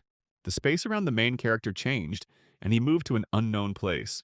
Suddenly, a huge dragon appeared in front of him. And in order to withstand the onslaught of this monster, the guy activated a mental defense skill, because the realism of this recording was simply off the charts. Suddenly, Zhu heard the voice of a man calling the dragon by name, and he was behind him. The voice belonged to a man who was a monster in an entirely different sense of the word. It gradually dawned on Zeke that he was in the recording itself, and if he had found it in the secret archive of Terracon, then he was now viewing the legendary last battle of his ancestor with the dragon. But something strange was happening, and it wasn't just that the recording was a little glitchy, but also that the dragon and the man were behaving extremely unusually. Terracon was waiting for something, the dragon was waiting too. And then Bahamut said that he was disappointed in his contractor, and this put the protagonist into a state of shock. To believe that a distant ancestor was a dragon contractor like Kaiser and Kronos was difficult, unexpected, and beyond incomprehensible. Suddenly everything around became quiet. The guy could no longer hear any voices. Meanwhile, the dragon and the man were talking about something, and Zeke wanted to hear the words, but he couldn't. And at that moment, he remembered the words of Kaiser, who said that a dragon could not harm its contractor in any way, and if betrayal occurred, it would only be from a human. And now he saw how Terracon killed Bahamut. Zeke watched with wide eyes as Bahamut was killed and then his corpse turned to ash and scattered across the wasteland. And then, out of nowhere, the dragon heart appears in front of the man. And it was strange because when a dragon dies, usually its body disappears into the dust, barely leaving behind remains, here a whole heart and a fang. Still, given that pureblood armor is made from dragon skin, perhaps Bahamut's death was not as simple as it seemed at first glance. At this point, the recording ended and the guy returned back to the library. The good thing about this whole situation was that during the visit to the Great Central Library, the secret archives of Terracon had been synchronized with the system and could now be viewed anytime and anywhere. So Zeke immediately watched it again, but as expected, the static started in the same scene, and he couldn't hear what the dragon and the human were discussing towards the end of the recording. Naturally, he couldn't leave empty-handed, so he mastered all the new information by gradually scratching the archive. Zeke realized at least that the manual for studying the true dragon sword stood at the origins of the creation of the art of dragon fighting. It was just that Terracon at one time simplified the obviously difficult-to-study moments. Now this art was easier to learn, but its effectiveness was greatly reduced to the point that it was no longer capable of even causing serious injury to dragonborn monsters, despite its grandiose name. However, if one implemented their own special techniques, then the desired effect could be achieved. But what worried Zeke most were the discrepancies between the Dragon Slayer's story for the people and Terracon's real diary. Nowadays, everyone uses the legend of the Dragon Slayer, which says that Terracon defeated Bahamut and started a golden age of peace and prosperity, so it's a typical hero tale. Yes, the general elements of this tale coincide with Terracon's diary, but there is no mention of a contract between the dragon and the man. And then one day, Zeke received a letter from Kay, which said that she had studied every legend about the Dragon Slayer from her continent, even those that were not translated into the common language. Naturally, none of these legends said that humans ever made contracts with dragons, nor that legendary figures like Kaiser or Terracon were contractors. But as she continued her research, she noticed something strange. All the sources were suspiciously talking about the same thing, as if it was all coordinated, and as soon as she wanted to look into the matter further, the Drakers personally sent her a warning not to do so. Therefore, her syndicate refused to continue carrying out this task. Zeke expected something like this. Obviously, the Draker family limits access to information about their legendary ancestor. The question remained open as to why his family was doing this, since its fame was built on the legend of Terracon and Bahamut. So why filter the information so much? But as soon as he came home and decided to review the secret archive of Terracon once again, he felt that uninvited guests had appeared in his house. Why is that? Because today was a day off for all the staff, including Derek, Dexter, and Andre, were also not expected to return from the mission anytime soon, so there were clearly strangers in the house. So the first thing he did was find out through the system how many people were in the house, and it turned out that there were two of them, one inside, one outside. It is clear that it was necessary to find out not so much who these guys were, but who sent them. Of course, he had a hunch that he now wanted to test, so he caught his enemy a little off guard. The man hadn't answered him yet, but Zeke understood that he could most likely have been sent by Abel, who had learned about the union of the younger brother and the older sister. In order to find out information, the main character attacked the uninvited guest, showing that he can ask questions in a bad way. To his credit, the uninvited guest was quite good at fighting. Now Zeke understood his opponent better after they crossed blades, because you can hide your face behind a mask, but you can't disguise your fencing style. This dagger-wielding technique belongs exclusively to the Gorka kingdom of the northern continent. The rangers of this kingdom are known as the most capable guardians of the continents, and they specialize in a distinctive curved dagger called a kukri. They are often hired for important missions in the central region. At least if the uninvited guest really is like that, then it is unlikely that Abel hired him. Besides, the guest was quite cautious because even when the guy naturally showed his weak points in the fight, the man never tried to continue the offensive, so it is logical to assume that his goal is not to kill, but to capture the main character. And at that moment, a bomb flew at Zeke, from the guy who was outside. Most likely it was a tranquilizer to make Zeke lose consciousness and stop twitching. As expected, the stuff had an earthy taste of mandrake root, which is often used in sleeping pills. It is clear that the system immediately launched resistance to various poisons, and the sleeping pill did not work on the guy, but he was curious about what would happen next, so he pretended to be asleep. It was getting light, and the main character was brought to a house on the outskirts of Atlas. and Zeke had already regained consciousness and was carefully examining the man who had kidnapped him. Surprisingly, his kidnapper turned out to be Cliff Reinhardt. In a past life, the main character had already met this person and done business with him. Reinhardt Central Trading Company is one of the 10 most successful companies based in the Kingdom of Valencia. If we recall the past, then Cliff, as fiercely as the main character himself, opposed the Empire, and one day he gave the guy important information, with the help of which he and his minions were able to deal a critical blow to the Empire. But after that incident, Reinhardt for some reason returned to his doomed kingdom, where he met his end. The man looked quite healthy, and even asked the protagonist to apologize for having to resort to such an extravagant method to see him. The Rangers untied him immediately, and the guy wanted to move straight to discussing the reason why he was there. The man was in a hurry to start a conversation. He hoped that the current situation would at least slightly throw the guy off track and give him an advantage in the conversation. But Draker is Draker, no matter how young he was. So he immediately took the reins of the initiative in the conversation into his own hands. The first thing Cliff decided to do was ask the young man to look through the documents in the folder. It was a list of patients stricken by the new epidemic, circulating throughout the central continent. But the main character didn't quite understand why he needed these documents, the names and photos of the infected. At that moment, his gaze caught the name of one woman, Elena Stone. At that moment, the guy realized that this woman was the mother of his first subordinate, Liam, because she really suffered from scarlet flower fever but recovered thanks to the recipe that he gave to his friend. However, he pretended not to understand the essence of what was happening, so that Cliff would get to the most interesting part. And the man went on to say that the disease was very painful and guaranteed to be fatal. But among all those who fell ill, there was one woman who survived, but her doctor refused to tell how he managed to save her life. Therefore, the man assumed that Zeke had information regarding the situation. This behavior suggested that the kidnapping was arranged so that he would tell about a recipe for a medicine that could make good money. But still, something didn't add up, because the man whom the main character knew in the past was very smart and would not have kidnapped the heir of the Draker family. There was something else that he was not telling. This meant that he had to be provoked into taking action, so he confessed that he knew the recipe for the medicine, and it worked. The man jumped up and began to ask, almost beg, to give him this recipe, because he was ready to pay any price for it. But Zeke wasn't going to give in so easily and asked the man to slow down a little, since such behavior was unacceptable for a business person. It became obvious that Cliff was not here for the money, so it was possible to take advantage of this and make a deal, as befits business people. So Zeke offered a prescription for a drug in exchange for 3 quality services. The man might be worried because the protagonist wasn't going to ask for anything that his guild couldn't handle. Cliff agreed, so Zeke wrote out a prescription for the drug and handed it over to his opponent.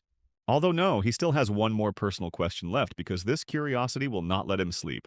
He wondered who Cliff was trying so hard for, who needed this medicine. The man was not going to name his name, so he tried to get out of it by saying that he wanted to make money on this, but the reaction of his body gave him away. But the guy kept pressuring him, so Cliff gave in and admitted that he was looking for a cure for a member of the royal family of Valencia. But he couldn't say the exact name, but that wasn't necessary because Zeke began to guess something. It was obvious that the person this man was trying for was close to his heart, and that had to be respected. Yes, and apparently there was still time before the Continental War began, and forming a connection with the royal family of Valencia now could be useful in the future. So Zeke did not insist on an answer any further. True, he considered that this day was ideal not only for handing over the prescription for the medicine, but also for voicing the first request. Surprisingly, the guy first asked Cliff to find him some work in the guild. To be more precise, Zeke needed a cover name for temporary use in the south of the continent, as there is enough crime there that half measures will not work. However, the Reinhardt Trading Company has enough trust to periodically deal with the cartels. The guy spoke beautifully, but the man knew what he was getting at, and if that was all, then maybe the guy would want to use the man's cousin's name. If so, then everything is great, but in addition to a name, the main character also needs his own permanent transportation channels, and his own house where his goods will be stored. Besides all this, he now needs horses to get home, and since Cliff started this whole mess, he will have to give up the horses that brought him here. At this point, the meeting was over and the Rangers had to escort the main character to the horse. But the guy expected Cliff to agree to his demands, but obviously the person for whom he was trying was very dear to him. Meanwhile, the Rangers actually brought the protagonist to a horse on which he can ride home. At this point, the young people's duties were completed, so they were about to leave. But not everything is so simple. At that moment, the main character called out to them, asking if it could be considered that from that moment the contract with Reinhardt was over. But the most interesting thing is that he addressed the guys in their native language, which surprised them quite a bit. Moreover, the young man wanted to hire them to free one prisoner from the McKenn's captivity. He also offered a very decent amount of money for completing this mission, but if that was not enough, he was ready to double this amount. But it wasn't about the money, but about the personality of the main character, because the king of the country of rangers forbade concluding contracts with transcendental houses. But there is no need to worry about this, because now Zeke has a fake name. Naturally, the contract with the kingdom will be signed under that name. If so, then they were not so against such work. But suddenly Zeke said that there was another small misunderstanding between them, and threw something into the ground. These were kukris. These daggers were more than just weapons for the guys. It was a blade that was given to a man when he was recognized as a full-fledged fighter. So it was equivalent to life itself for the ranger, being his companion for life. So such a valuable part of their existence had been stolen without them even knowing it, which meant that their lives could just as easily have been taken. And that was his thanks for walking him to his horse, and a reminder of who was boss. And they understood everything perfectly well and concluded that Zeke's skill was superior to theirs by an order of magnitude, or even more. Some time passed after the meeting with Reinhardt, and all this time the main character tried to actively search for comrades. His targets were the heroes who had distinguished themselves in the Continental War of his past life, because if he could get close to them now, they would most likely take his side in the future. But everything was not as simple as we would like. The problem was in the time frame. The Knight of Silence Bishop Kostek had already graduated and joined the Knightly Order of the Kingdom of Tibia. Knight of the Mist, Jeffrick Solma, was currently in his senior year and was participating in field training, so he was also not at the academy. Asta Ella went on academic leave because he could not continue his studies due to severe insomnia. Raina will enroll next year, and they are still relatives, so it will be easier to persuade her to be friends. As a result of all the people the main character wanted to befriend, only Diego remained. Therefore, it was necessary to establish relations with him. For this, Zik looked into the circle to begin work on gaining trust. And the guy immediately took him into circulation since they needed a drummer for the band. And now, Zeke is beating the drums along with all the other guys, even though he didn't plan to do that at first.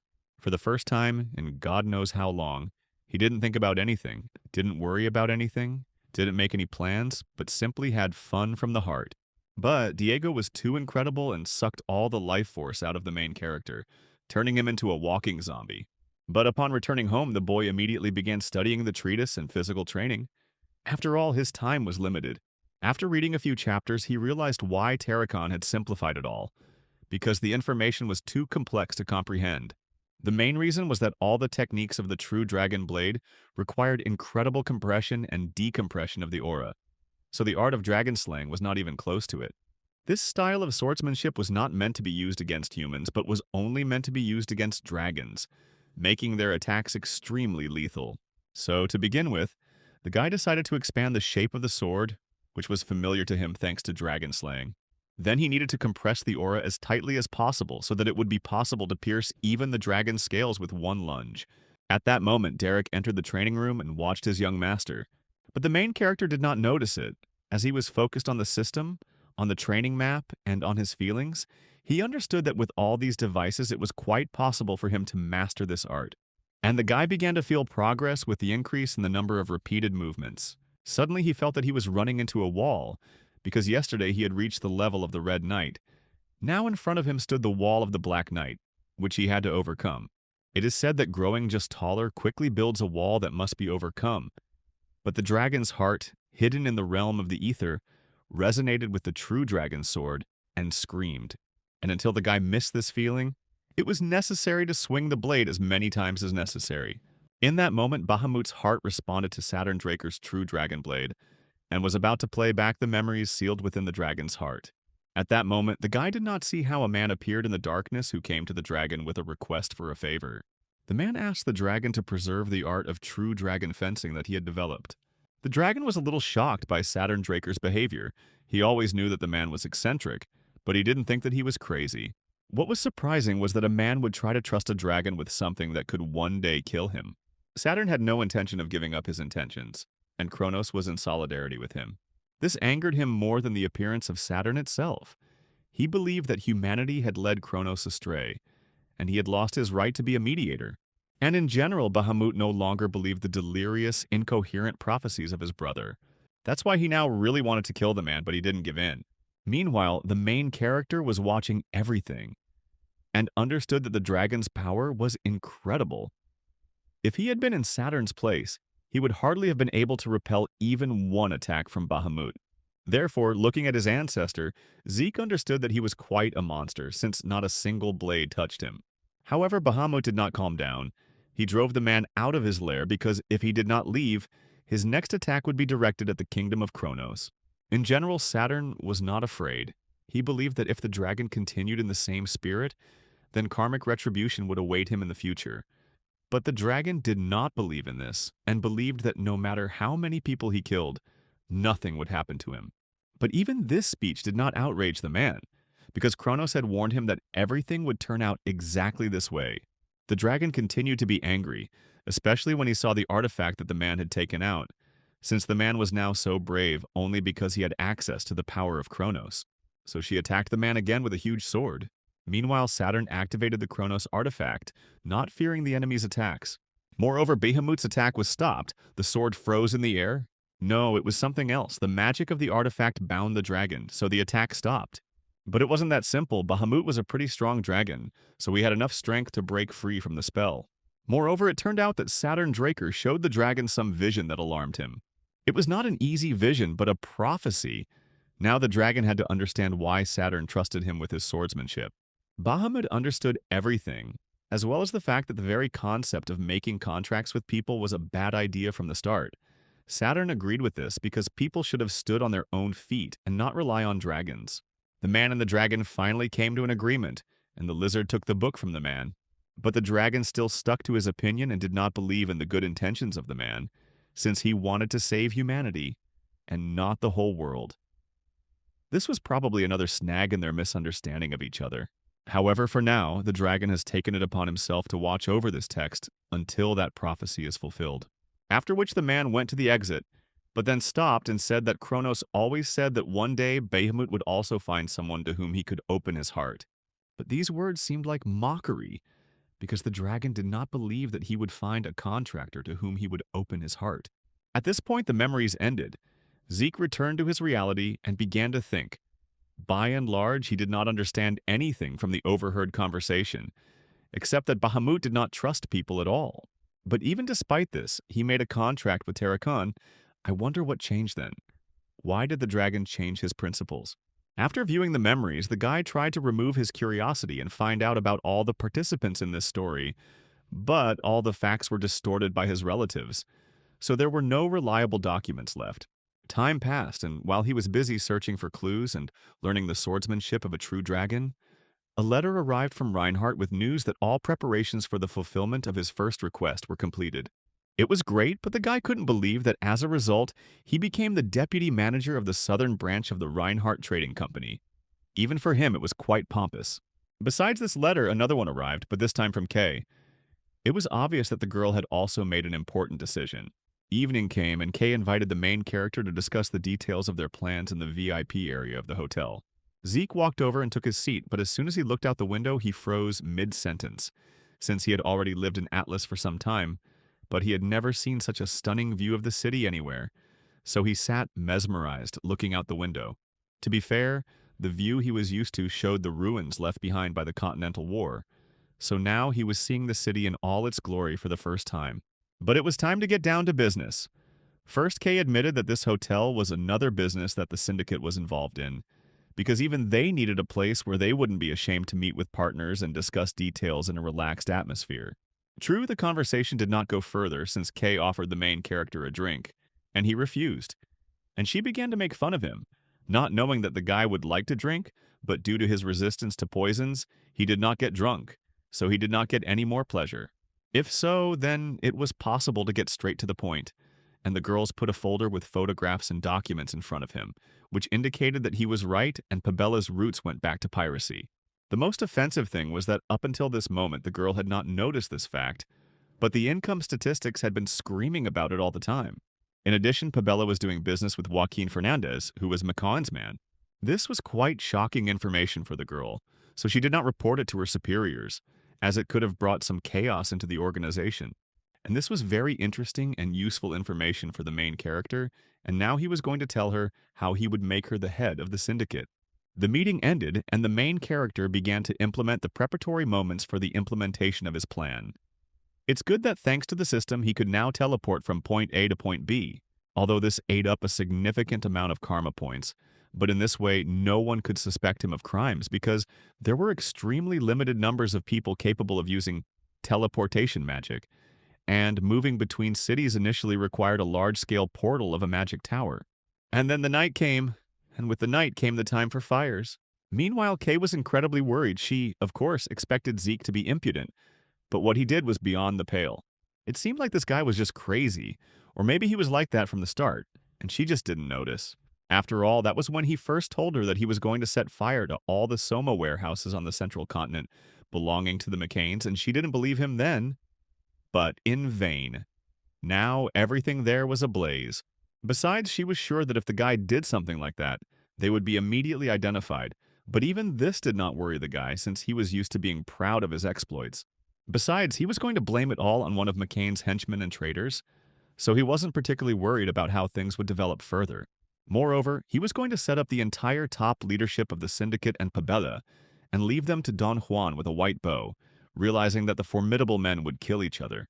Kay was very worried, and that's why she received a reprimand from the main character, who didn't understand her hysteria, because she herself wanted to become the head of the Syndicate, and now she's backing out. That's not how things are done, and she needs to realize that. There was no longer a pass option for her. Either she was responsible for her actions or she raised the stakes. There was no other way. At that moment, she remembered long-forgotten feelings and desires because she did not join the Syndicate to do all sorts of dirty work and clean up after losers.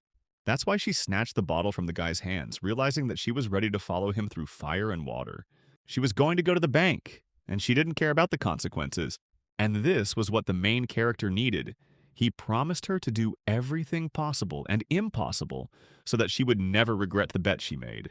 Kay, now standing on the balcony and smoking a cigarette, recalling that evening, shuddered, remembering that she believed the guy and put everything on him so she had no way back. And at home, Don Juan also washed down his stress with alcohol, making plans for the future, how he would take revenge on those who burned down his warehouses. The main character had finished his dealings with the criminal world, and now he could think about his studies because the semester was coming to an end. And almost half a year had passed since the news spread that he had reached the level of a Blue Knight.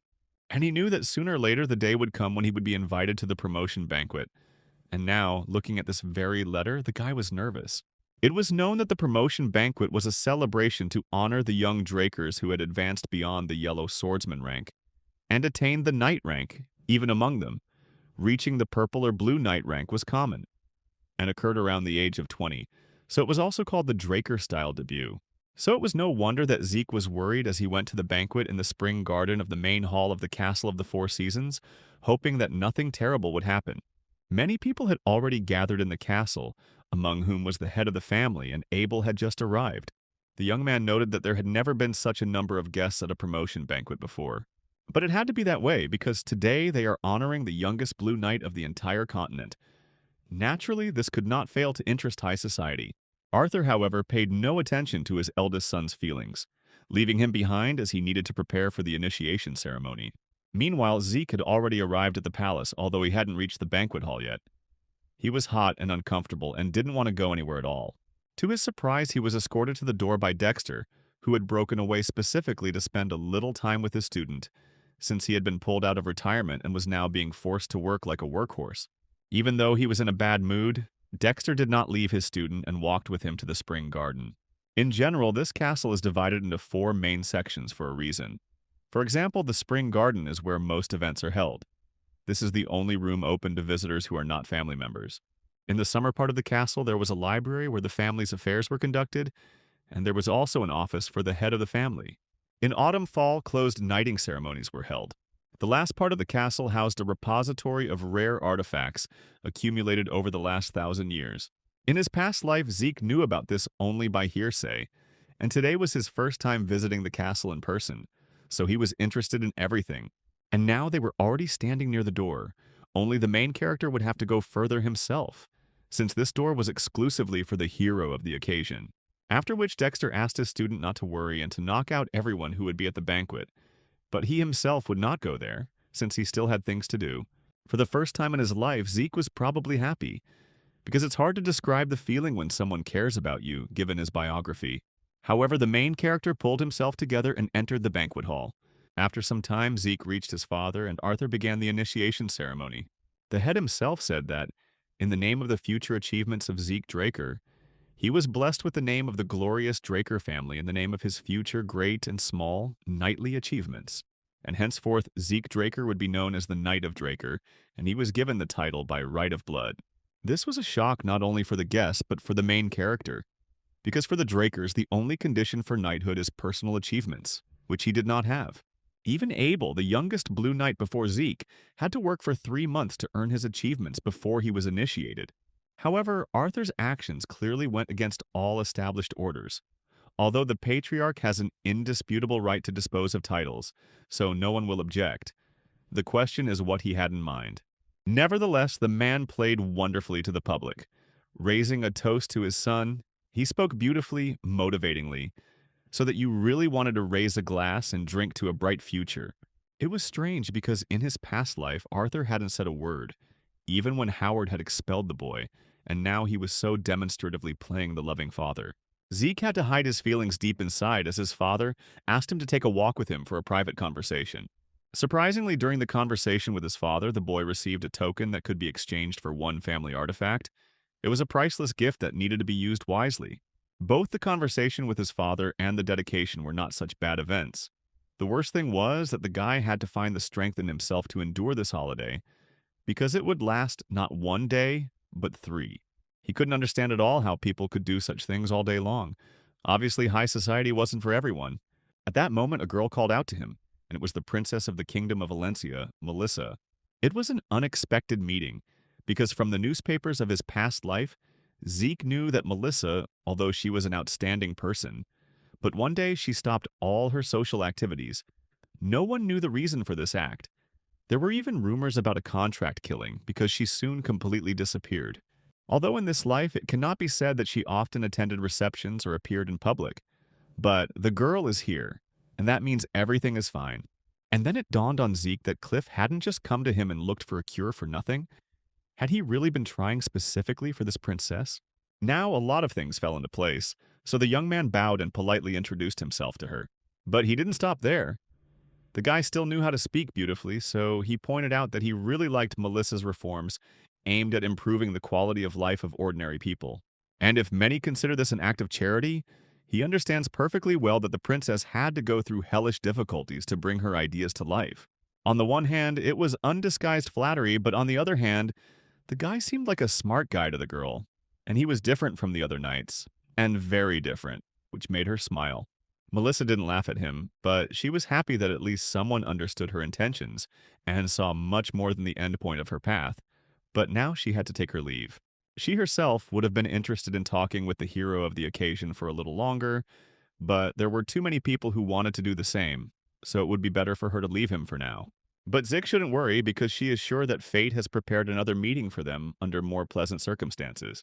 She left, and Zeke continued getting to know the guests of the reception, and by the end he was almost growling, and his smile began to resemble a grin. It turned out that such holidays are too tiring, and the main character clearly doesn't like them. It would be better to be back in the cave with Kaiser, and he would drive him without sleep and food and not all this. And then someone else came to the banquet in full uniform, showing tactlessness. And who would doubt who could afford such a thing? Of course, the 4th prince of the empire, Car Nerva, who in the future, together with Abel, will start a continental war. Now he was smiling and even extended his hand to introduce himself, but the main character didn't want to shake the hand of such a guy. Therefore, Zeke found a way out, as it seemed to him, to bow according to all the rules of etiquette in order to express the full degree of respect to the monarch. This behavior did not please Karoo, but he did not publicly get into a fight, but he could force the guy to drink with him in revenge. And it would be fine if it was just a matter of wine, but the prince behaved too familiarly, putting his arm around Zeke's shoulders, which he definitely didn't like. But he couldn't shake off the prince's hand now. And now the glass was already full, and Zeke had to drink, and the courtiers were whispering. They considered the guy a child who was following Kara's lead, who was behaving too brazenly, and taking advantage of the fact that he was a prince. At that moment, Abel approached them and asked the prince to go away with him for a few words, as he needed urgent advice. This being so, the prince asked Zeke's forgiveness for having to leave him, but promised a new meeting during which they could share each other's thoughts and feelings, and left with Abel.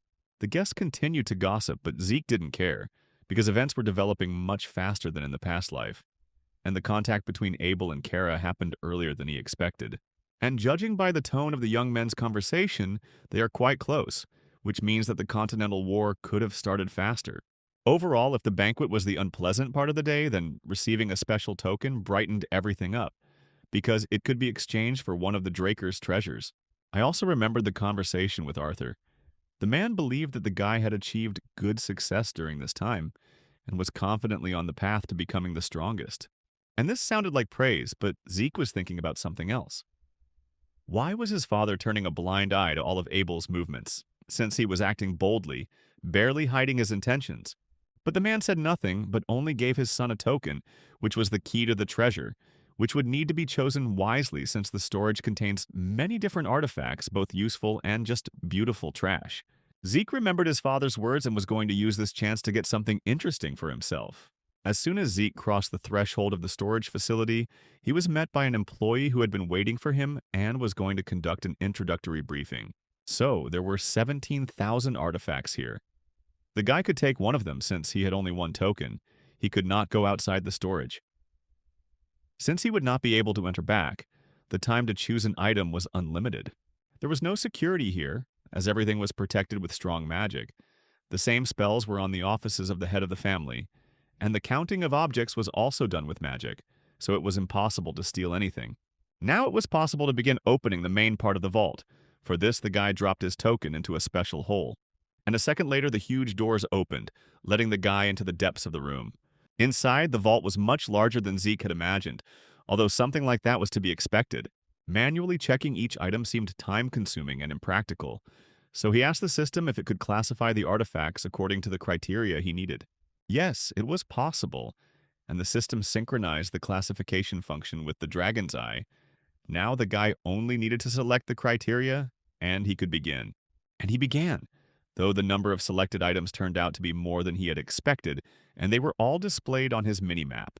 It was necessary to reduce their number, so he decided to weed out those things that were not artifacts and that could only be used once. There were still many positions, so he excluded all the swords that were weaker than his black blade, and they all disappeared from the list. Suddenly he found one artifact on the list, next to which there was no name or other information. This interested the guy, so he started looking for the item and found it. It was a green bracelet. The bracelet looked extremely ordinary, so it was strange that the system did not find any information on it. Suddenly a message came from the system. It recognized him as the legacy of Tarrakan Draker, and the bracelet recognized the guy as the heir of the Dragon Slayer. And then the bracelet put itself on the guy's hand, even though he didn't confirm his choice, and with its help, Zeke will be able to summon allies. Although the main character did not finish examining the storage, he could not cancel the artifact that was flaunting on his hand. If you think logically, he won't find anything better here than this bracelet, so he needed to activate it and see what kind of pig in a poke he pulled out. The artifact was activated, immediately increasing its level. Moreover, a spiritual beast was found that perfectly matched the soul of the main character, and any minute it should appear here. Surprisingly, this beast turned out to be a dragon horse. The creation was magnificent, and the gift was hard to appreciate, like the heart and horn of Bahamut. Zeke was so lost in thought about the items he had received from his ancestor that he didn't notice the horse approaching him. She wanted warmth and affection, and Zeke felt like he had met an old friend he hadn't seen in forever. This is what the unity of souls means, a feeling of warmth and love spread in the guy's heart, and he did not hide it. And this was beautiful, but the animal needed a name, and the young man decided to call her Bucephalus. The description said that this animal was capable of many things. But Zeke was a little doubtful, since he met it for the first time. It was a bit offensive, so Bucephalus took it all in his teeth and put the guy on his back himself. If he wants to arrange a test, then let him arrange it. And in a moment, Bucephalus was galloping forward with the speed of lightning. With all this, the clatter of hooves was not heard, and it was an incredible feeling of lightness and soaring. This was where the adventures in the storage facility ended, and towards evening the guy was driving home, remembering the face of the storage facility worker when she saw the item he had chosen. Yes, and the father most likely spoke about exactly such things. Beautiful but useless. It is not surprising that he and others could not appreciate the bracelet, because even the system did not immediately understand what was what. In any case, luck was on the side of the main character this time, and he did not pass by such a valuable thing for him. After some time, he reached home, but even here he had no peace, since Cliff came to him without an invitation with unnecessary congratulations.